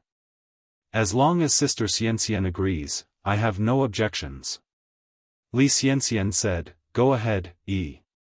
I'm willing to follow the rules of the game." Gu Yi carried on, "How about the loser performs a striptease to liven up the atmosphere?" Striptease? With so many people present, performing a striptease would make it impossible to hold one's head high again. Such a dare was like grinding the opponent's dignity on the floor. Interesting. Ni Yang's lip slightly curved up. Gui, Li Yanran said with a slight frown, stepping forward, it's just a darts game, do we really need such outrageous stakes? Li Yanran was a little worried for Ni Yang. After all, not many people know how to play darts at this time and Li Xianxia is a master. She didn't want Ni Yang to be at a disadvantage. Gui laughed and said, Yanran, Ni Yang and Xianxia, the people involved aren't saying much. This sentence indirectly told Li Yanran to mind her own business. Just as Li Yanran was about to retort, she was gently pulled by Ni Yang, who signaled her not to worry. Seeing her like this, Li Yanran silently heaved a sigh of relief. Gui continued, the stakes are clear, let me declare the rules now. Miss Ni and Xianxia, you each get 3 darts. The person with the highest score wins. Li Xianxia smiled at Ni Yang and said softly, since you have no objections, Yang, to the stakes and rules, they'll start first. All right. Ni Yang nodded. Li Xianxia picked up a dart and threw it swiftly. The black dart hit directly into the 9th ring. Moreover, the dart stuck between the boundary lines of the 9th and 10th rings, almost into the 10th ring. Without waiting for the crowd to react, Li Xianxia picked up the 2nd dart. This time, the dart astonishingly hit the 10th ring. The 10th ring. The highest score on the dartboard. Even the men at the scene who had practiced darts probably couldn't hit the 10th ring. Li Xianxia looked at the surprised eyes of the crowd, and an imperceptible proud look flashed in her eyes as she picked up the 3rd dart. This one also hit the 10th ring. In total, it was 29 points. That was incredible. There was a burst of applause from the crowd. Even some professional players probably couldn't achieve 29 points. No one expected Li Xianxia to have such skills. I'm sorry if I've made a fool of myself, Li Xianxia modestly responded. Xianxia, I really admire you. Gui approached Li Xianxia, did you underperform with your first dart? Li Xianxia nodded, I haven't played for a long time, my hand's a bit rusty. Someone at the side exclaimed, a rusty throw got the 9th ring, Xianxia, you're the first girl who's made me entirely admire. Li Xianxia smiled and said, it's just a little trick, you're too kind, Zhou. If her rusty throw got the 9th ring, how many rings could Ni Yang get if she gives it her all? At this moment, the more Li Xianxia downplays her skills, the more it underscores Ni Yang's incompetence. Striptease, huh? The very thought of it felt exhilarating. Miss Ni, what kind of striptease do you plan to present to everyone? Gui looked at Ni Yang rhetorically. Ni Yang kept a calm face, the game has not been decided yet. What are you so worried about, Miss Gu? I'm not worried, Gui responded with a ridiculing look, as long as Miss Ni doesn't play dirty when the time comes and accept her loss. Ni Yang flashed a charming smile, honesty is the way of heaven, a gentleman keeps his word. She spoke with such dignity, even Li Ting looked at Ni Yang at this moment. It seems that Ni Yang is not the incompetent beauty as he imagined, she has some cultural foundation, just not as talented as Li Xianxia. Gui laughed and said, I feel reassured with Miss Ni's words. Whoever goes back on their word after the game, is a contemptible person who loses face. Chapter 356, Handsome Counterattack, revealing the true face of Li Xianxia _5. Naturally. Ni Yang nodded. No one present thought Ni Yang would win. After all, Li Xianxia scored 29 points. Unless Ni Yang could score 30 points. Although Ni Yang was beautiful, beauty didn't equate to skill. Could she score 30 points? Ni Yang casually picked up 3 darts, half-closed her eyes, aimed at the bullseye, lightly flicked her left hand, and all 3 darts flew out. Her actions were clean and sharp, without a hint of messiness. All 3 of them. She actually threw all 3 at once? Could all 3 hit the dartboard at once? Does she even know how to play darts? Ni Yang was about to embarrass herself, she would become the laughingstock of the venue. A triumphant glimmer flashed momentarily across Li Xianxian's eyes. But the next second, something unbelievable happened. All 3 darts hit the 10-ring score. And they hit the bullseye. All 3 darts were tightly clustered together. This was beyond impressive. Scary. It's really too scary. Li Xianxian's face turned deathly pale. What? How could this be possible? How could Ni Yang, a simple country girl, have such talent? Xian, Li Yanran gloated, what kind of sultry dance are you preparing to perform for us? A sultry dance? How could she dance that kind of dance? Gu Yi stood up and said, this round doesn't count. No one could hit the bullseye with all 3 darts at once. This must be a coincidence. Li Yanran retorted, Gu Yi. Your reasoning seems a bit far-fetched, don't you think? You say it's a coincidence, then why don't you go ahead and show us a coincidence of your own? If you can't stand to lose, then don't play. Gu Yi retorted, if it's not a coincidence, then Miss Ni, please demonstrate for us again. She refused to believe that Ni Yang could be so lucky a second time.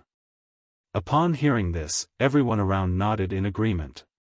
Hitting the bullseye with 3 darts at once, it truly was a bit unbelievable and could indeed be mere coincidence. Gu Yi, you're just stirring up trouble.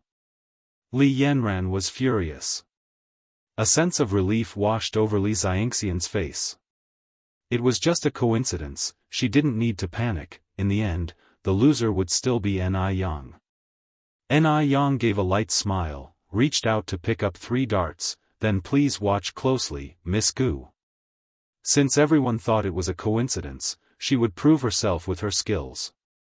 With those words, she raised her hand. Swish. Swish. Swish. All 3 darts hit the bullseye again. Everyone fell completely silent. The area was absolutely quiet, nobody said a word. Ni Yang continued, if Miss Gu still thinks it's a coincidence, then how about this? After she spoke, Ni Yang threw another 3 darts. And this time, she threw them with her back facing the dartboard. Her pose was scarily cool. What was even scarier was that all 3 darts still hit the bullseye. Even Li Ting, standing beside her, was dumbfounded. He thought that Li Xianxian was the most impressive girl he had ever met, but he never ever thought that, in this world, there was someone who could beat Li Xianxian. Yang, you're so good. Li Yanran walked over and hugged Ni Yang's arm, I guess some people have no words left now. How is this possible? Gu Yi exclaimed in disbelief, did you cheat? How could you cheat at darts? There were so many people watching, Gu Yi's accusation was absurd. Ni Yang smiled faintly, the corners of her mouth lifted slightly, only a dog would go back on its word, so. Miss Gu, don't be a dog, her tone was gentle but resolute, effectively reprimanding both Gu Yi and Li Xianxian without a single swear word. Xianxian, it's time for you to keep your end of the bet. Li Yanran turned to look at Li Xianxian. Li Xianxian's face was ghostly pale. What was she supposed to do? How could she dance in such a humiliating way? If she danced, she would completely lose face. Tingji, Li Xianxian looked up at Li Ting, her eyes full of mist. Anyone who saw her in such a pitiful state would instantly feel sympathetic. Seeing her like that, Li Ting felt as if his heart was being squeezed. He could barely breathe from heartache.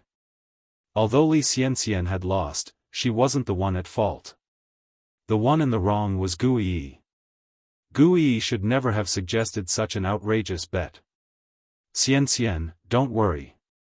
Li Ting whispered comforting words to Li Xianxian, then he turned to Li Yanran, Yanran, you're not young anymore. How could you join in the foolish clamor? Chapter 357, Handsome Counterattack, revealing the true face of Li Xianxian _6. Li Yanran said, I'm not stirring up trouble for no reason. This is a bet, since Xianxian agreed to it, she should fulfill it as promised. Li Xianxian lowered her head, her hands tightly clutching the corners of her dress, embarrassed in a way she hadn't been since that incident with the Mo family. Everyone's gazes cut into her like knives, every look was like a torture. Ni Yang. That horrible Ni Yang was to blame for all of this. It looks like this malicious woman couldn't be allowed to stay. As long as this woman was around, she couldn't get her head up high. Yanran, enough of your antics. Li Tingzi's voice suddenly turned stern. Ni Yang laughed and spoke, Yanran, in this world just as there are gentlemen, naturally, there are also villains. We should be broad-minded and not bicker with untrustworthy people, right? If someone wants to commit such lowly behavior, Ni Yang would allow it. Whether she dances or not, Li Xianxian would lose face today either way. Hearing this, Li Yanran laughed lightly, Yang, you're right, why do we bother with petty people? Li Xianxian bit her lip, raised her head to look at Li Tingji, and said with a pale face, Tingji, I'm feeling a bit unwell, I'm going home early. Li Tingji said in a worried tone, I'll send you home. No need, I want to be alone for a while. After saying this, Li Xianxian turned around and left directly. Li Tingji walked up to Li Yanran and said angrily, Yanran, do you realize that you went too far just now? Xianxian is our guest, look at what you've reduced her to. Since Ni Yang was a guest, Li Tingji couldn't directly point fingers at her, so he indirectly criticized his own younger sister instead. How have I gone too far? I was just abiding by the bet. Li Yanran said, brother. The one who's being unreasonable is you.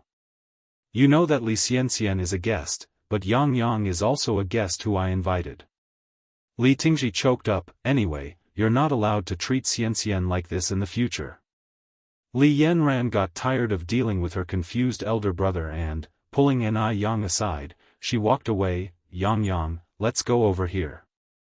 The two sat in front of a small flower bed, where Li Yanran began to tell Ni Yang about the past between Li Xianxian and Li Tingji. My brother is a man who values substance, the reason he is so protective of Li Xianxian is because of her talent. Although Li Xianxian's character is questionable, she is indeed talented. I remember she wrote a poem called Mountain Moon that was particularly good. Mountain Moon? Ni Yang raised an eyebrow slightly, Yanran, do you remember the content? Li Yanran thought for a moment, then said, I once came by moonlight, solely because you were in the mountains. Ni Yang continued, the mountain breeze brushes against my hair, my neck, and my bare shoulders. The moonlight dresses me in radiant garments, the moonlight dresses me in radiant garments. Just as Li Tingji happened to be passing by, he was surprised, Miss Ni, you also appreciate Xianxian's poetry? Li Yanran looked at Ni Yang in shock as well. Ni Yang laughed and said, Li Xianxian's poem? When did this poem become Li Xianxian's? If I remember correctly, this is clearly Shi Murong's poem. In Ni Yang's previous life, she clearly remembered Shi Murong's existence, and that Shi Murong had been famous all over China in 81, but in this life, there was no news about Shi Murong at all. It is unclear whether this is due to the butterfly effect brought about by reincarnation. However, it was disgusting that Li Xianxian blatantly claimed others' work for her own. Nonsense. Li Tingzi's face changed, Miss Ni, even if you have an issue with Xianxian, there's no need for you to insult her like this. Do you know how important a reputation is to a girl? Ni Yang looked indifferent, and continued, Li Xianxian told you that she wrote Mountain Moon, but did she also tell you that Mountain Moon was selected from a poetry collection named 7 Mile Scent, which not only contains Mountain Moon but many other famous poems? And Mountain Moon does not end at the moonlight dresses me in radiant garments, there's another part following it. The reason Li Xianxian didn't write the following part was likely because she only read the first half of Mountain Moon. Always ready to fan the flames, Li Yanran asked, Yang, what's the latter part about? Ni Yang continued, new greenery appears in the forest, just like my youthful appearance. Youth is transparent like strong liquor, drinkable, able to be drained, able to part ways, but eventually, how many things we two have exchanged as the stars shifted. Li Tingzi's face grew increasingly dark, for he had never heard Li Xianxian recite this last part. Could Li Xianxian actually have plagiarized? Li Yanran shook her head. Tut tut, Li Xianxian is such a hypocrite. Does such a thing. Shameless. Li Tingzi couldn't accept this blow and subconsciously defended Li Xianxian. There must be some misunderstanding. Mr. Li is a smart man, whether there is a misunderstanding or not, you should be clear in your heart. Ni Yang added, it was better to leave things unsaid here, otherwise, it could backfire. Li Tingzi stumbled away from the back garden. After Li Xianxian left the Li family, she headed to a public phone booth. Mother. The coldness in Li Xianxian's voice coming through the phone gave Li Shu a shudder. Xianxian, what happened? Li Shu stuttered in fear. Ever since Ni Yang left Dam Village, Li Shu had been unable to eat or sleep properly, afraid that Li Xianxian would discover the truth. Did Mu Yang leave Dam Village? No, Li Shu wiped the cold sweat off her forehead. How long are you going to keep lying to me? What did I tell you? Why did you let her leave Dam Village?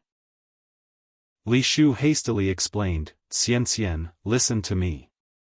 It's not what you think, I really tried my best, but you need to understand that it's difficult to go against the will of others. Li Shu recounted the events that had happened in Dam Village to Li Xianxian. After hearing the events, Li Xianxian narrowed her eyes. She is quite capable. She even managed to enlist the help of a city official. Li Xianxian continued, Mother, do you want to live a good life in the city? Xianxian. Li Shu exclaimed joyfully, are you finally going to bring me to the city to live a good life? Mother, now you have more than just one daughter. Li Shu furrowed her eyebrows. Xianxian, what are you talking about? Apart from you, how many daughters could I have? Li Xianxian said, didn't you already marry Mu Jinbao? Then Mu Yang is also your half-daughter. As your daughter, she should fulfill her obligation of supporting her parents and elders.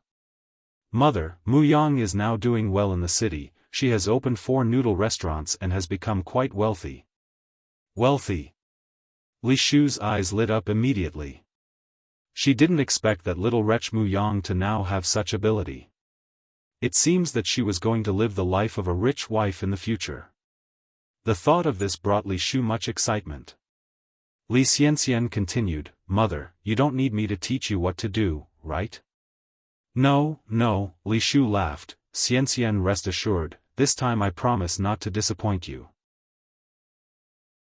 Chapter 358, Find Sun Sherwu, Pay Back Tooth for Tooth, Take It All as It Is. _1 Li Xianxian gave a few more instructions, then said, Mom, you guys should set off as soon as possible. It's better to do this sooner rather than later. Once you get to Beijing, I'll arrange for someone to meet you. Okay. Li Shu hesitated for a moment, then asked, Xianxian, can I see you this time? Ever since the incident 3 years ago, the mother and daughter hadn't seen each other in person. Their only contact over the years had been through phone calls and telegrams. For anything important, Li Xianxian would notify Li Shu over the phone. And Li Xianxian never used a landline. Li Xianxian frowned slightly, her stance firm as she said, No. But I miss you a lot. Mom, do you want to kill me? Li Xianxian retorted. Of course not. Xianxian, why are you talking nonsense? Li Xianxian continued, since you don't want to kill me, don't ever mention this again. Li Shu sighed, Xianxian, we can't never meet for the rest of our lives, can we? Li Xianxian replied, when it's time to meet, we'll meet. Mom, your most important task now is to get to Beijing as soon as possible. Alright, I understand. You take care of yourself in Beijing. After hanging up the phone, Li Shu returned to the Mu family. The Mu family house was the same as before, 3 very low mud huts. The two weather-beaten gates were filled with a sense of vicissitudes, as if they could be broken by a gust of wind. The thought of leaving this run-down place and living the good life in the city filled Li Shu with elation. Old Lady Mu was in the courtyard, doting on her grandson. "My precious little darling. Would you give Grandma a smile?"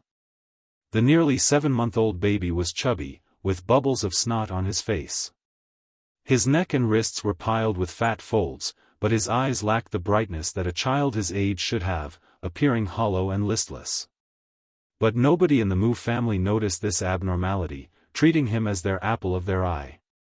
After all, he was the Mu family's only grandson. "Mom, I have great news." Li Shu entered the courtyard from outside. "What's the big news?" Old Lady Mu looked up at Li Shu. "Mom," Li Shu continued, "our Yang is doing exceptionally well now." Old Lady Mu snorted coldly. What great achievements could that ungrateful wretch possibly have? She was just a burden. Not even worth half of her golden grandson. Li Shu laughed and said, "I heard from my relatives in the city that Yang is now running 4 shops there, and business is booming. She's now a 10,000 yuan household. Isn't that great news? 10,000 yuan household. In this era, being a 10,000 yuan household was a very big deal. Often you couldn't find one in 10 villages." Upon hearing this, Old Lady Mu asked in surprise, "That wretch is really a 10,000 yuan household now?" "Indeed," responded Li Shu, "my relative saw it with his own eyes." "Are you telling me he would lie to me?" "Mom, our Mu family has finally produced a capable person. It's just a shame that Cuehua has already divorced Jinbao. Otherwise, you and Jinbao could have enjoyed her success too." At the end of her words, Li Shu sighed deeply. Old Lady Mu squinted her eyes. "Divorced? Even if she's divorced, she's still part of our Mu family. Where is that wretched girl now?" "Yang is in Beijing now," Li Shu answered. Old Lady Mu then said, "Ashu, go pack your things. We're going to Beijing tonight." Now that Ni Yang is a 10,000 yuan household, of course they have to go to Beijing immediately. After all, Ni Yang's money is the Mu family's money. If they don't go quickly, what if Ni Cuehua hooks up with some rogue and gives all the money to him? The Mu family's money should be under her control. It can't be stolen by some rogue. "Mom," Li Shu hesitated, then said, "There's something else I'd like to tell you, but you'll need to prepare yourself." "Tell me." Li Shu continued, "My relative told me that Yang has changed her surname. She now uses her mother's surname, Ni. Do you think she'll still recognize us if we go to Beijing now? A name change? How dare that wretch change her surname?" Old Lady Mu angrily stood up, her eyes glaring. That ungrateful little wretch has really gone too far. She was born a Mu, and even in death shall be a Mu. Just wait. When I get to Beijing, I'll make her change her surname back. I'm her grandmother, you're her mother. Yaozong is her blood brother, she doesn't get to decide whether to acknowledge us or not. Chapter 359, Find Sun Sherwu, An Eye for an Eye, Take It All as Listed. _2. Ni Yang is nothing but part of the Mu family. What right does she have to deny us? As for this, the old Madame Mu didn't worry at all.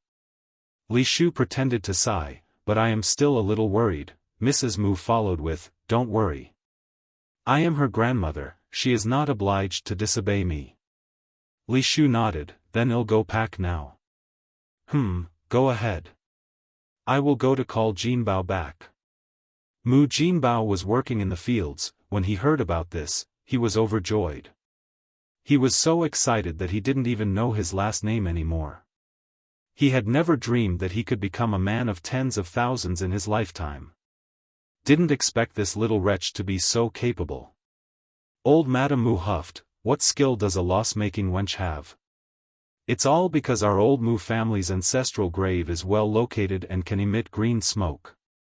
Otherwise, the loss-making girl probably would have starved to death outside." Now, she doesn't know how to be thankful, and she even dared to change her surname. This time, I must give her a good lesson. Otherwise, this little wretch might even move heaven and earth. Mu Jinbao agreed, Mom, you are right. She needs to be disciplined. Li Shu said, Mom, how should we split those 4 shops? I heard from my relatives that the shops have a good business and can make several thousand yuan a day. Several thousand a day? Upon hearing this, lustful lights appeared in the eyes of both Mu Jinbao and Mrs. Mu. Let me think about it, said old Madame Mu, squinting her eyes, calculating. Let's divide it this way. Yaozong will get 2, I'll get 1, and you 2 will get 1. However, Yaozong is still young and his shop will be managed by me for now. Old Mrs. Mu was a cunning woman herself. After all, Li Shu was an outsider. Mu Jinbao was a simple-minded honest man, naturally too much couldn't be given to Li Shu. What if Li Shu took the money earned from the shop and secretly nourished another man outside? All the money in their family belonged to Mu Yaozong. Okay, I have no objections. Although Lady Mu only gave her 1 shop. But sooner or later, those other 3 shops will also be hers. After all, Mu Yaozong was born from her womb. It's her womb which is creditworthy. Seeing that Li Shu had no objections, Mrs. Mu nodded in satisfaction. What the Mu family needed was such an obedient good daughter-in-law who could carry on the family line. Mom, there is something I don't know whether I should say or not. Li Shu hesitated to speak. Ashu, you speak. Li Shu continued, I think we should find a suitor for Yang Yang during our trip and marry her off early, so that she won't covet our family's money. After all, our Mu family's money shouldn't fall into the hands of outsiders. Li Shu had already made arrangements with Li Xianxian. While introducing suitors to Ni Yang, she would directly sell Ni Yang to human traffickers. To let her have no place to be buried.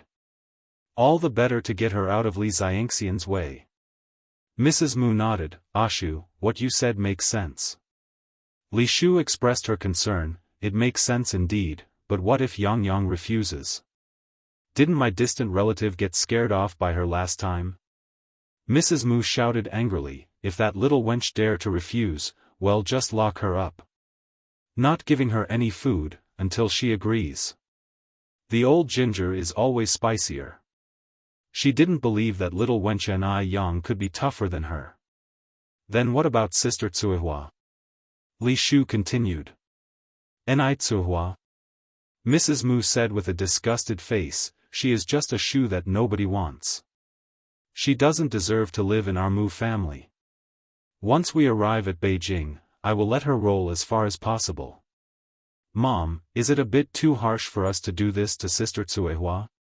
Li Shu said, after all, Yang Yang is her daughter, no matter what.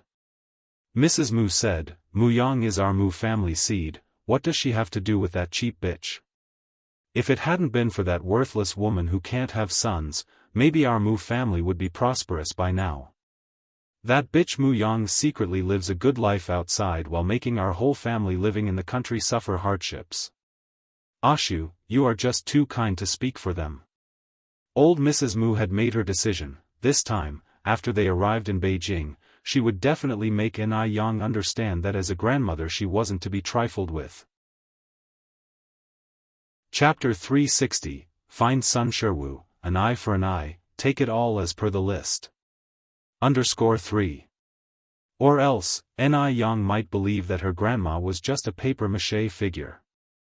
Mrs. Mu, whenever she thinks of Ni Tsuehua and her daughter using Mu family's money to live freely and comfortably, was getting so mad that her liver hurt.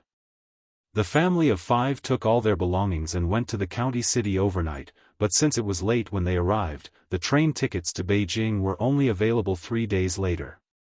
So, they had no choice but to buy these tickets. Ni Yang had recently been busy with the customized member system of Ice Skin and Jade Bone. She wasn't aware that the people from the Mu family were on their way here to Beijing. Yang Yang, someone is looking for you. Ni Kuihua's voice came from the yard. Someone is looking for her? Who could it be? Ni Yang put down her pen and walked toward the yard. Mr. Xiaozhou? Seeing the man that came, Ni Yang was slightly surprised. Miss Ni. Being a detective, Xiaozhou wouldn't visit her for no reason. Ni Yang chuckled and said, Mr. Xiaozhou, let me introduce you. This is my mom. Mom, this is my friend Mr. Xiaozhou.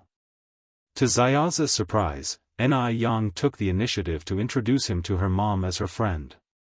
Indeed, a great fortune in life is becoming friends with a beauty like Ni Yang. Xiaozhou cordially greeted, good to see you, auntie. You can just call me Xiaozhou. Ni Tsuhua nodded, nice to meet you, Xiaozhou. Yang, lead Xiaozhou to take a seat inside. Okay. Mr. Xiaozhou, this way. Xiaozhou followed Ni Yang to the living room. Take a seat, Mr. Xiaozhou. I'll make some tea. Xiaozhou somewhat embarrassedly replied, Miss Ni, you don't have to be so polite. I only need to say a few words and then I'll leave. Ni Yang smilingly answered, it's no big deal, just a cup of tea. It wasn't long before Ni Yang came over with a cup of freshly brewed tea. Xiaozhou took a sip of the tea, originally thinking it was just an ordinary cup of green tea. Unexpectedly, it was surprisingly good. This tea was incredibly aromatic.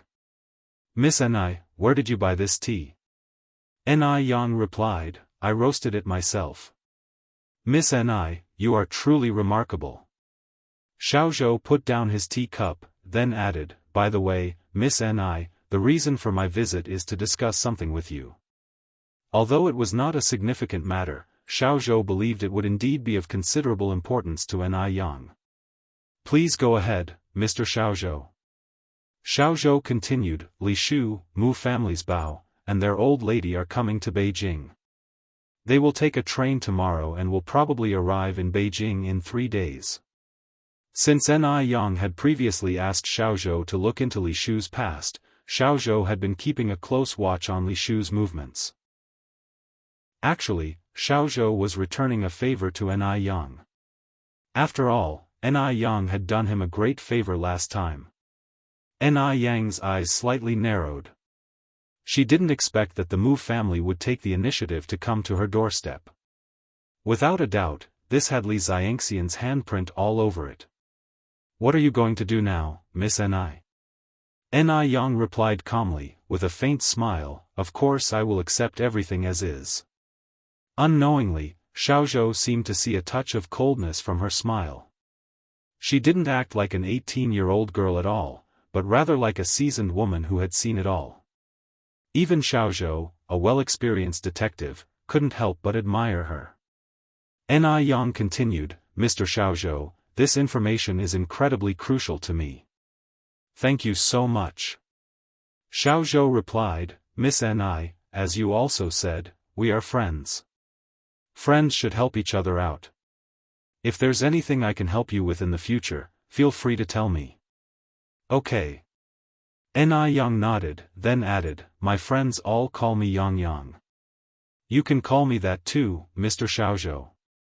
Ni Yang was very willing to make friends with the detective, which was one of the reasons she offered to help Xiaozhou cure his insomnia. Xiaozhou chuckled and said, Yang, then you can just call me Xiaozhou. There's no reason for friends to call each other Mr. or Mississippi. Ni Yang agreed without any pretense, okay, Xiaozhou. Xiaozhou continued, Yang, now that everything has been clarified, I should go back. There's still work to do at the bureau. Ni Yang stood up and said, wait a moment, Xiaozhou. Xiaozhou halted, puzzled. Ni Yang came back quickly, carrying a large glass jar full of tea leaves. Xiaozhou, you like tea, don't you? This is for you. This is too valuable, I cannot accept it. Such a big jar of tea leaves must have taken a long time to collect, not to mention the time to roast them. Chapter 361, Find Sun Sherwu, give him a taste of his own medicine, except as per the list. _4. Xiaozhou was not an ignorant person. Ni Yang said with a smile, it's all tea that I made myself, it can't compare with bought tea, as long as you don't mind. It was then that Xiaozhou reached out to take it. Yang, you're too modest, your tea is much better than the bought one. Ni Yang escorted Xiaozhou all the way to the village entrance. After going back home, she rode her bike to the city. She went to the vegetable market and bought some stewed meat and vegetables, then went to the store to buy 5 bottles of liquor, and then walked to number 18, Backstreet Lane. Number 18 Backstreet Lane was inhabited by a bunch of social misfits. Rarely would someone as young and beautiful as Ni Yang set foot there. By this time, quite a few individuals with dubious intentions had emerged. A shady-looking delinquent, with a rub of his hands, sneakily followed Ni Yang, attempting to grab her shoulder. At that moment, Ni Yang landed a perfect backspin kick. Bang! The person was harshly kicked to the ground, so much so that he didn't even have the strength to crawl up. The sound of gasps filled the air, and no one else dared to come forward. Ni Yang unobstructed, reached Sun Shiwa's residence. The door was closed. While knocking on the door, Ni Yang called out, Uncle Shiwu, are you inside? It was quite a while before Sun Shiwu creaked open the door, grumbling, who is it so early in the morning? Recognizing that it was Ni Yang, Sun Shiwu smiled from ear to ear, it's Yang. What brings you here? Come inside quickly. As Sun Shiwu led Ni Yang into the room, he kicked the empty liquor bottles on the ground. My room is a mess, I hope you don't mind, Yang. Ni Yang said with a smile, I don't mind. If Aunt Ashu were with you, it certainly wouldn't be this messy. Whenever Li Shu was mentioned, that cheap woman, Sun Shiwa's anger surged. He launched into a torrent of swearing. Sun Shiwu cleared the messy table a bit. Yang, have a seat. Thank you, Uncle Shiwu. Ni Yang put her things on the table. Uncle Shiwu, I brought some liquor and snacks. Sun Shiwu said somewhat embarrassedly, Yang, you've spent money on me again. Ni Yang chuckled, it's okay. You are my elder, and I used to get along so well with Sister Dalian, so it's only right that I show respect to you. Sun Shiwu exclaimed, Yang, you are a good girl. Not like that disrespectful daughter. She no longer sees me as her father. Speaking of Sun Dalian, Sun Shiwa's eyes filled with venom again. As his words fell, Sun Shiwu continued, let's not talk about that damn girl. Bad luck. Today is a good day, let's have a drink. Sure. Ni Yang nodded, setting out the stewed meat and vegetables. Sun Shiwu went inside to bring 2 ceramic cups. Worried Ni Yang might mind his cups, Sun Shiwu washed them several times, then disinfected them twice with hot water. Although Sun Shiwu was not a reputable man, he held great respect for Ni Yang. For one, he was impressed by Ni Yang's skills, and secondly, Ni Yang treated him really well.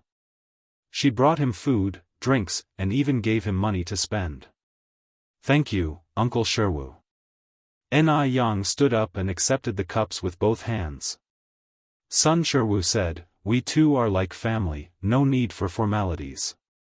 As the drinks flowed freely, Ni Yang added, Uncle Shiwu, living alone like this isn't right. Have you considered finding Aunt Ashu and Sister Dalian? Sun Shiwu furiously slammed his cup onto the table, once unfaithful, forever useless. Once I find them, they'll pay. Ni Yang picked up a peanut. Uncle Shiwu, you're being too harsh. There might be some kind of misunderstanding. Being together as a family is always better than being alone. Besides, Sister Dalian has always been smart. If I can keep myself fed in Beijing, Sister Dalian can definitely do better. Just wait to enjoy the blessings brought by Sister Dalian. I don't even know where they are now, how can I enjoy any blessings? Sun Shiwu said, taking a big gulp of liquor in frustration. Ni Yang laughed and said, rest assured, Sister Dalian is filial. She won't abandon you. Sun Shiwu sighed. Ah. why couldn't he have a good daughter like Yang? Uncle Sherwu, I drink to you. I believe that in the future, Sister Dalian will surely bring you happiness. Then let's hope your words come true. Yang, let me drink to you. In this manner, Sun Sherwu got progressively drunk, and finally, he tried to make Yang his sworn sister, starting to address one another as siblings. Chapter 362, Find Sun Sherwu, Retaliate tit for tat, take everything exactly as it is. _5. Little Yang, listen here, your good old brother has had an incredibly lousy life, meeting a damned whorish woman. Burp. One day, I'm gonna kill them all. Burp, since they aren't letting me be, then I won't let them be either. Burp. Crash. The drink's glass falls to the ground, and Sun Sherwu collapses on the table, unconscious. Uncle Sher? Yang spoke softly. Only Sun Shiwa's snoring was heard in response. Uncle Sher? Yang gently pushed Sun Sherwu. Drink, I can still drink. Sun Sherwu slurred. Yang slightly raised her eyebrows, took out a 100 yuan note from her pocket and placed it on the table, then turned and left. After leaving the back street, Yang made a round of the local noodle restaurant and milk tea shop. The businesses of the milk tea shop and the noodle restaurant were as booming as ever. She absolutely couldn't let Elder Mu and Mu Jinbao influence the business of her noodle restaurant and milk tea shop. Even if it did not cost much money, it still seemed exasperating. Yang narrowed her eyes. After leaving the noodle restaurant, Yang went to Xiaozi's detective agency. Xiaozhou was a detective, there's nothing he didn't know unless he didn't want to. About an hour later, Yang left the detective agency. On the other end, Li Shu, Mu Jinbao, and their group had already boarded a train. Perhaps the air inside the train was too stuffy. The moment Mu Yaozong got on the train, he began to cry incessantly. He made so much noise that none of the passengers in the carriage could sleep. Grandmother Mu cradled Mu Yaozong, her whole demeanor was incredibly affectionate. Grandmother's good grandchild, don't cry. Once we get to Beijing, your grandmother will take you to live in a mansion, eat delicious food and drink spicy things. Let's just endure it for a bit longer. In the face of her golden grandson, Grandmother Mu could not help but present him the best things. Li Shu and Mu Jinbao were in the back seat, discussing how to run the businesses once they reached Beijing. The two even planned what kind of house to buy. After all, the Mu family was rich now. Naturally, they couldn't live too poorly. Soon, the day passed. When Sun Sherwu woke up again, it was already the next morning. When he saw 100 yuan on the table, his sleepy eyes instantly lit up. It was 100 yuan. With these 100 yuan, not only could he drink alcohol, but he could also buy cigarettes. Sun Sherwu quickly grabbed the 100 yuan and went out. He exited the back alley, ready to eat a good meal out. Recently there was a noodle restaurant that seemed to sell very delicious noodles at a not expensive price. Sun Sherwu wanted to try their noodles. Just as he walked to the entrance of the restaurant, he saw a familiar figure. Was this Yang? And all the customers referred to Yang as the boss. So Yang was the boss here? If Yang was the boss here, then she was really stingy. She made so much money every day, yet she only gave him 100. Did she think he was a beggar? Sun Shiwa's eyes flickered. Perhaps, he could pull off a big one. Didn't Yang drink with him yesterday? This meant that Yang had lowered her guard against him. Suddenly, Sun Sherwu had a better plan in mind. Sun Sherwu didn't even eat the noodles. He took the money and went to a small illegally operated shop in the back alley and bought a rope, a hallucinogenic drug, a dagger, and a mask. Once the preparations were complete, Sun Sherwu had a good sleep at home, planning to invite Yang for a drink the next morning. Sun Sherwu didn't wake up until the next morning. Meanwhile, Li Shu, Mu Jinbao, and Grandma Mu had just descended the train with the golden child of the Mu family. All of them were visiting the city for the first time. As soon as they got off the train, they were amazed by Beijing's massive buildings. Li Shu exclaimed in surprise, "The city is so big. Even larger than our village's cattle farm." Mu Jinbao said, "My God. That small car looks impressive." Grandmother Mu laughingly said, "Our family owns 4 stores now. We are surely making a lot of money. It's not a problem even if we want to buy a car, or even 10. Mother is right," Li Shu said, looking very pleased. Grandmother Mu continued, "Ashu, Beijing is so big, did your relative tell you where that slut Mu Yang opened our Mu family stores?" Beijing was huge, and as they were all unfamiliar with the area, they feared it would be difficult to find Ni Yang. Chapter 363, Find Sun Sherwu, Repay in Kind, Accept Everything as Listed. _6. We have no such worries. My relatives will come pick us up soon. Mom, you don't need to rush. Li Xianxian had everything arranged, and now they just had to wait here. That's good, Ashu, you always think ahead. Old Lady Mu nodded with relief. Ni Yang knew that Li Xianxian must have arranged for someone to pick up Li Shu and the others this morning. So, he came early to the train station. From afar, he saw Li Shu and Old Lady Mu standing among the crowd. The child in Old Lady Mu's arms must be Li Shu's son. The child had a dull look in his eyes, obviously not a normal child. Ni Yang subtly curved his lips, scanning the crowd, and finally noticed 2 figures looking around. Finally, he held up a large wooden sign with the 3 big characters, Mu Jinbao, written on it. What a pity. No one in the Mu family could read. Ni Yang slightly raised his brows, approached the 2, "Excuse me, comrades, are you here to pick up Mu Jinbao and Li Shu?" "Yes." One of them nodded. "Who are you?" Ni Yang smiled, "My surname is Ni. You comrades can call me Xiaoni. Mu Jinbao and Li Shu have already been picked up by their daughter, Mu Yang. I've already spoken with Comrade Li Xianxian. You 2 don't have to worry." The 2 narrowed their eyes warily. "So, you really discussed this with Miss Li?" "Certainly." Ni Yang laughed, "Dear comrades, why would I lie to you? It's a shame you came here for nothing. By the way, here's the departure fare given by Mu Yang for you. The money's not much, you can use it to buy some cigarettes." With that, Ni Yang handed out 2 large notes. Upon seeing the money, their eyes sparkled. De Qian Men cigarettes only cost 50 cents a pack, 10 yuan can buy 20 packs. That's quite generous. The 2 took the money and left without questioning Ni Yang any further. Who would lie for 10 yuan anyway? It's not like they're stuffed. Seeing the 2 leave, Ni Yang went to the public telephone booth, made a call, and said, "Hello?"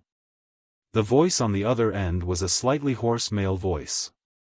If someone were on the scene, they'd find that this voice belonged to one of the 2 men who just left.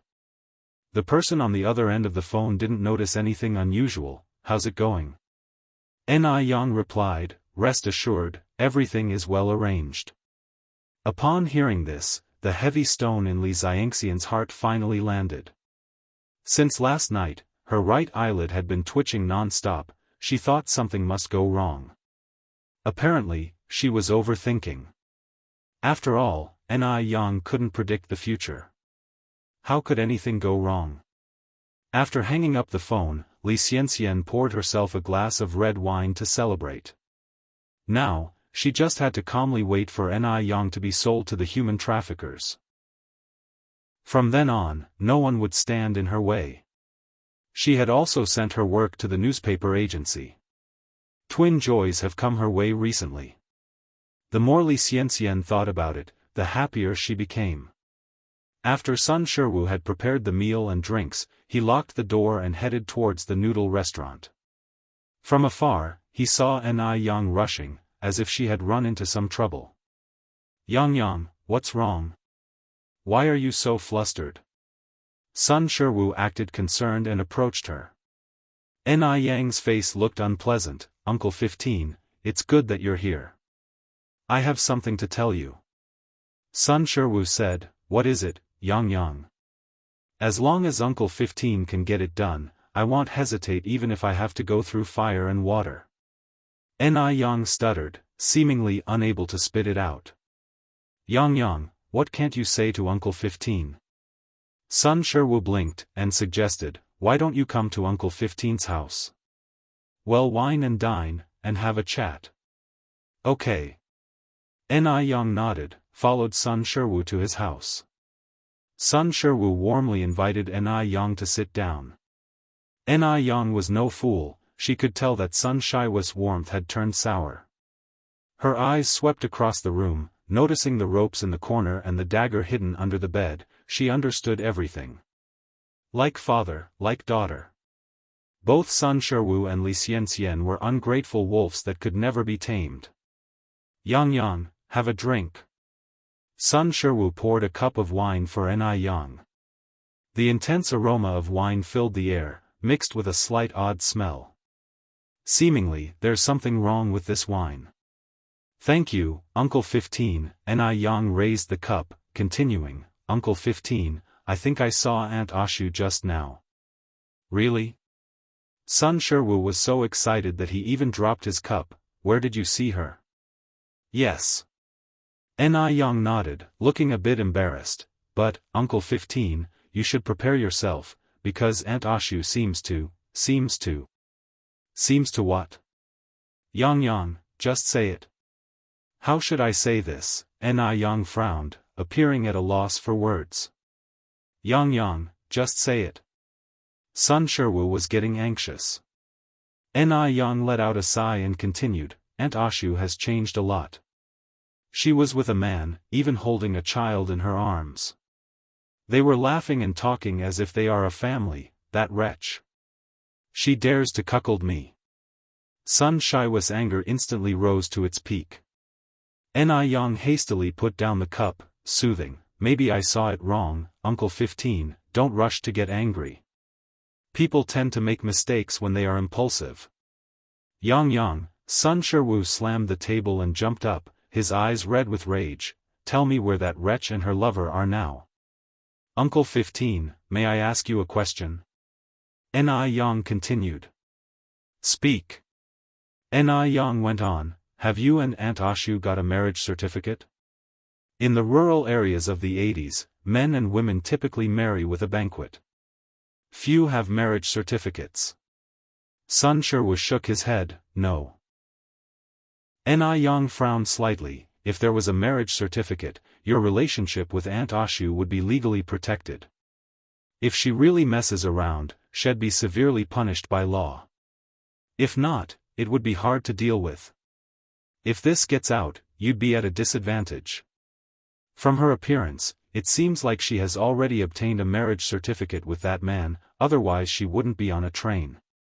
A train station, huh? I'll go find that wretch and her man. Sun Shiwu stormed out. Chapter 364, Sun Shiwu's Revenge, Second Update, _1 Uncle 15. Ni Yang caught up with Sun Shiwu's pace, you need to calm down. Having been cuckolded, how could Sun Shiwu calm down now? I'm going to kill those adulterous bastards right now. Ni Yang tried to dissuade him, Uncle 15, killing is illegal. You mustn't do anything stupid. Sun Shiwu replied without turning his head, worst case, we each die. After 18 years, I'll be a new man again. Ni Yang stood there, watching Sun Shiwu's retreating figure, a faint curve danced at the corner of her lips, her dimples slightly visible, the warm yellow sunlight seemed to drape a mysterious veil over her. Evil grinds itself, let Sun Shiwu and the despicable people from the Mu family rip each other apart. That's just perfect. Next, she simply needs to watch the dog fight from afar. This show definitely wouldn't disappoint her. Train station. It was already past 10 in the morning. The old lady from the Mu family was waiting anxiously, growing more and more impatient. Ashu, when will your relatives arrive? Li Shu was also quite anxious. Perhaps they have been delayed. Mother, let's wait a bit more. Mu Jinbao suggested, there's a phone booth across the street. Ashu, why don't you give them a call?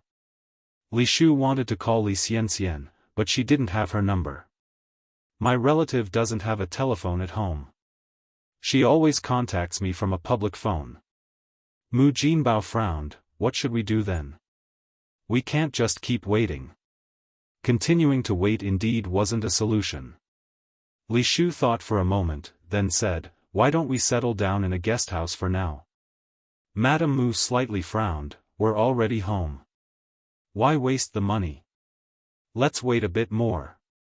Li Shu laughed, Mother, have you forgotten we're a family of 10,000 yuan now? Besides, Yaozong is tired. It doesn't matter if we adults suffer a bit more, we can't make the child suffer. Concerning her great-grandson, the old lady from the Mu family nodded, then let's find a guest house. When Sun Shiwu got to the station, the four of the Mu family were just crossing the street towards him. They were all talking and laughing, presenting quite a warm picture. This scene deeply stung Sun Shiwu. His face turned the color of pig's liver in an instant, a sense of humiliation enveloped his heart. That damned woman. She really had a bastard child with someone else. Shameful. So shameful. She's thoroughly discredited the Sun family. Today, he was going to rid the Sun family of this disgrace. If he didn't avenge this marital affair, what kind of man would he be? Sun Shiwu turned around and entered a nearby shop. When he came out again, he had a kitchen knife in his hand. He was going to kill the four of them. Only that could wash away his hatred. At the crucial moment, he suddenly calmed down. It was daytime and a crowded public space. Even if he did succeed, the police would catch him immediately. If he did succeed, that'd be something, his life for 4 lives would be worth it. But if he didn't succeed and the police arrested him, wouldn't that be doing the adulterous couple a favor? No good. He couldn't take that risk, he had to send all 4 of them to hell. So he had to plan carefully and make sure there were no slip-ups. Sun Shiwu squinted his eyes and quietly followed the 4 of them. Li Shu was a very alert person. She felt as if someone was following them from behind, but when she turned around to look, there were only ordinary pedestrians. Ashu, what are you looking at? Mu Jinbao asked curiously. Jinbao, Mother, do you feel like someone is following us? No. Mu Jinbao shook his head. The old lady of the Mu family became frightened and held her great-grandson tighter, looking around. Is there a child trafficker trying to kidnap Yaozong? That's possible, Li Shu answered cautiously. There's a guest house ahead, let's hurry in. All right. The 3 people quickened their pace and entered the guest house ahead. When they got inside the guest house, Li Shu still felt uneasy, so she turned around to look outside again. Sun Shiwu quickly hid behind a tree. Li Shu squinted her eyes, puzzled. Was it just her overthinking? Li Shu turned around, and 3 seconds later, she quickly looked back again. There was still no one outside. Perhaps she was really overthinking. Only then did Li Shu walk inside feeling reassured. To prevent Li Shu from suddenly looking back again, Sun Shiwu hid behind the tree for more than half an hour before he stepped out. You cheap slut. Sun Shiwu spat on the ground, see how I'll kill you all this time. Sun Shiwu carefully examined the terrain around the guest house and confirmed Li Shu's room, before returning to the alley in the back street. When he returned to the alley, Ni Yang had already left. Sun Shiwu saw the food and drink on the table, and only then did he remember his original plan. Since he had decided to go for a big score, he might as well go all the way. The saying goes, fortune favors the brave. First, get rid of that slut Li Shu, then find a way to get money from Ni Yang, and finally disappear. If Ni Yang didn't cooperate, he would kill her too. After all, killing 4 or 5, it's all the same. At this point, what does he have to fear? Thinking of this, Sun Shiwu went to the shop again and bought some other stuff. Night fell, and all was quiet around. A figure emerged from the alley, seamlessly blending into the darkness. Chapter 365, The Crazy Sun Shiwu greatly abuses his top-quality relatives. The boss is back _1. The darkness is the best camouflage, it can also conceal all sins. All the unbearable, grimy aspects, all happen in the darkness of night. The night is even more dense tonight, there isn't even a single star in the night sky. The guest house. Li Shu sat on the edge of the bed, uneasily said, I don't know what's wrong today. My right eyelid has been twitching incessantly. Mrs. Mu laughed, a twitch in the morning signifies disaster, at noon wealth, in the evening ingots rolling in. This is a good omen. It means our family's days will get better and better. Their family was now well off, in the future the money would generate more money, maybe they could even become the richest or something. The more Mrs. Mu thought about it, the happier she became. A good thing? A mocking look emerged in the eyes of Sun Shiwu, who was hiding behind the window. Soon their entire family was going to hell, in a certain sense, this was indeed a good thing. Li Shu nodded, Mom, you're right. Mu Jinbao put his arm around Li Shu's shoulder, of course, can what our mom says be wrong? Listening to the conversation coming from inside the room, Sun Shiwu clenched his teeth tight, his entire body was trembling. Bitch! But he didn't rashly burst in from the window, instead he waited until the lights in the room went out and confirmed that everyone inside was asleep, only then did he openly arrive at the front desk of the guest house. It's past 2 a.m., the prime time for sleep. The old man at the front desk was snoring loudly with his head down on the table. Old man. Sun Shiwu gently pulled open the drawer and spoke at the same time.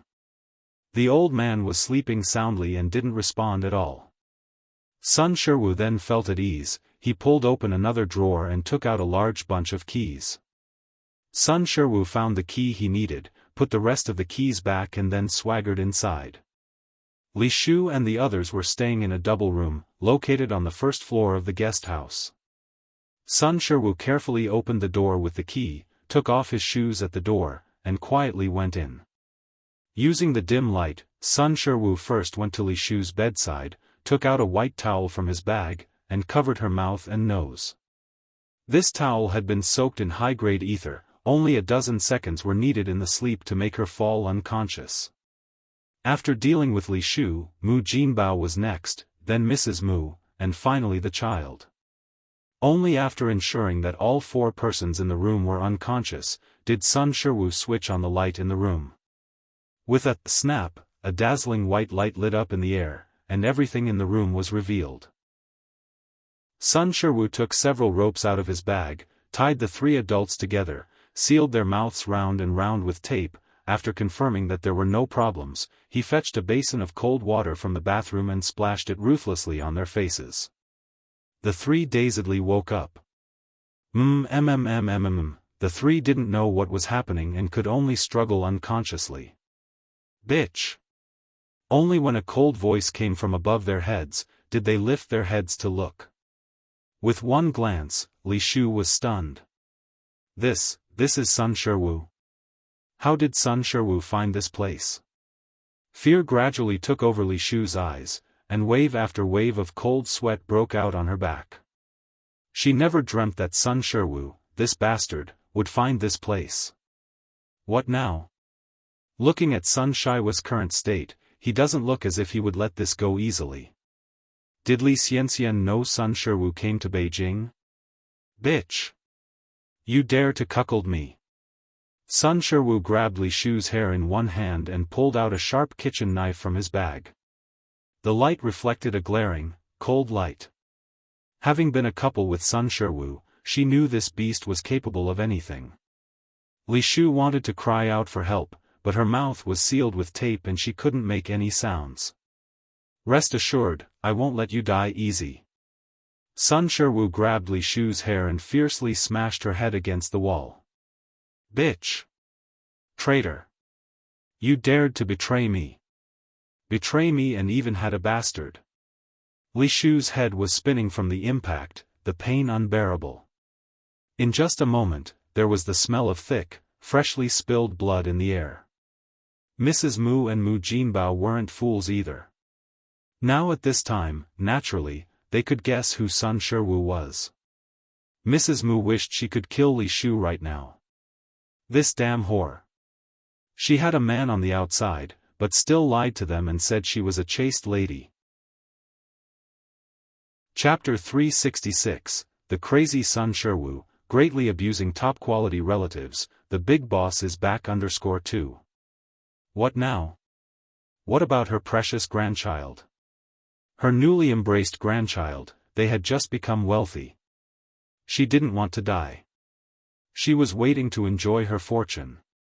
If she died, wouldn't all the money and shops in her family just go to Ni Tsuehua and that outsider man she was with? This is Mu family's money. How could it benefit outsiders? No. She couldn't die. Even if she died, she would drag Ni Tsuehua and her daughter down with her. If she couldn't live a good life, she wouldn't let them either. The old lady Mu frantically signaled to Sun Shiwu, hoping Sun Shiwu would spare them. After all, it was Li Shu who had wronged Sun Shiwu. Their family had been kept in the dark too. They were victims. As long as Sun Shiwu spared her, she could give him a lot of money. Unfortunately, Sun Shiwu didn't read minds. He turned to old lady Mu. Old hag, you're in such a hurry to die, huh? Sun Shiwu let go of Li Shu's hair and instead grabbed old lady Mu's hair. How dare your son cuckold me? I'll make sure you don't know what's coming. Fear filled old lady Mu's eyes. Please let her go. As long as Sun Shiwu let her go, she was willing to pay any price. As the saying goes, the daughter pays the father's debts. She wanted to tell Sun Shiwu. She had a beautiful granddaughter, she could marry her granddaughter off to Sun Shiwu. After all, Ni Yang was better looking than Li Shu. She was serious. As long as Sun Shiwu let her go, she would forgive and forget, and let Ni Yang pay the debt. After all, that little wretch would have to get married someday. If Ni Yang wasn't enough, they could add Ni Tsuehua. If Sun Shiwu still felt unappeased, he could kill Ni Yang and Ni Tsuehua. But Sun Shiwu didn't give her the chance to speak. All of a sudden, old lady Mu became anxious and scared, her face full of old tears. She had never been this scared in her life. Sun Shiwu made his move. Blood splattered everywhere. Old lady Mu, in the midst of planning to use Ni Yang and Ni Tsuehua to pay off her debt, fell down in a pool of blood. Murder. 2 murders. Li Shu and Mu Jinbao were ordinary people. When had they seen such a scene? A strong smell of urine filled the air. Sun Shiwu looked down to see that it was Mu Jinbao who was so scared he had wet himself. Not only urinated. Even defecated. The odor was nauseating. Sun Shiwu held the bloody knife and lightly patted Li Shu's face with it. You've chosen such a coward? Li Shu's eyes were wide open, as if her eyeballs were about to pop out. Her expression was filled with terror. She began to regret. She shouldn't have come to Beijing. HMN. Li Shu struggled constantly. Whore, this time next year will be your deathiversary. A thin silhouette appeared by a public telephone booth. She dialed 3 numbers, and the call was quickly answered. Hello, this is the Beijing Public Security Bureau. Hearing this, Ni Yang's cold expression vanished, replaced with a layer of fear. The hoarse male voice on the phone was filled with heavy crying. Pu Public Security Bureau. Yao Si Guesthouse, Room 104. There's a murder.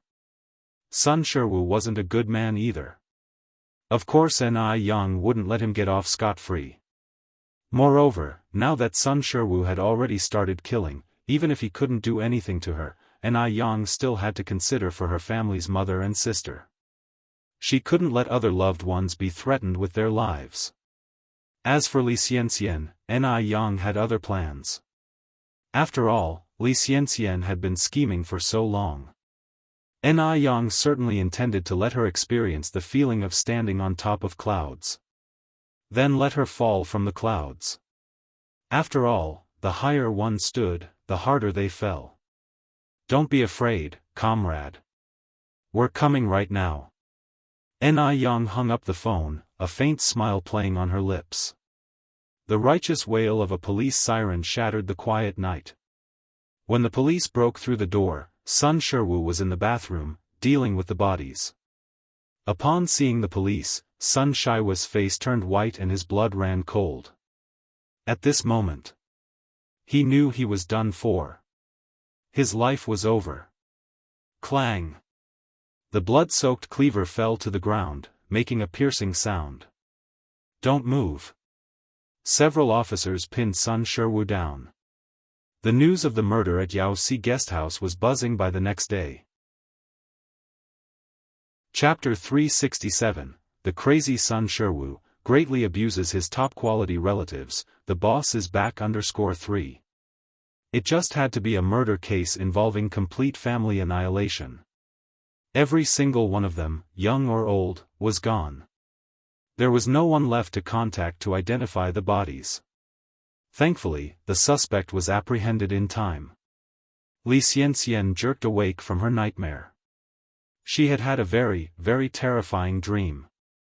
In her dream, Li Shu, covered in blood, was staring at her. She didn't say anything, but her gaze was all the more chilling for it. That cold went clear to her bones. Even thinking about it now, it sent a shiver of horror down her spine. She felt the sunlight streaming in through the window. Some of Li Xianxian's calm returned. She got dressed, got out of bed and went to eat in the cafeteria.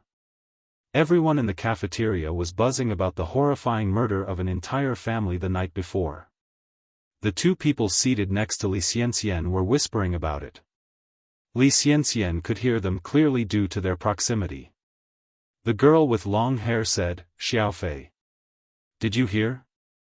Someone died over at Yaohai Guesthouse yesterday."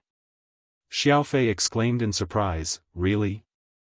Is there any doubt?" said the girl with long hair, "the news is all over town. Didn't you see our entire campus discussing it today?" Xiaofei followed up with, "Who were the ones that died?" "They say an entire family of 4 died. The youngest was merely a few months old. The oldest was a woman in her 70s, and there were 2 that were slightly young." At this point, Li Xianxian furrowed her brows. Coupled with the dream she had just woken up from, she had a sinking feeling in her heart. Could it be that the 4 people being discussed were Li Shu and the others? Probably not. Li Shu and the others had just arrived in Beijing, and they had no enemies. Moreover, they were currently with Ni Yang. Li Xianxian was already in touch with organ traffickers. As soon as Li Shu's affairs were settled, the traffickers would take Ni Yang away. With these thoughts, Li Xianxian felt somewhat relieved. She picked up a piece of green vegetable and put it in her mouth. Oh my God! Xiaofei was finding this hard to digest. "Isn't this too horrifying?" "You're telling me," sighed the long-haired girl, "the murderer is a totally cruel person, right? To think they would wipe out an entire family over some grudge or hatred." Xiaofei couldn't even eat anymore. Has the police found out who did it yet? If this keeps up, who would dare to stay at a guest house? The long-haired girl replied, "I heard the suspect's name is something like Sun Shiwu. I'm not too sure though." Sun Shiwu? Even though Li Xianxian didn't want to remember this name, she couldn't help but do so. She couldn't forget that father who was as evil as a devil. Wait. By rights, Sun Shiwu should be dead. When Li Xianxian left the Sun family with Li Shu, she had specifically lit a pot of coal and closed all the doors and windows in the house. How could he not have died from carbon dioxide poisoning? What on earth was going on? If the murderer was confirmed to be Sun Shiwu, then those who were killed were definitely Li Shu and the others. But how on earth had Sun Shiwu tracked down Li Shu? Li Xianxian's chopsticks clattered to the tabletop. All color drained from her pale face. If Li Shu was dead, so what? She had no connection to the Mu family, but if all of Mu family was gone, who else would keep Yang in check? Xianxian, what's wrong? You look really pale. Noting that something was off with Li Xianxian, Xiaofei turned to look at her. Nothing, Li Xianxian managed to squeeze out a smile. I'm just a bit lightheaded, maybe because I was up all night writing. Even at a time like this, Li Xianxian didn't forget to keep up her image as a hardworking writer. Xiaofei said, Xianxian, you're already so talented and yet you still work so hard, how do you expect the rest of us to live? Exactly, the long-haired girl agreed. Li Xianxian laughed, have you guys heard of this saying? What saying? Xiaofei asked. Li Xianxian continued, it's something I came up with when I was down on my luck. Don't laugh when you hear it. Okay, both of them nodded, very curious as to what wisdom Li Xianxian had distilled from her misfortune.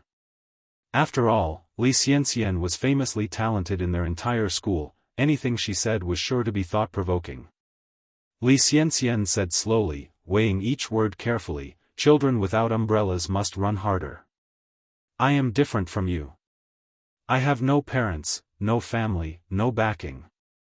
The only one I can rely on is myself. Therefore, I have to work harder, because only through hard work can I lead a better life. Chapter 368, The Crazy Son Sherwu, greatly abuses his top-quality relatives, the boss is back _4.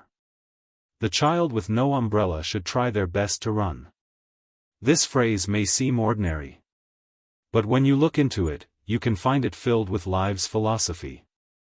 Very motivating. Li Xianxian indeed deserves to be a talented girl. Xiaofei and the long-haired girls admired, saying, Wow Xianxian, you are so amazing. If you become a famous writer in the future, don't forget to give your old classmates a hand. Remember us when you're rich and successful. Li Xianxian replied softly, I'll rely on your good words. I'll work hard. I'm almost done eating, I'll go first, you guys take your time. After speaking, Li Xianxian picked up her plate and left. Li Xianxian, being an orphan now, found it inconvenient to verify at the police station, therefore she could only go to Yang's noodle restaurant. If Li Shu and others hadn't died, they would surely show up at the noodle restaurant. Despite the situation, Li Xianxian still held a glimmer of hope. After all, the Mu family were the last bargaining chip she had. She hoped to see Li Shu and the Mu family at the noodle restaurant. God bless. Li Xianxian clasped her hands together. When Li Xianxian arrived at the noodle restaurant, she just saw the queued diners and employees, but no one else. Thus, Li Xianxian went to the second noodle restaurant. Here, she saw Yang taking orders from customers. There was an old lady with white hair sitting in front of Yang. The old lady looked at Yang, her face almost breaking into a bloom. Who is this? Lady Shangguan? Yang is really getting better and better. She managed to get in touch with the powerful Shangguan family so quickly. No wonder. Yang could not possibly have opened up 4 shops in such a short time. Turns out she had so many helpers. She has been in business for so long and has only made a connection with the Mo family. She wondered what special means Yang had used. Disgusting. Also, she didn't see Li Shu and the Mu family here.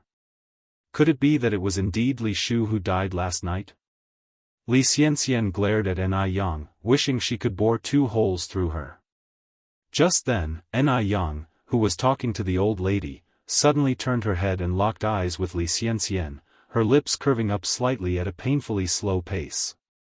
She was clearly smiling, yet Li Xianxian felt no warmth from it, instead, it sent chills down her spine. Li Xianxian nervously avoided Yang's gaze and left the noodle restaurant hastily. Walking down the bustling street, Li Xianxian gradually regained her composure. What was with Yang's gaze just now? Could it be that Yang also returned from the past? If that's the case, then it will be troublesome. But Ni Yang's certain actions weren't quite alike someone who returned from the past. If Ni Yang really returned from the past, she shouldn't be so low-key. As far as she knew, the Ni Yang of the past was a graduate from a prestigious university. A graduate from a prestigious university would undoubtedly have extensive knowledge and reading volumes. All she needs to do is reference famous people or inventions to become famous in Beijing. Why would she need to work so hard to run a noodle restaurant and sell milk tea? It doesn't make sense at all. Regardless of whether Ni Yang returned from the past, she is a very difficult person to deal with. The death of Li Shu and the Mu family members disrupted all of Li Xianxian's plans. She felt all disoriented and it was unbearable. She didn't know what to do. This was the biggest predicament Li Xianxian had ever encountered in so many years. Time flew by, and in the blink of an eye, a month had passed. During this month, Li Xianxian made great achievements in the literary field. She was now a successful writer. Even internationally renowned masters praised her work by name. This honor isn't something that just anyone can have. Wherever she went now, Li Xianxian was greeted with smiles and became the talk among all the teachers and students. However, Li Xianxian was wary about being complacent. Over this month, she was secretly investigating Ni Yang. Now that there was no one from the Mu family to restrain Ni Yang, she could only rely on herself. Ni Yang has already started planning for the second physical store of Bingji Yufu. The second storefront will definitely be located in a large mall too. First, because of the high foot traffic, and second, because those who can afford to shop in large malls are always financially well off. Ni Yang is a businesswoman, her first consideration is always benefits. With Bingji Yufu's good reputation and high sales, and thanks to Zhou Hua putting in a good word, Ni Yang was not worried about not being able to rent a shop. While eating dinner, Ni Chengue handed Ni Yang a document. Yang, this is what Sister Zhou Hua asked me to give you. Have a look at which mall you want to open your branch store in. Chapter 369, The Crazy Son Sherwu, greatly abuses his top-quality relatives, the boss is back _5. Alright. Ni Yang agreed. After flipping through some documents, she continued, well, open it at Phoenix Mall. By the way, Auntie and I, go to the store tomorrow and tell the 3 young girls that whoever can reach a performance of over 30,000 next month, without being late or leaving early, that person can become the store manager of the new store. Although Ni Yang herself was a young girl, she didn't find it inappropriate when she referred to young girls. It's as though she were a battle-hardened figure of authority. Ni Chengue paused, alright, I'll go tell them tomorrow. In a team, competition brings pressure, and pressure brings performance. Moreover, the new store indeed needs an experienced and capable employee to maintain it. By doing so, it boosts overall performance and stimulates the employee's ambition. 2 birds with 1 stone, why not do it? Ni Yang gave a slight smile, Auntie and I, you've been working hard lately. Ni Chengue laughed and said, it's not hard at all. It's much easier than when I used to work at the car company. Not to mention I got to meet many more people.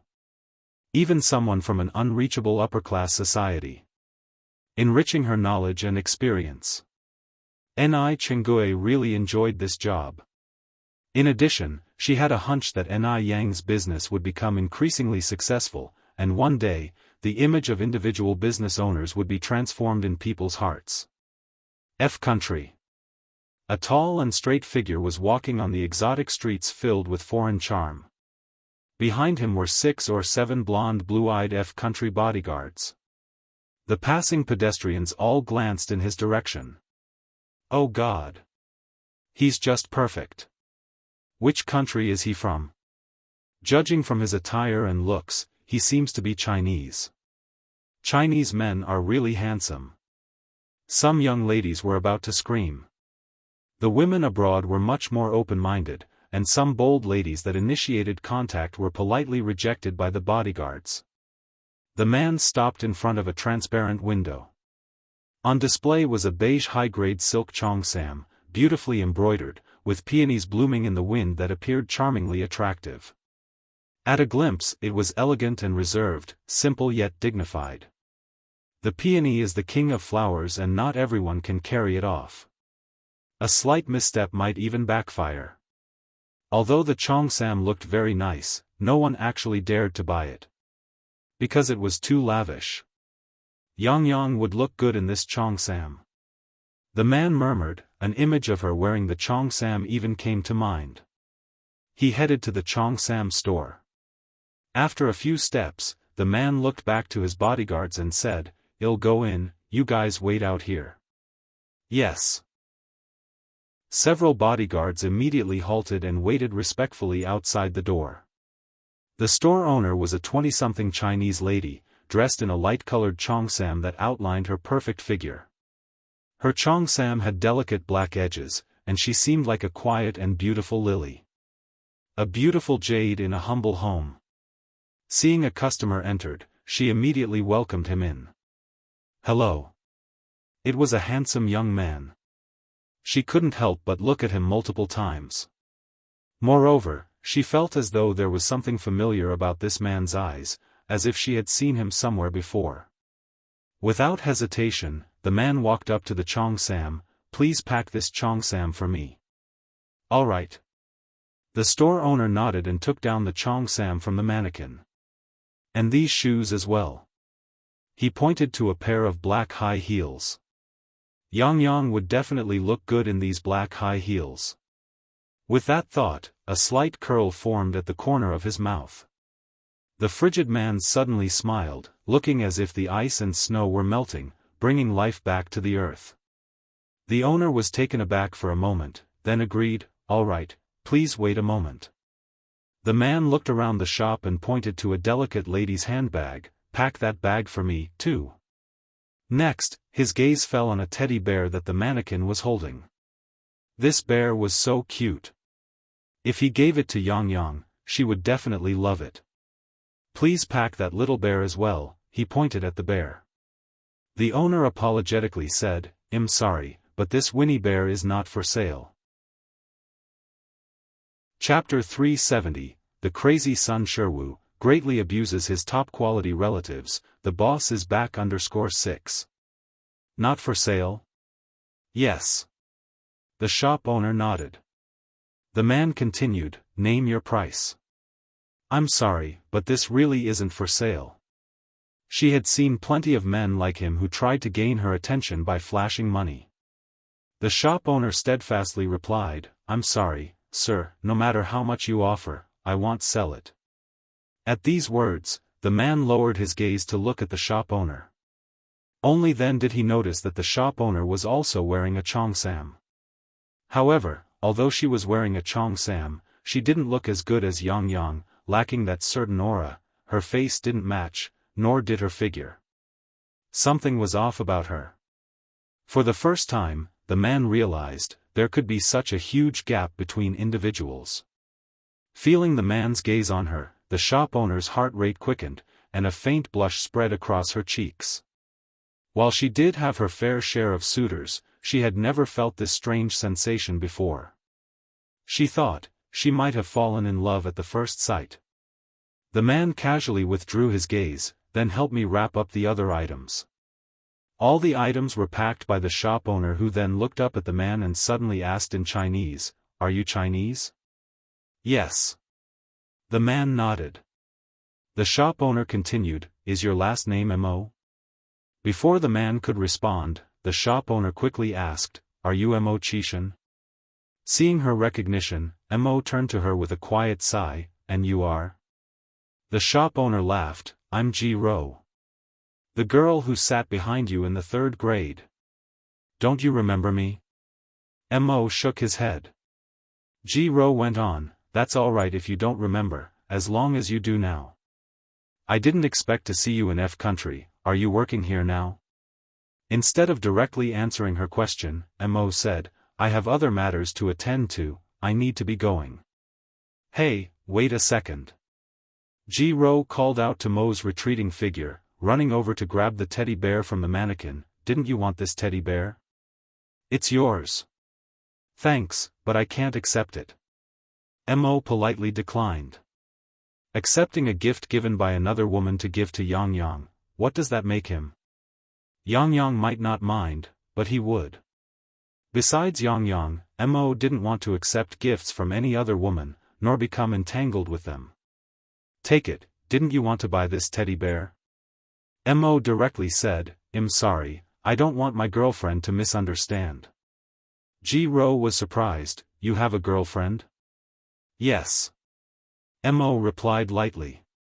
Ji-ro continued, I bet she must be very pretty. Without any hesitation, Mo said, she is indeed very beautiful.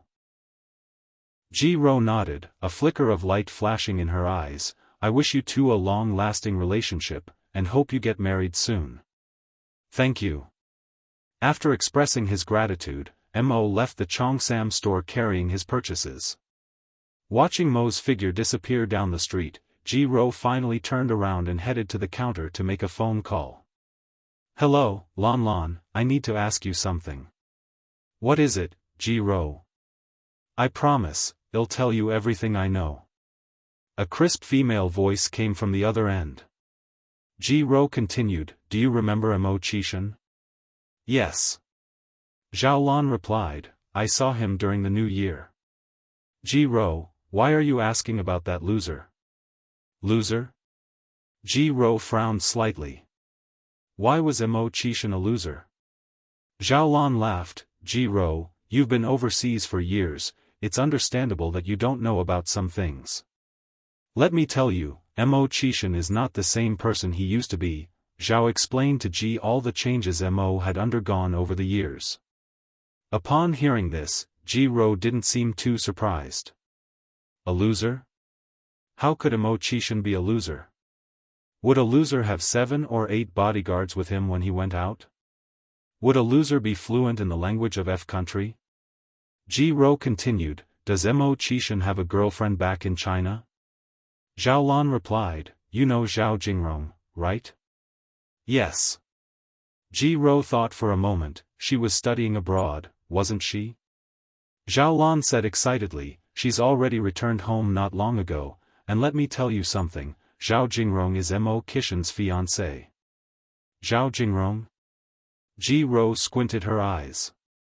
No wonder Mo said that his girlfriend was very pretty. From what she remembered, Zhao Jingrong was indeed beautiful, a woman who could stand her ground against her. Zhao Lan continued, however, Zhao Jingrong is no longer Mo Qishan's fiancé. Chapter 371, The Crazy Son Sherwu, greatly abuses his top-quality relatives, the boss is back _7, what did she say? Zhao Lan chuckled and said, what else can she say? She just simply didn't think highly of Mo Qishan. Think about it, Mo Qishan didn't even graduate from a regular high school, yet Zhao Jingrong is a talented student who returned from studying abroad. It doesn't take a genius to figure out that Mo Qishan is not good enough for Zhao Jingrong. In addition, I also heard that Zhao Jingrong has vowed to marry no one but Mr. Mog in this life. Upon hearing that Mo Qishan and Zhao Jingrong had called off their engagement, Ji-ro let out a sigh of relief. She continued, isn't Mr. Mog quite mysterious? Has Zhao Jingrong ever met him in person? I wouldn't know about that. After chatting with Zhao Lan for a while, Ji-ro hung up the phone. This phone call had given her a new understanding of Mo Qishan. A waste, huh? Ji-ro curled her lips. Zhao Jingrong is probably going to regret it this time. She saw it clearly that those bodyguards following Mo Qishan were all from the F country. There really aren't many Chinese people in F country who have such a large influence. Moreover, Ji-ro has also done some research on the mysterious Mr. Mog. She knows that Mr. Mog made his fortunes in F country. Mr. Mog's headquarters are also based in F country. You don't have to think to know that Mo Qishan is hiding a big secret. She thinks that she can take a gamble on it. Success or die trying. She has been holding on alone in F country for so many years just for Mr. Mog, hasn't she? She is already 29 years old now. If she waits any longer, her prime years will be over. Therefore, she must take this gamble. Moreover, she feels that Mo Qishan is also somewhat interested in her. Otherwise, why would a grown man come to a Cheongsam store to buy clothes? He must have said he already had a girlfriend as an excuse to come to the women's clothing store, to catch her attention. However, she didn't see Mo Qishan for the next 3 days. He seemed to just disappear all of a sudden. Ji Ro then made another phone call to China. After receiving the news that Mo Qishan had returned to the country, Wu Daming immediately went to Jinghua village. The location for the second ice skin jade flesh had already been chosen, and they were already renovating the shop, so Ni Yang had been busy with things at home. It was already a particular month now, the house was almost finished, and they could start putting up the beams at the beginning of the month. The roses they had planted by the wall had already sprouted new buds, now they were slowly climbing up the wall. In not so long, the green vine will spread over the whole wall, turning into a beautiful rose wall. When Wu Daming arrived, Ni Yang was watering the roses in the corner of the wall. Sister-in-law. Wu Daming ran up to Ni Yang. What's up? What's so urgent? Ni Yang looked up slightly. Wu Daming continued, Sister-in-law, didn't you ask last time when Brother Six was coming back? Let me tell you some good news, he is on the 3 p.m. flight today. Would you like to come with me to pick him up? Ni Yang was surprised, really? All in all, she hasn't seen that jerk for 3 months now. Of course it's true.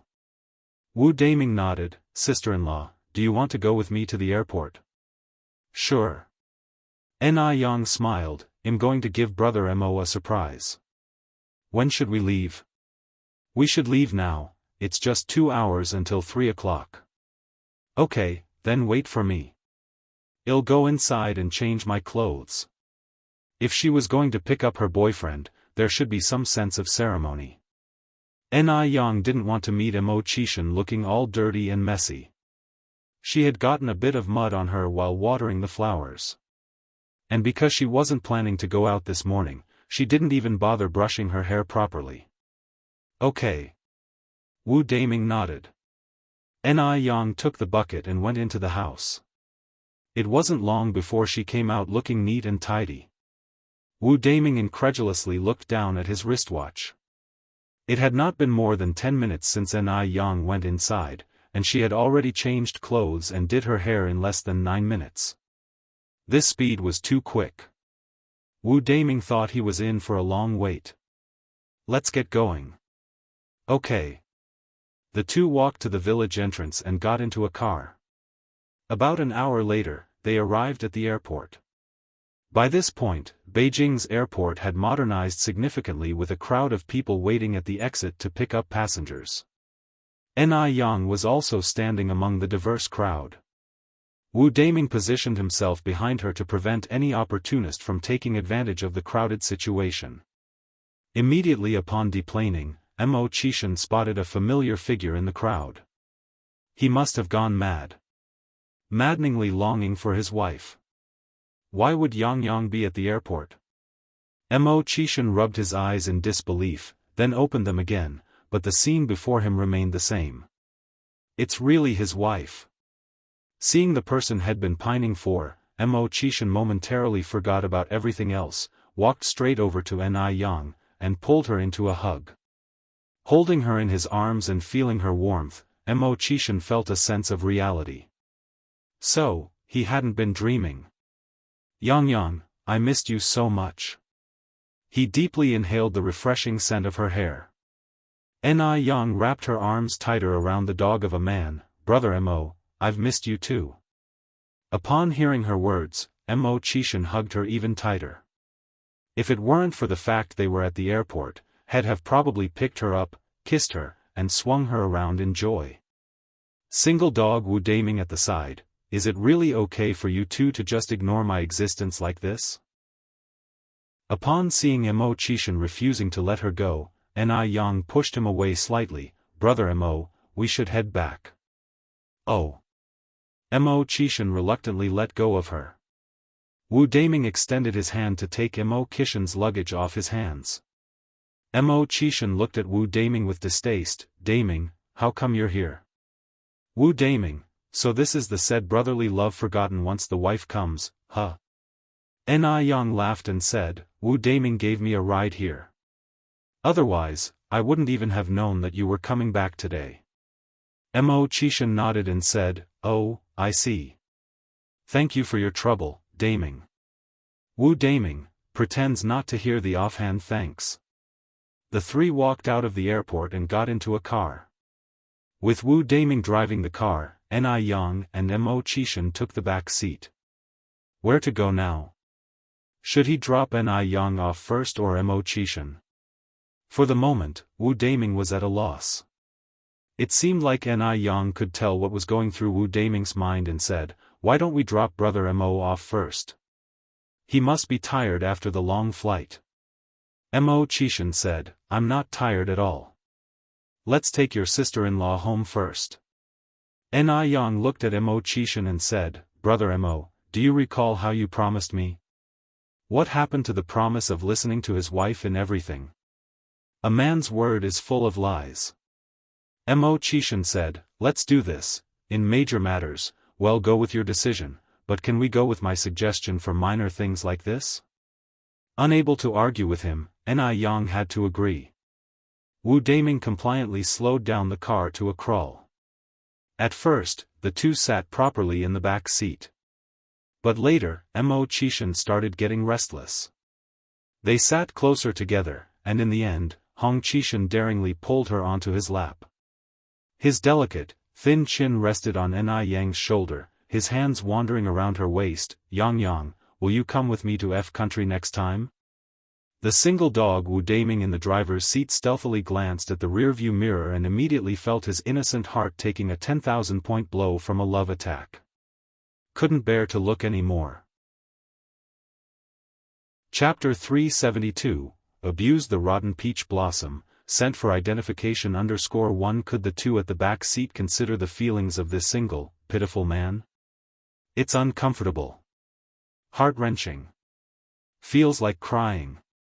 What to do? He too desires to be in love. Mo Qishan's arm was tightly wrapped around Ni Yang, his chin rubbing against her neck. Ni Yang pinched his chin, slapping his face while saying, you bastard, your beard is poking me. Faintly colored, the stubble on his chin isn't too noticeable, but it pricks against the soft skin, causing a stinging pain accompanied by slight itchiness. Bastard? Wu Daming in the front seat was dumbfounded. Ni Yang actually called Mo Qishan a bastard. It would have been less surprising if she just called him a bastard, but she even dared to slap Mo Qishan's face. It's over. Mo Qishan must be angry now. Hanging around Mo Qishan for such a long time, he knew Mo Qishan's nature well. He has a quick temper. Easily angered. His character is quite eccentric. Also, he despises anyone touching his face, not to mention a woman. Even his close male friends can't do so. His face is his forbidden area. Is Ni Yang going to get thrown out of the window by Mo Qishan? It's highly probable. After all, such a thing has happened before. Considering this, Wu Daming slowed down the car once more to prevent Ni Yang from getting seriously injured when she gets thrown out. Did it prick you? Mo Qishan asked with a worried face, does it hurt? I'm sorry, I was in a rush this morning and forgot to shave. At this moment, Wu Daming wondered if he was hallucinating. Was this still the Mo Qishan he knew? Does he not care about his face anymore? And Ni Yang called him a bastard, yet he did not respond. My God! This is too terrifying. Wu Daming was doubting his life. It appears that Mo Qishan is really serious about Ni Yang. Wu Daming looked at Ni Yang differently now, with more respect. Mo Qishan was carefully blowing on the prickly spot. Ni Yang, with disgust, covered his mouth. Stop blowing, are you a fool? Mo Qishan mustered courage and kissed Ni Yang's hand. Ni Yang had no reaction. Mo Qishan, whimpering, so afraid the wife will get mad. Since a kiss has already been given, why not kiss again?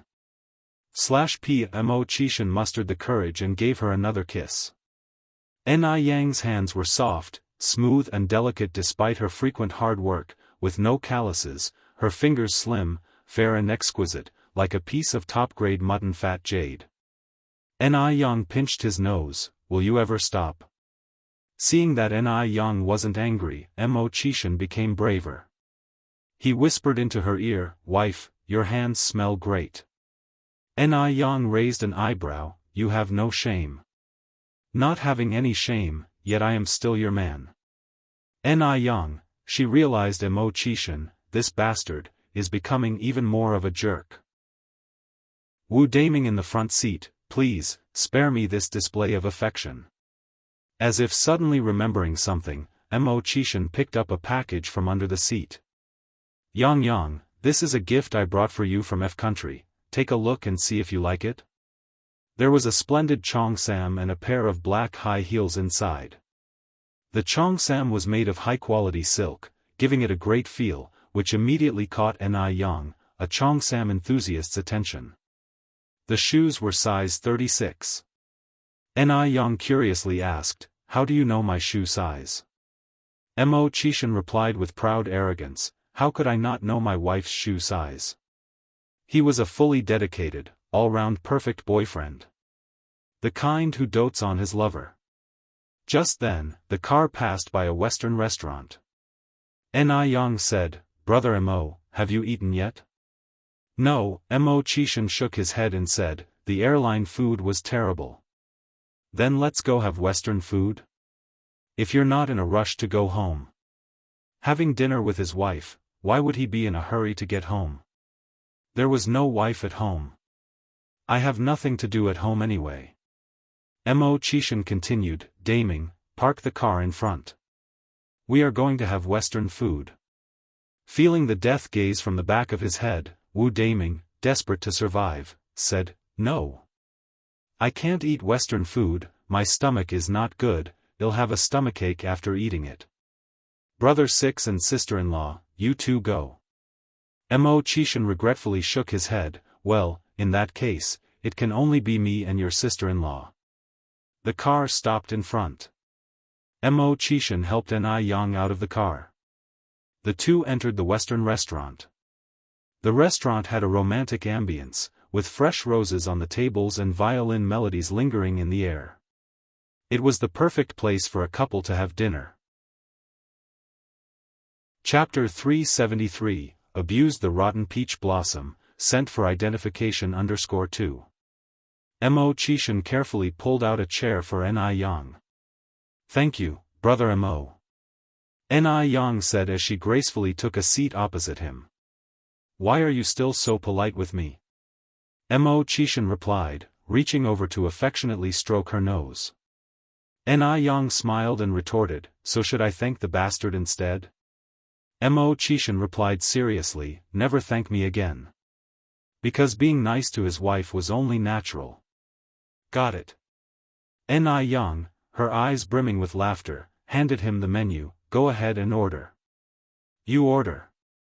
Ni Yang questioned, how would I know what you like? Mo Qishan responded, I'm not a fussy eater, I love whatever my wife orders. We each order 2 dishes, no refusals. Ni Yang wasn't the dictatorial type.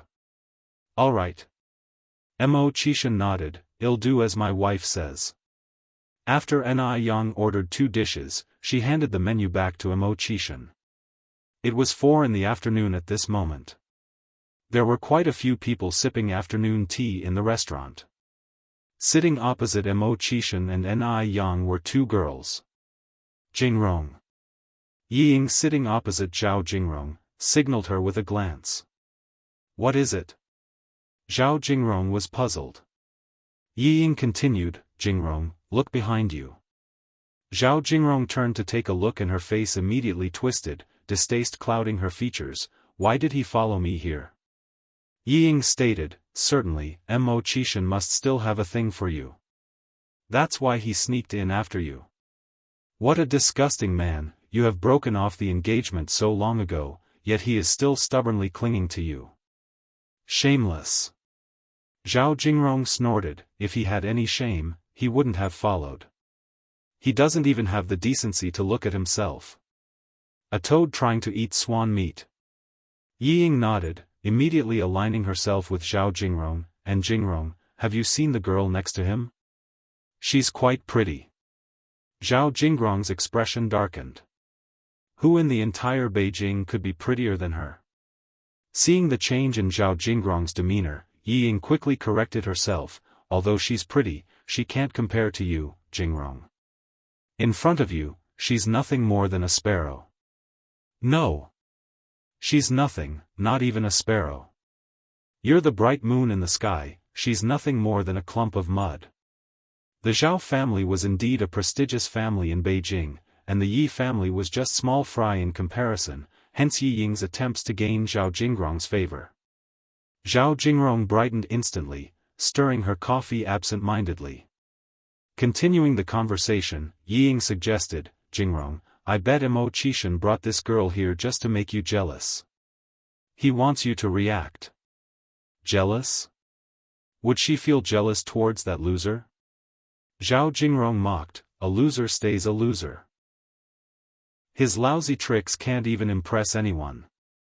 He's doomed for life. Yi Ying nodded in agreement, you're right, Jingrong.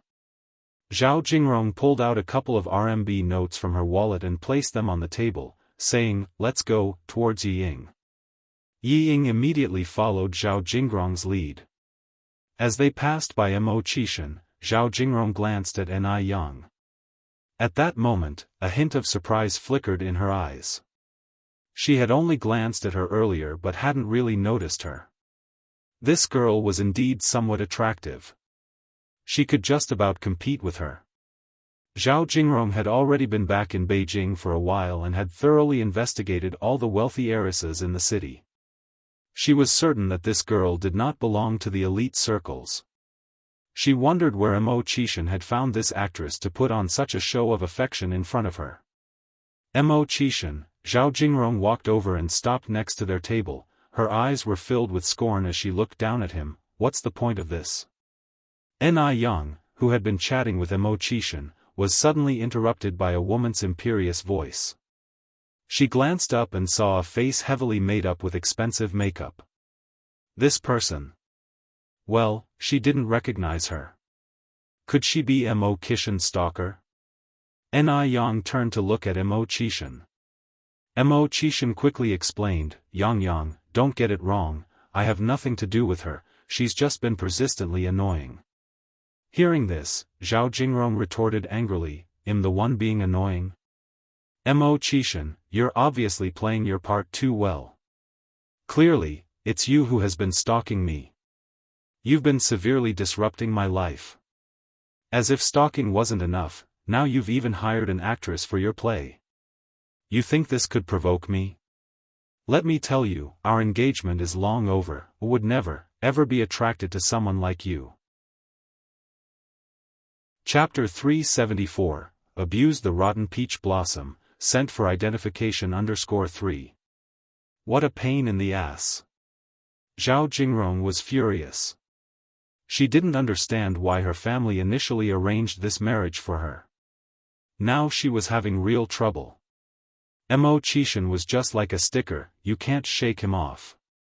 Wait a minute, Ni Yang spoke softly, then said, what exactly did you just say, miss? I'm an actress? Brother Mo is stalking you? Miss? Ni Yang actually called her miss. Doesn't she know that the thing women care about the most is their age? No one would be happy if a girl about a decade younger than them kept referring to them as miss. Zhao Jingrong angrily replied, are you not the actress hired by Mo Qishan? If he wasn't tailing me, then how could he just so happen to be in this restaurant? Ni Yang laughed, if I'm an actress, how much did you pay me? And may I ask, is this restaurant your personal property? Is it the case that other than you, no one else can come? Look carefully, dear miss, there are many people in this restaurant. Are you implying they are all here because of you? Did they all follow you here? When she heard this, the other diners in the restaurant cast complicated glances at Zhao Jingrong. Zhao Jingrong choked on her words, her face turned very ugly, and she was left speechless in anger.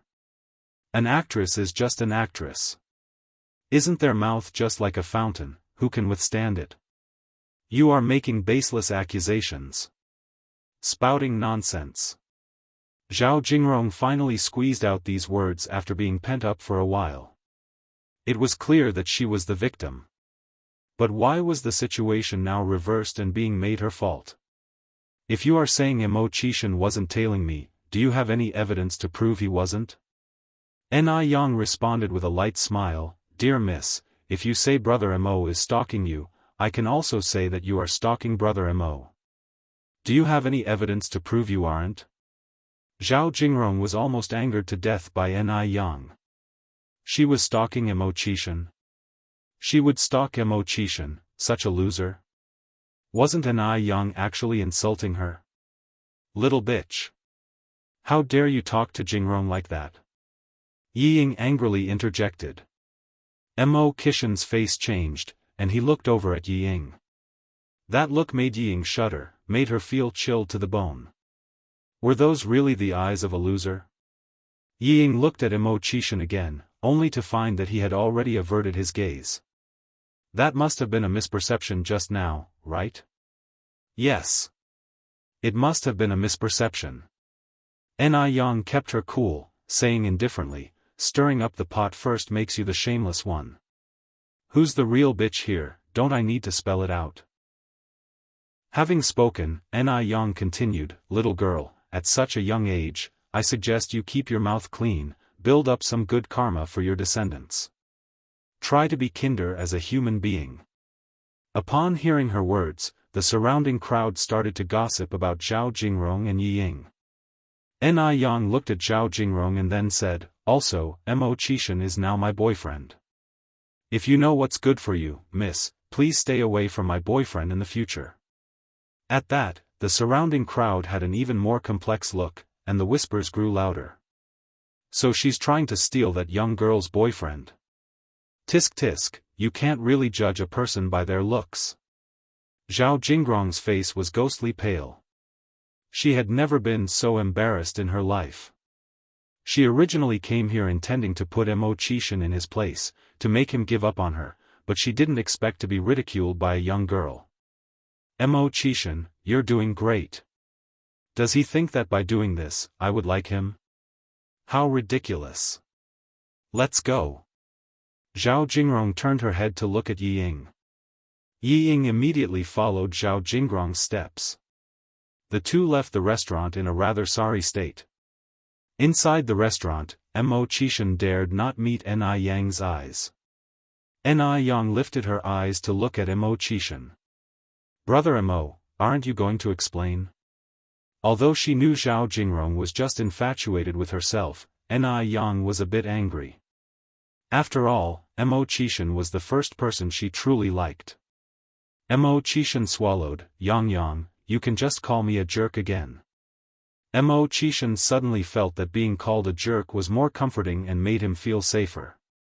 Ni Yang kept a straight face and didn't say anything. Yang? Imo Qishan carefully prodded Ni Yang's finger. Ni Yang didn't respond. Imo Qishan continued, Yang, there's really nothing between me and her. She is Zhao Jingrong, the one I told you about earlier. We already broke off our engagement and I don't like her at all. Yang, won't you stop being angry, please? You're tuning in to the Unparalleled SwordWill YouTube channel. Don't forget to subscribe and join us on this journey to catch the most captivating stories.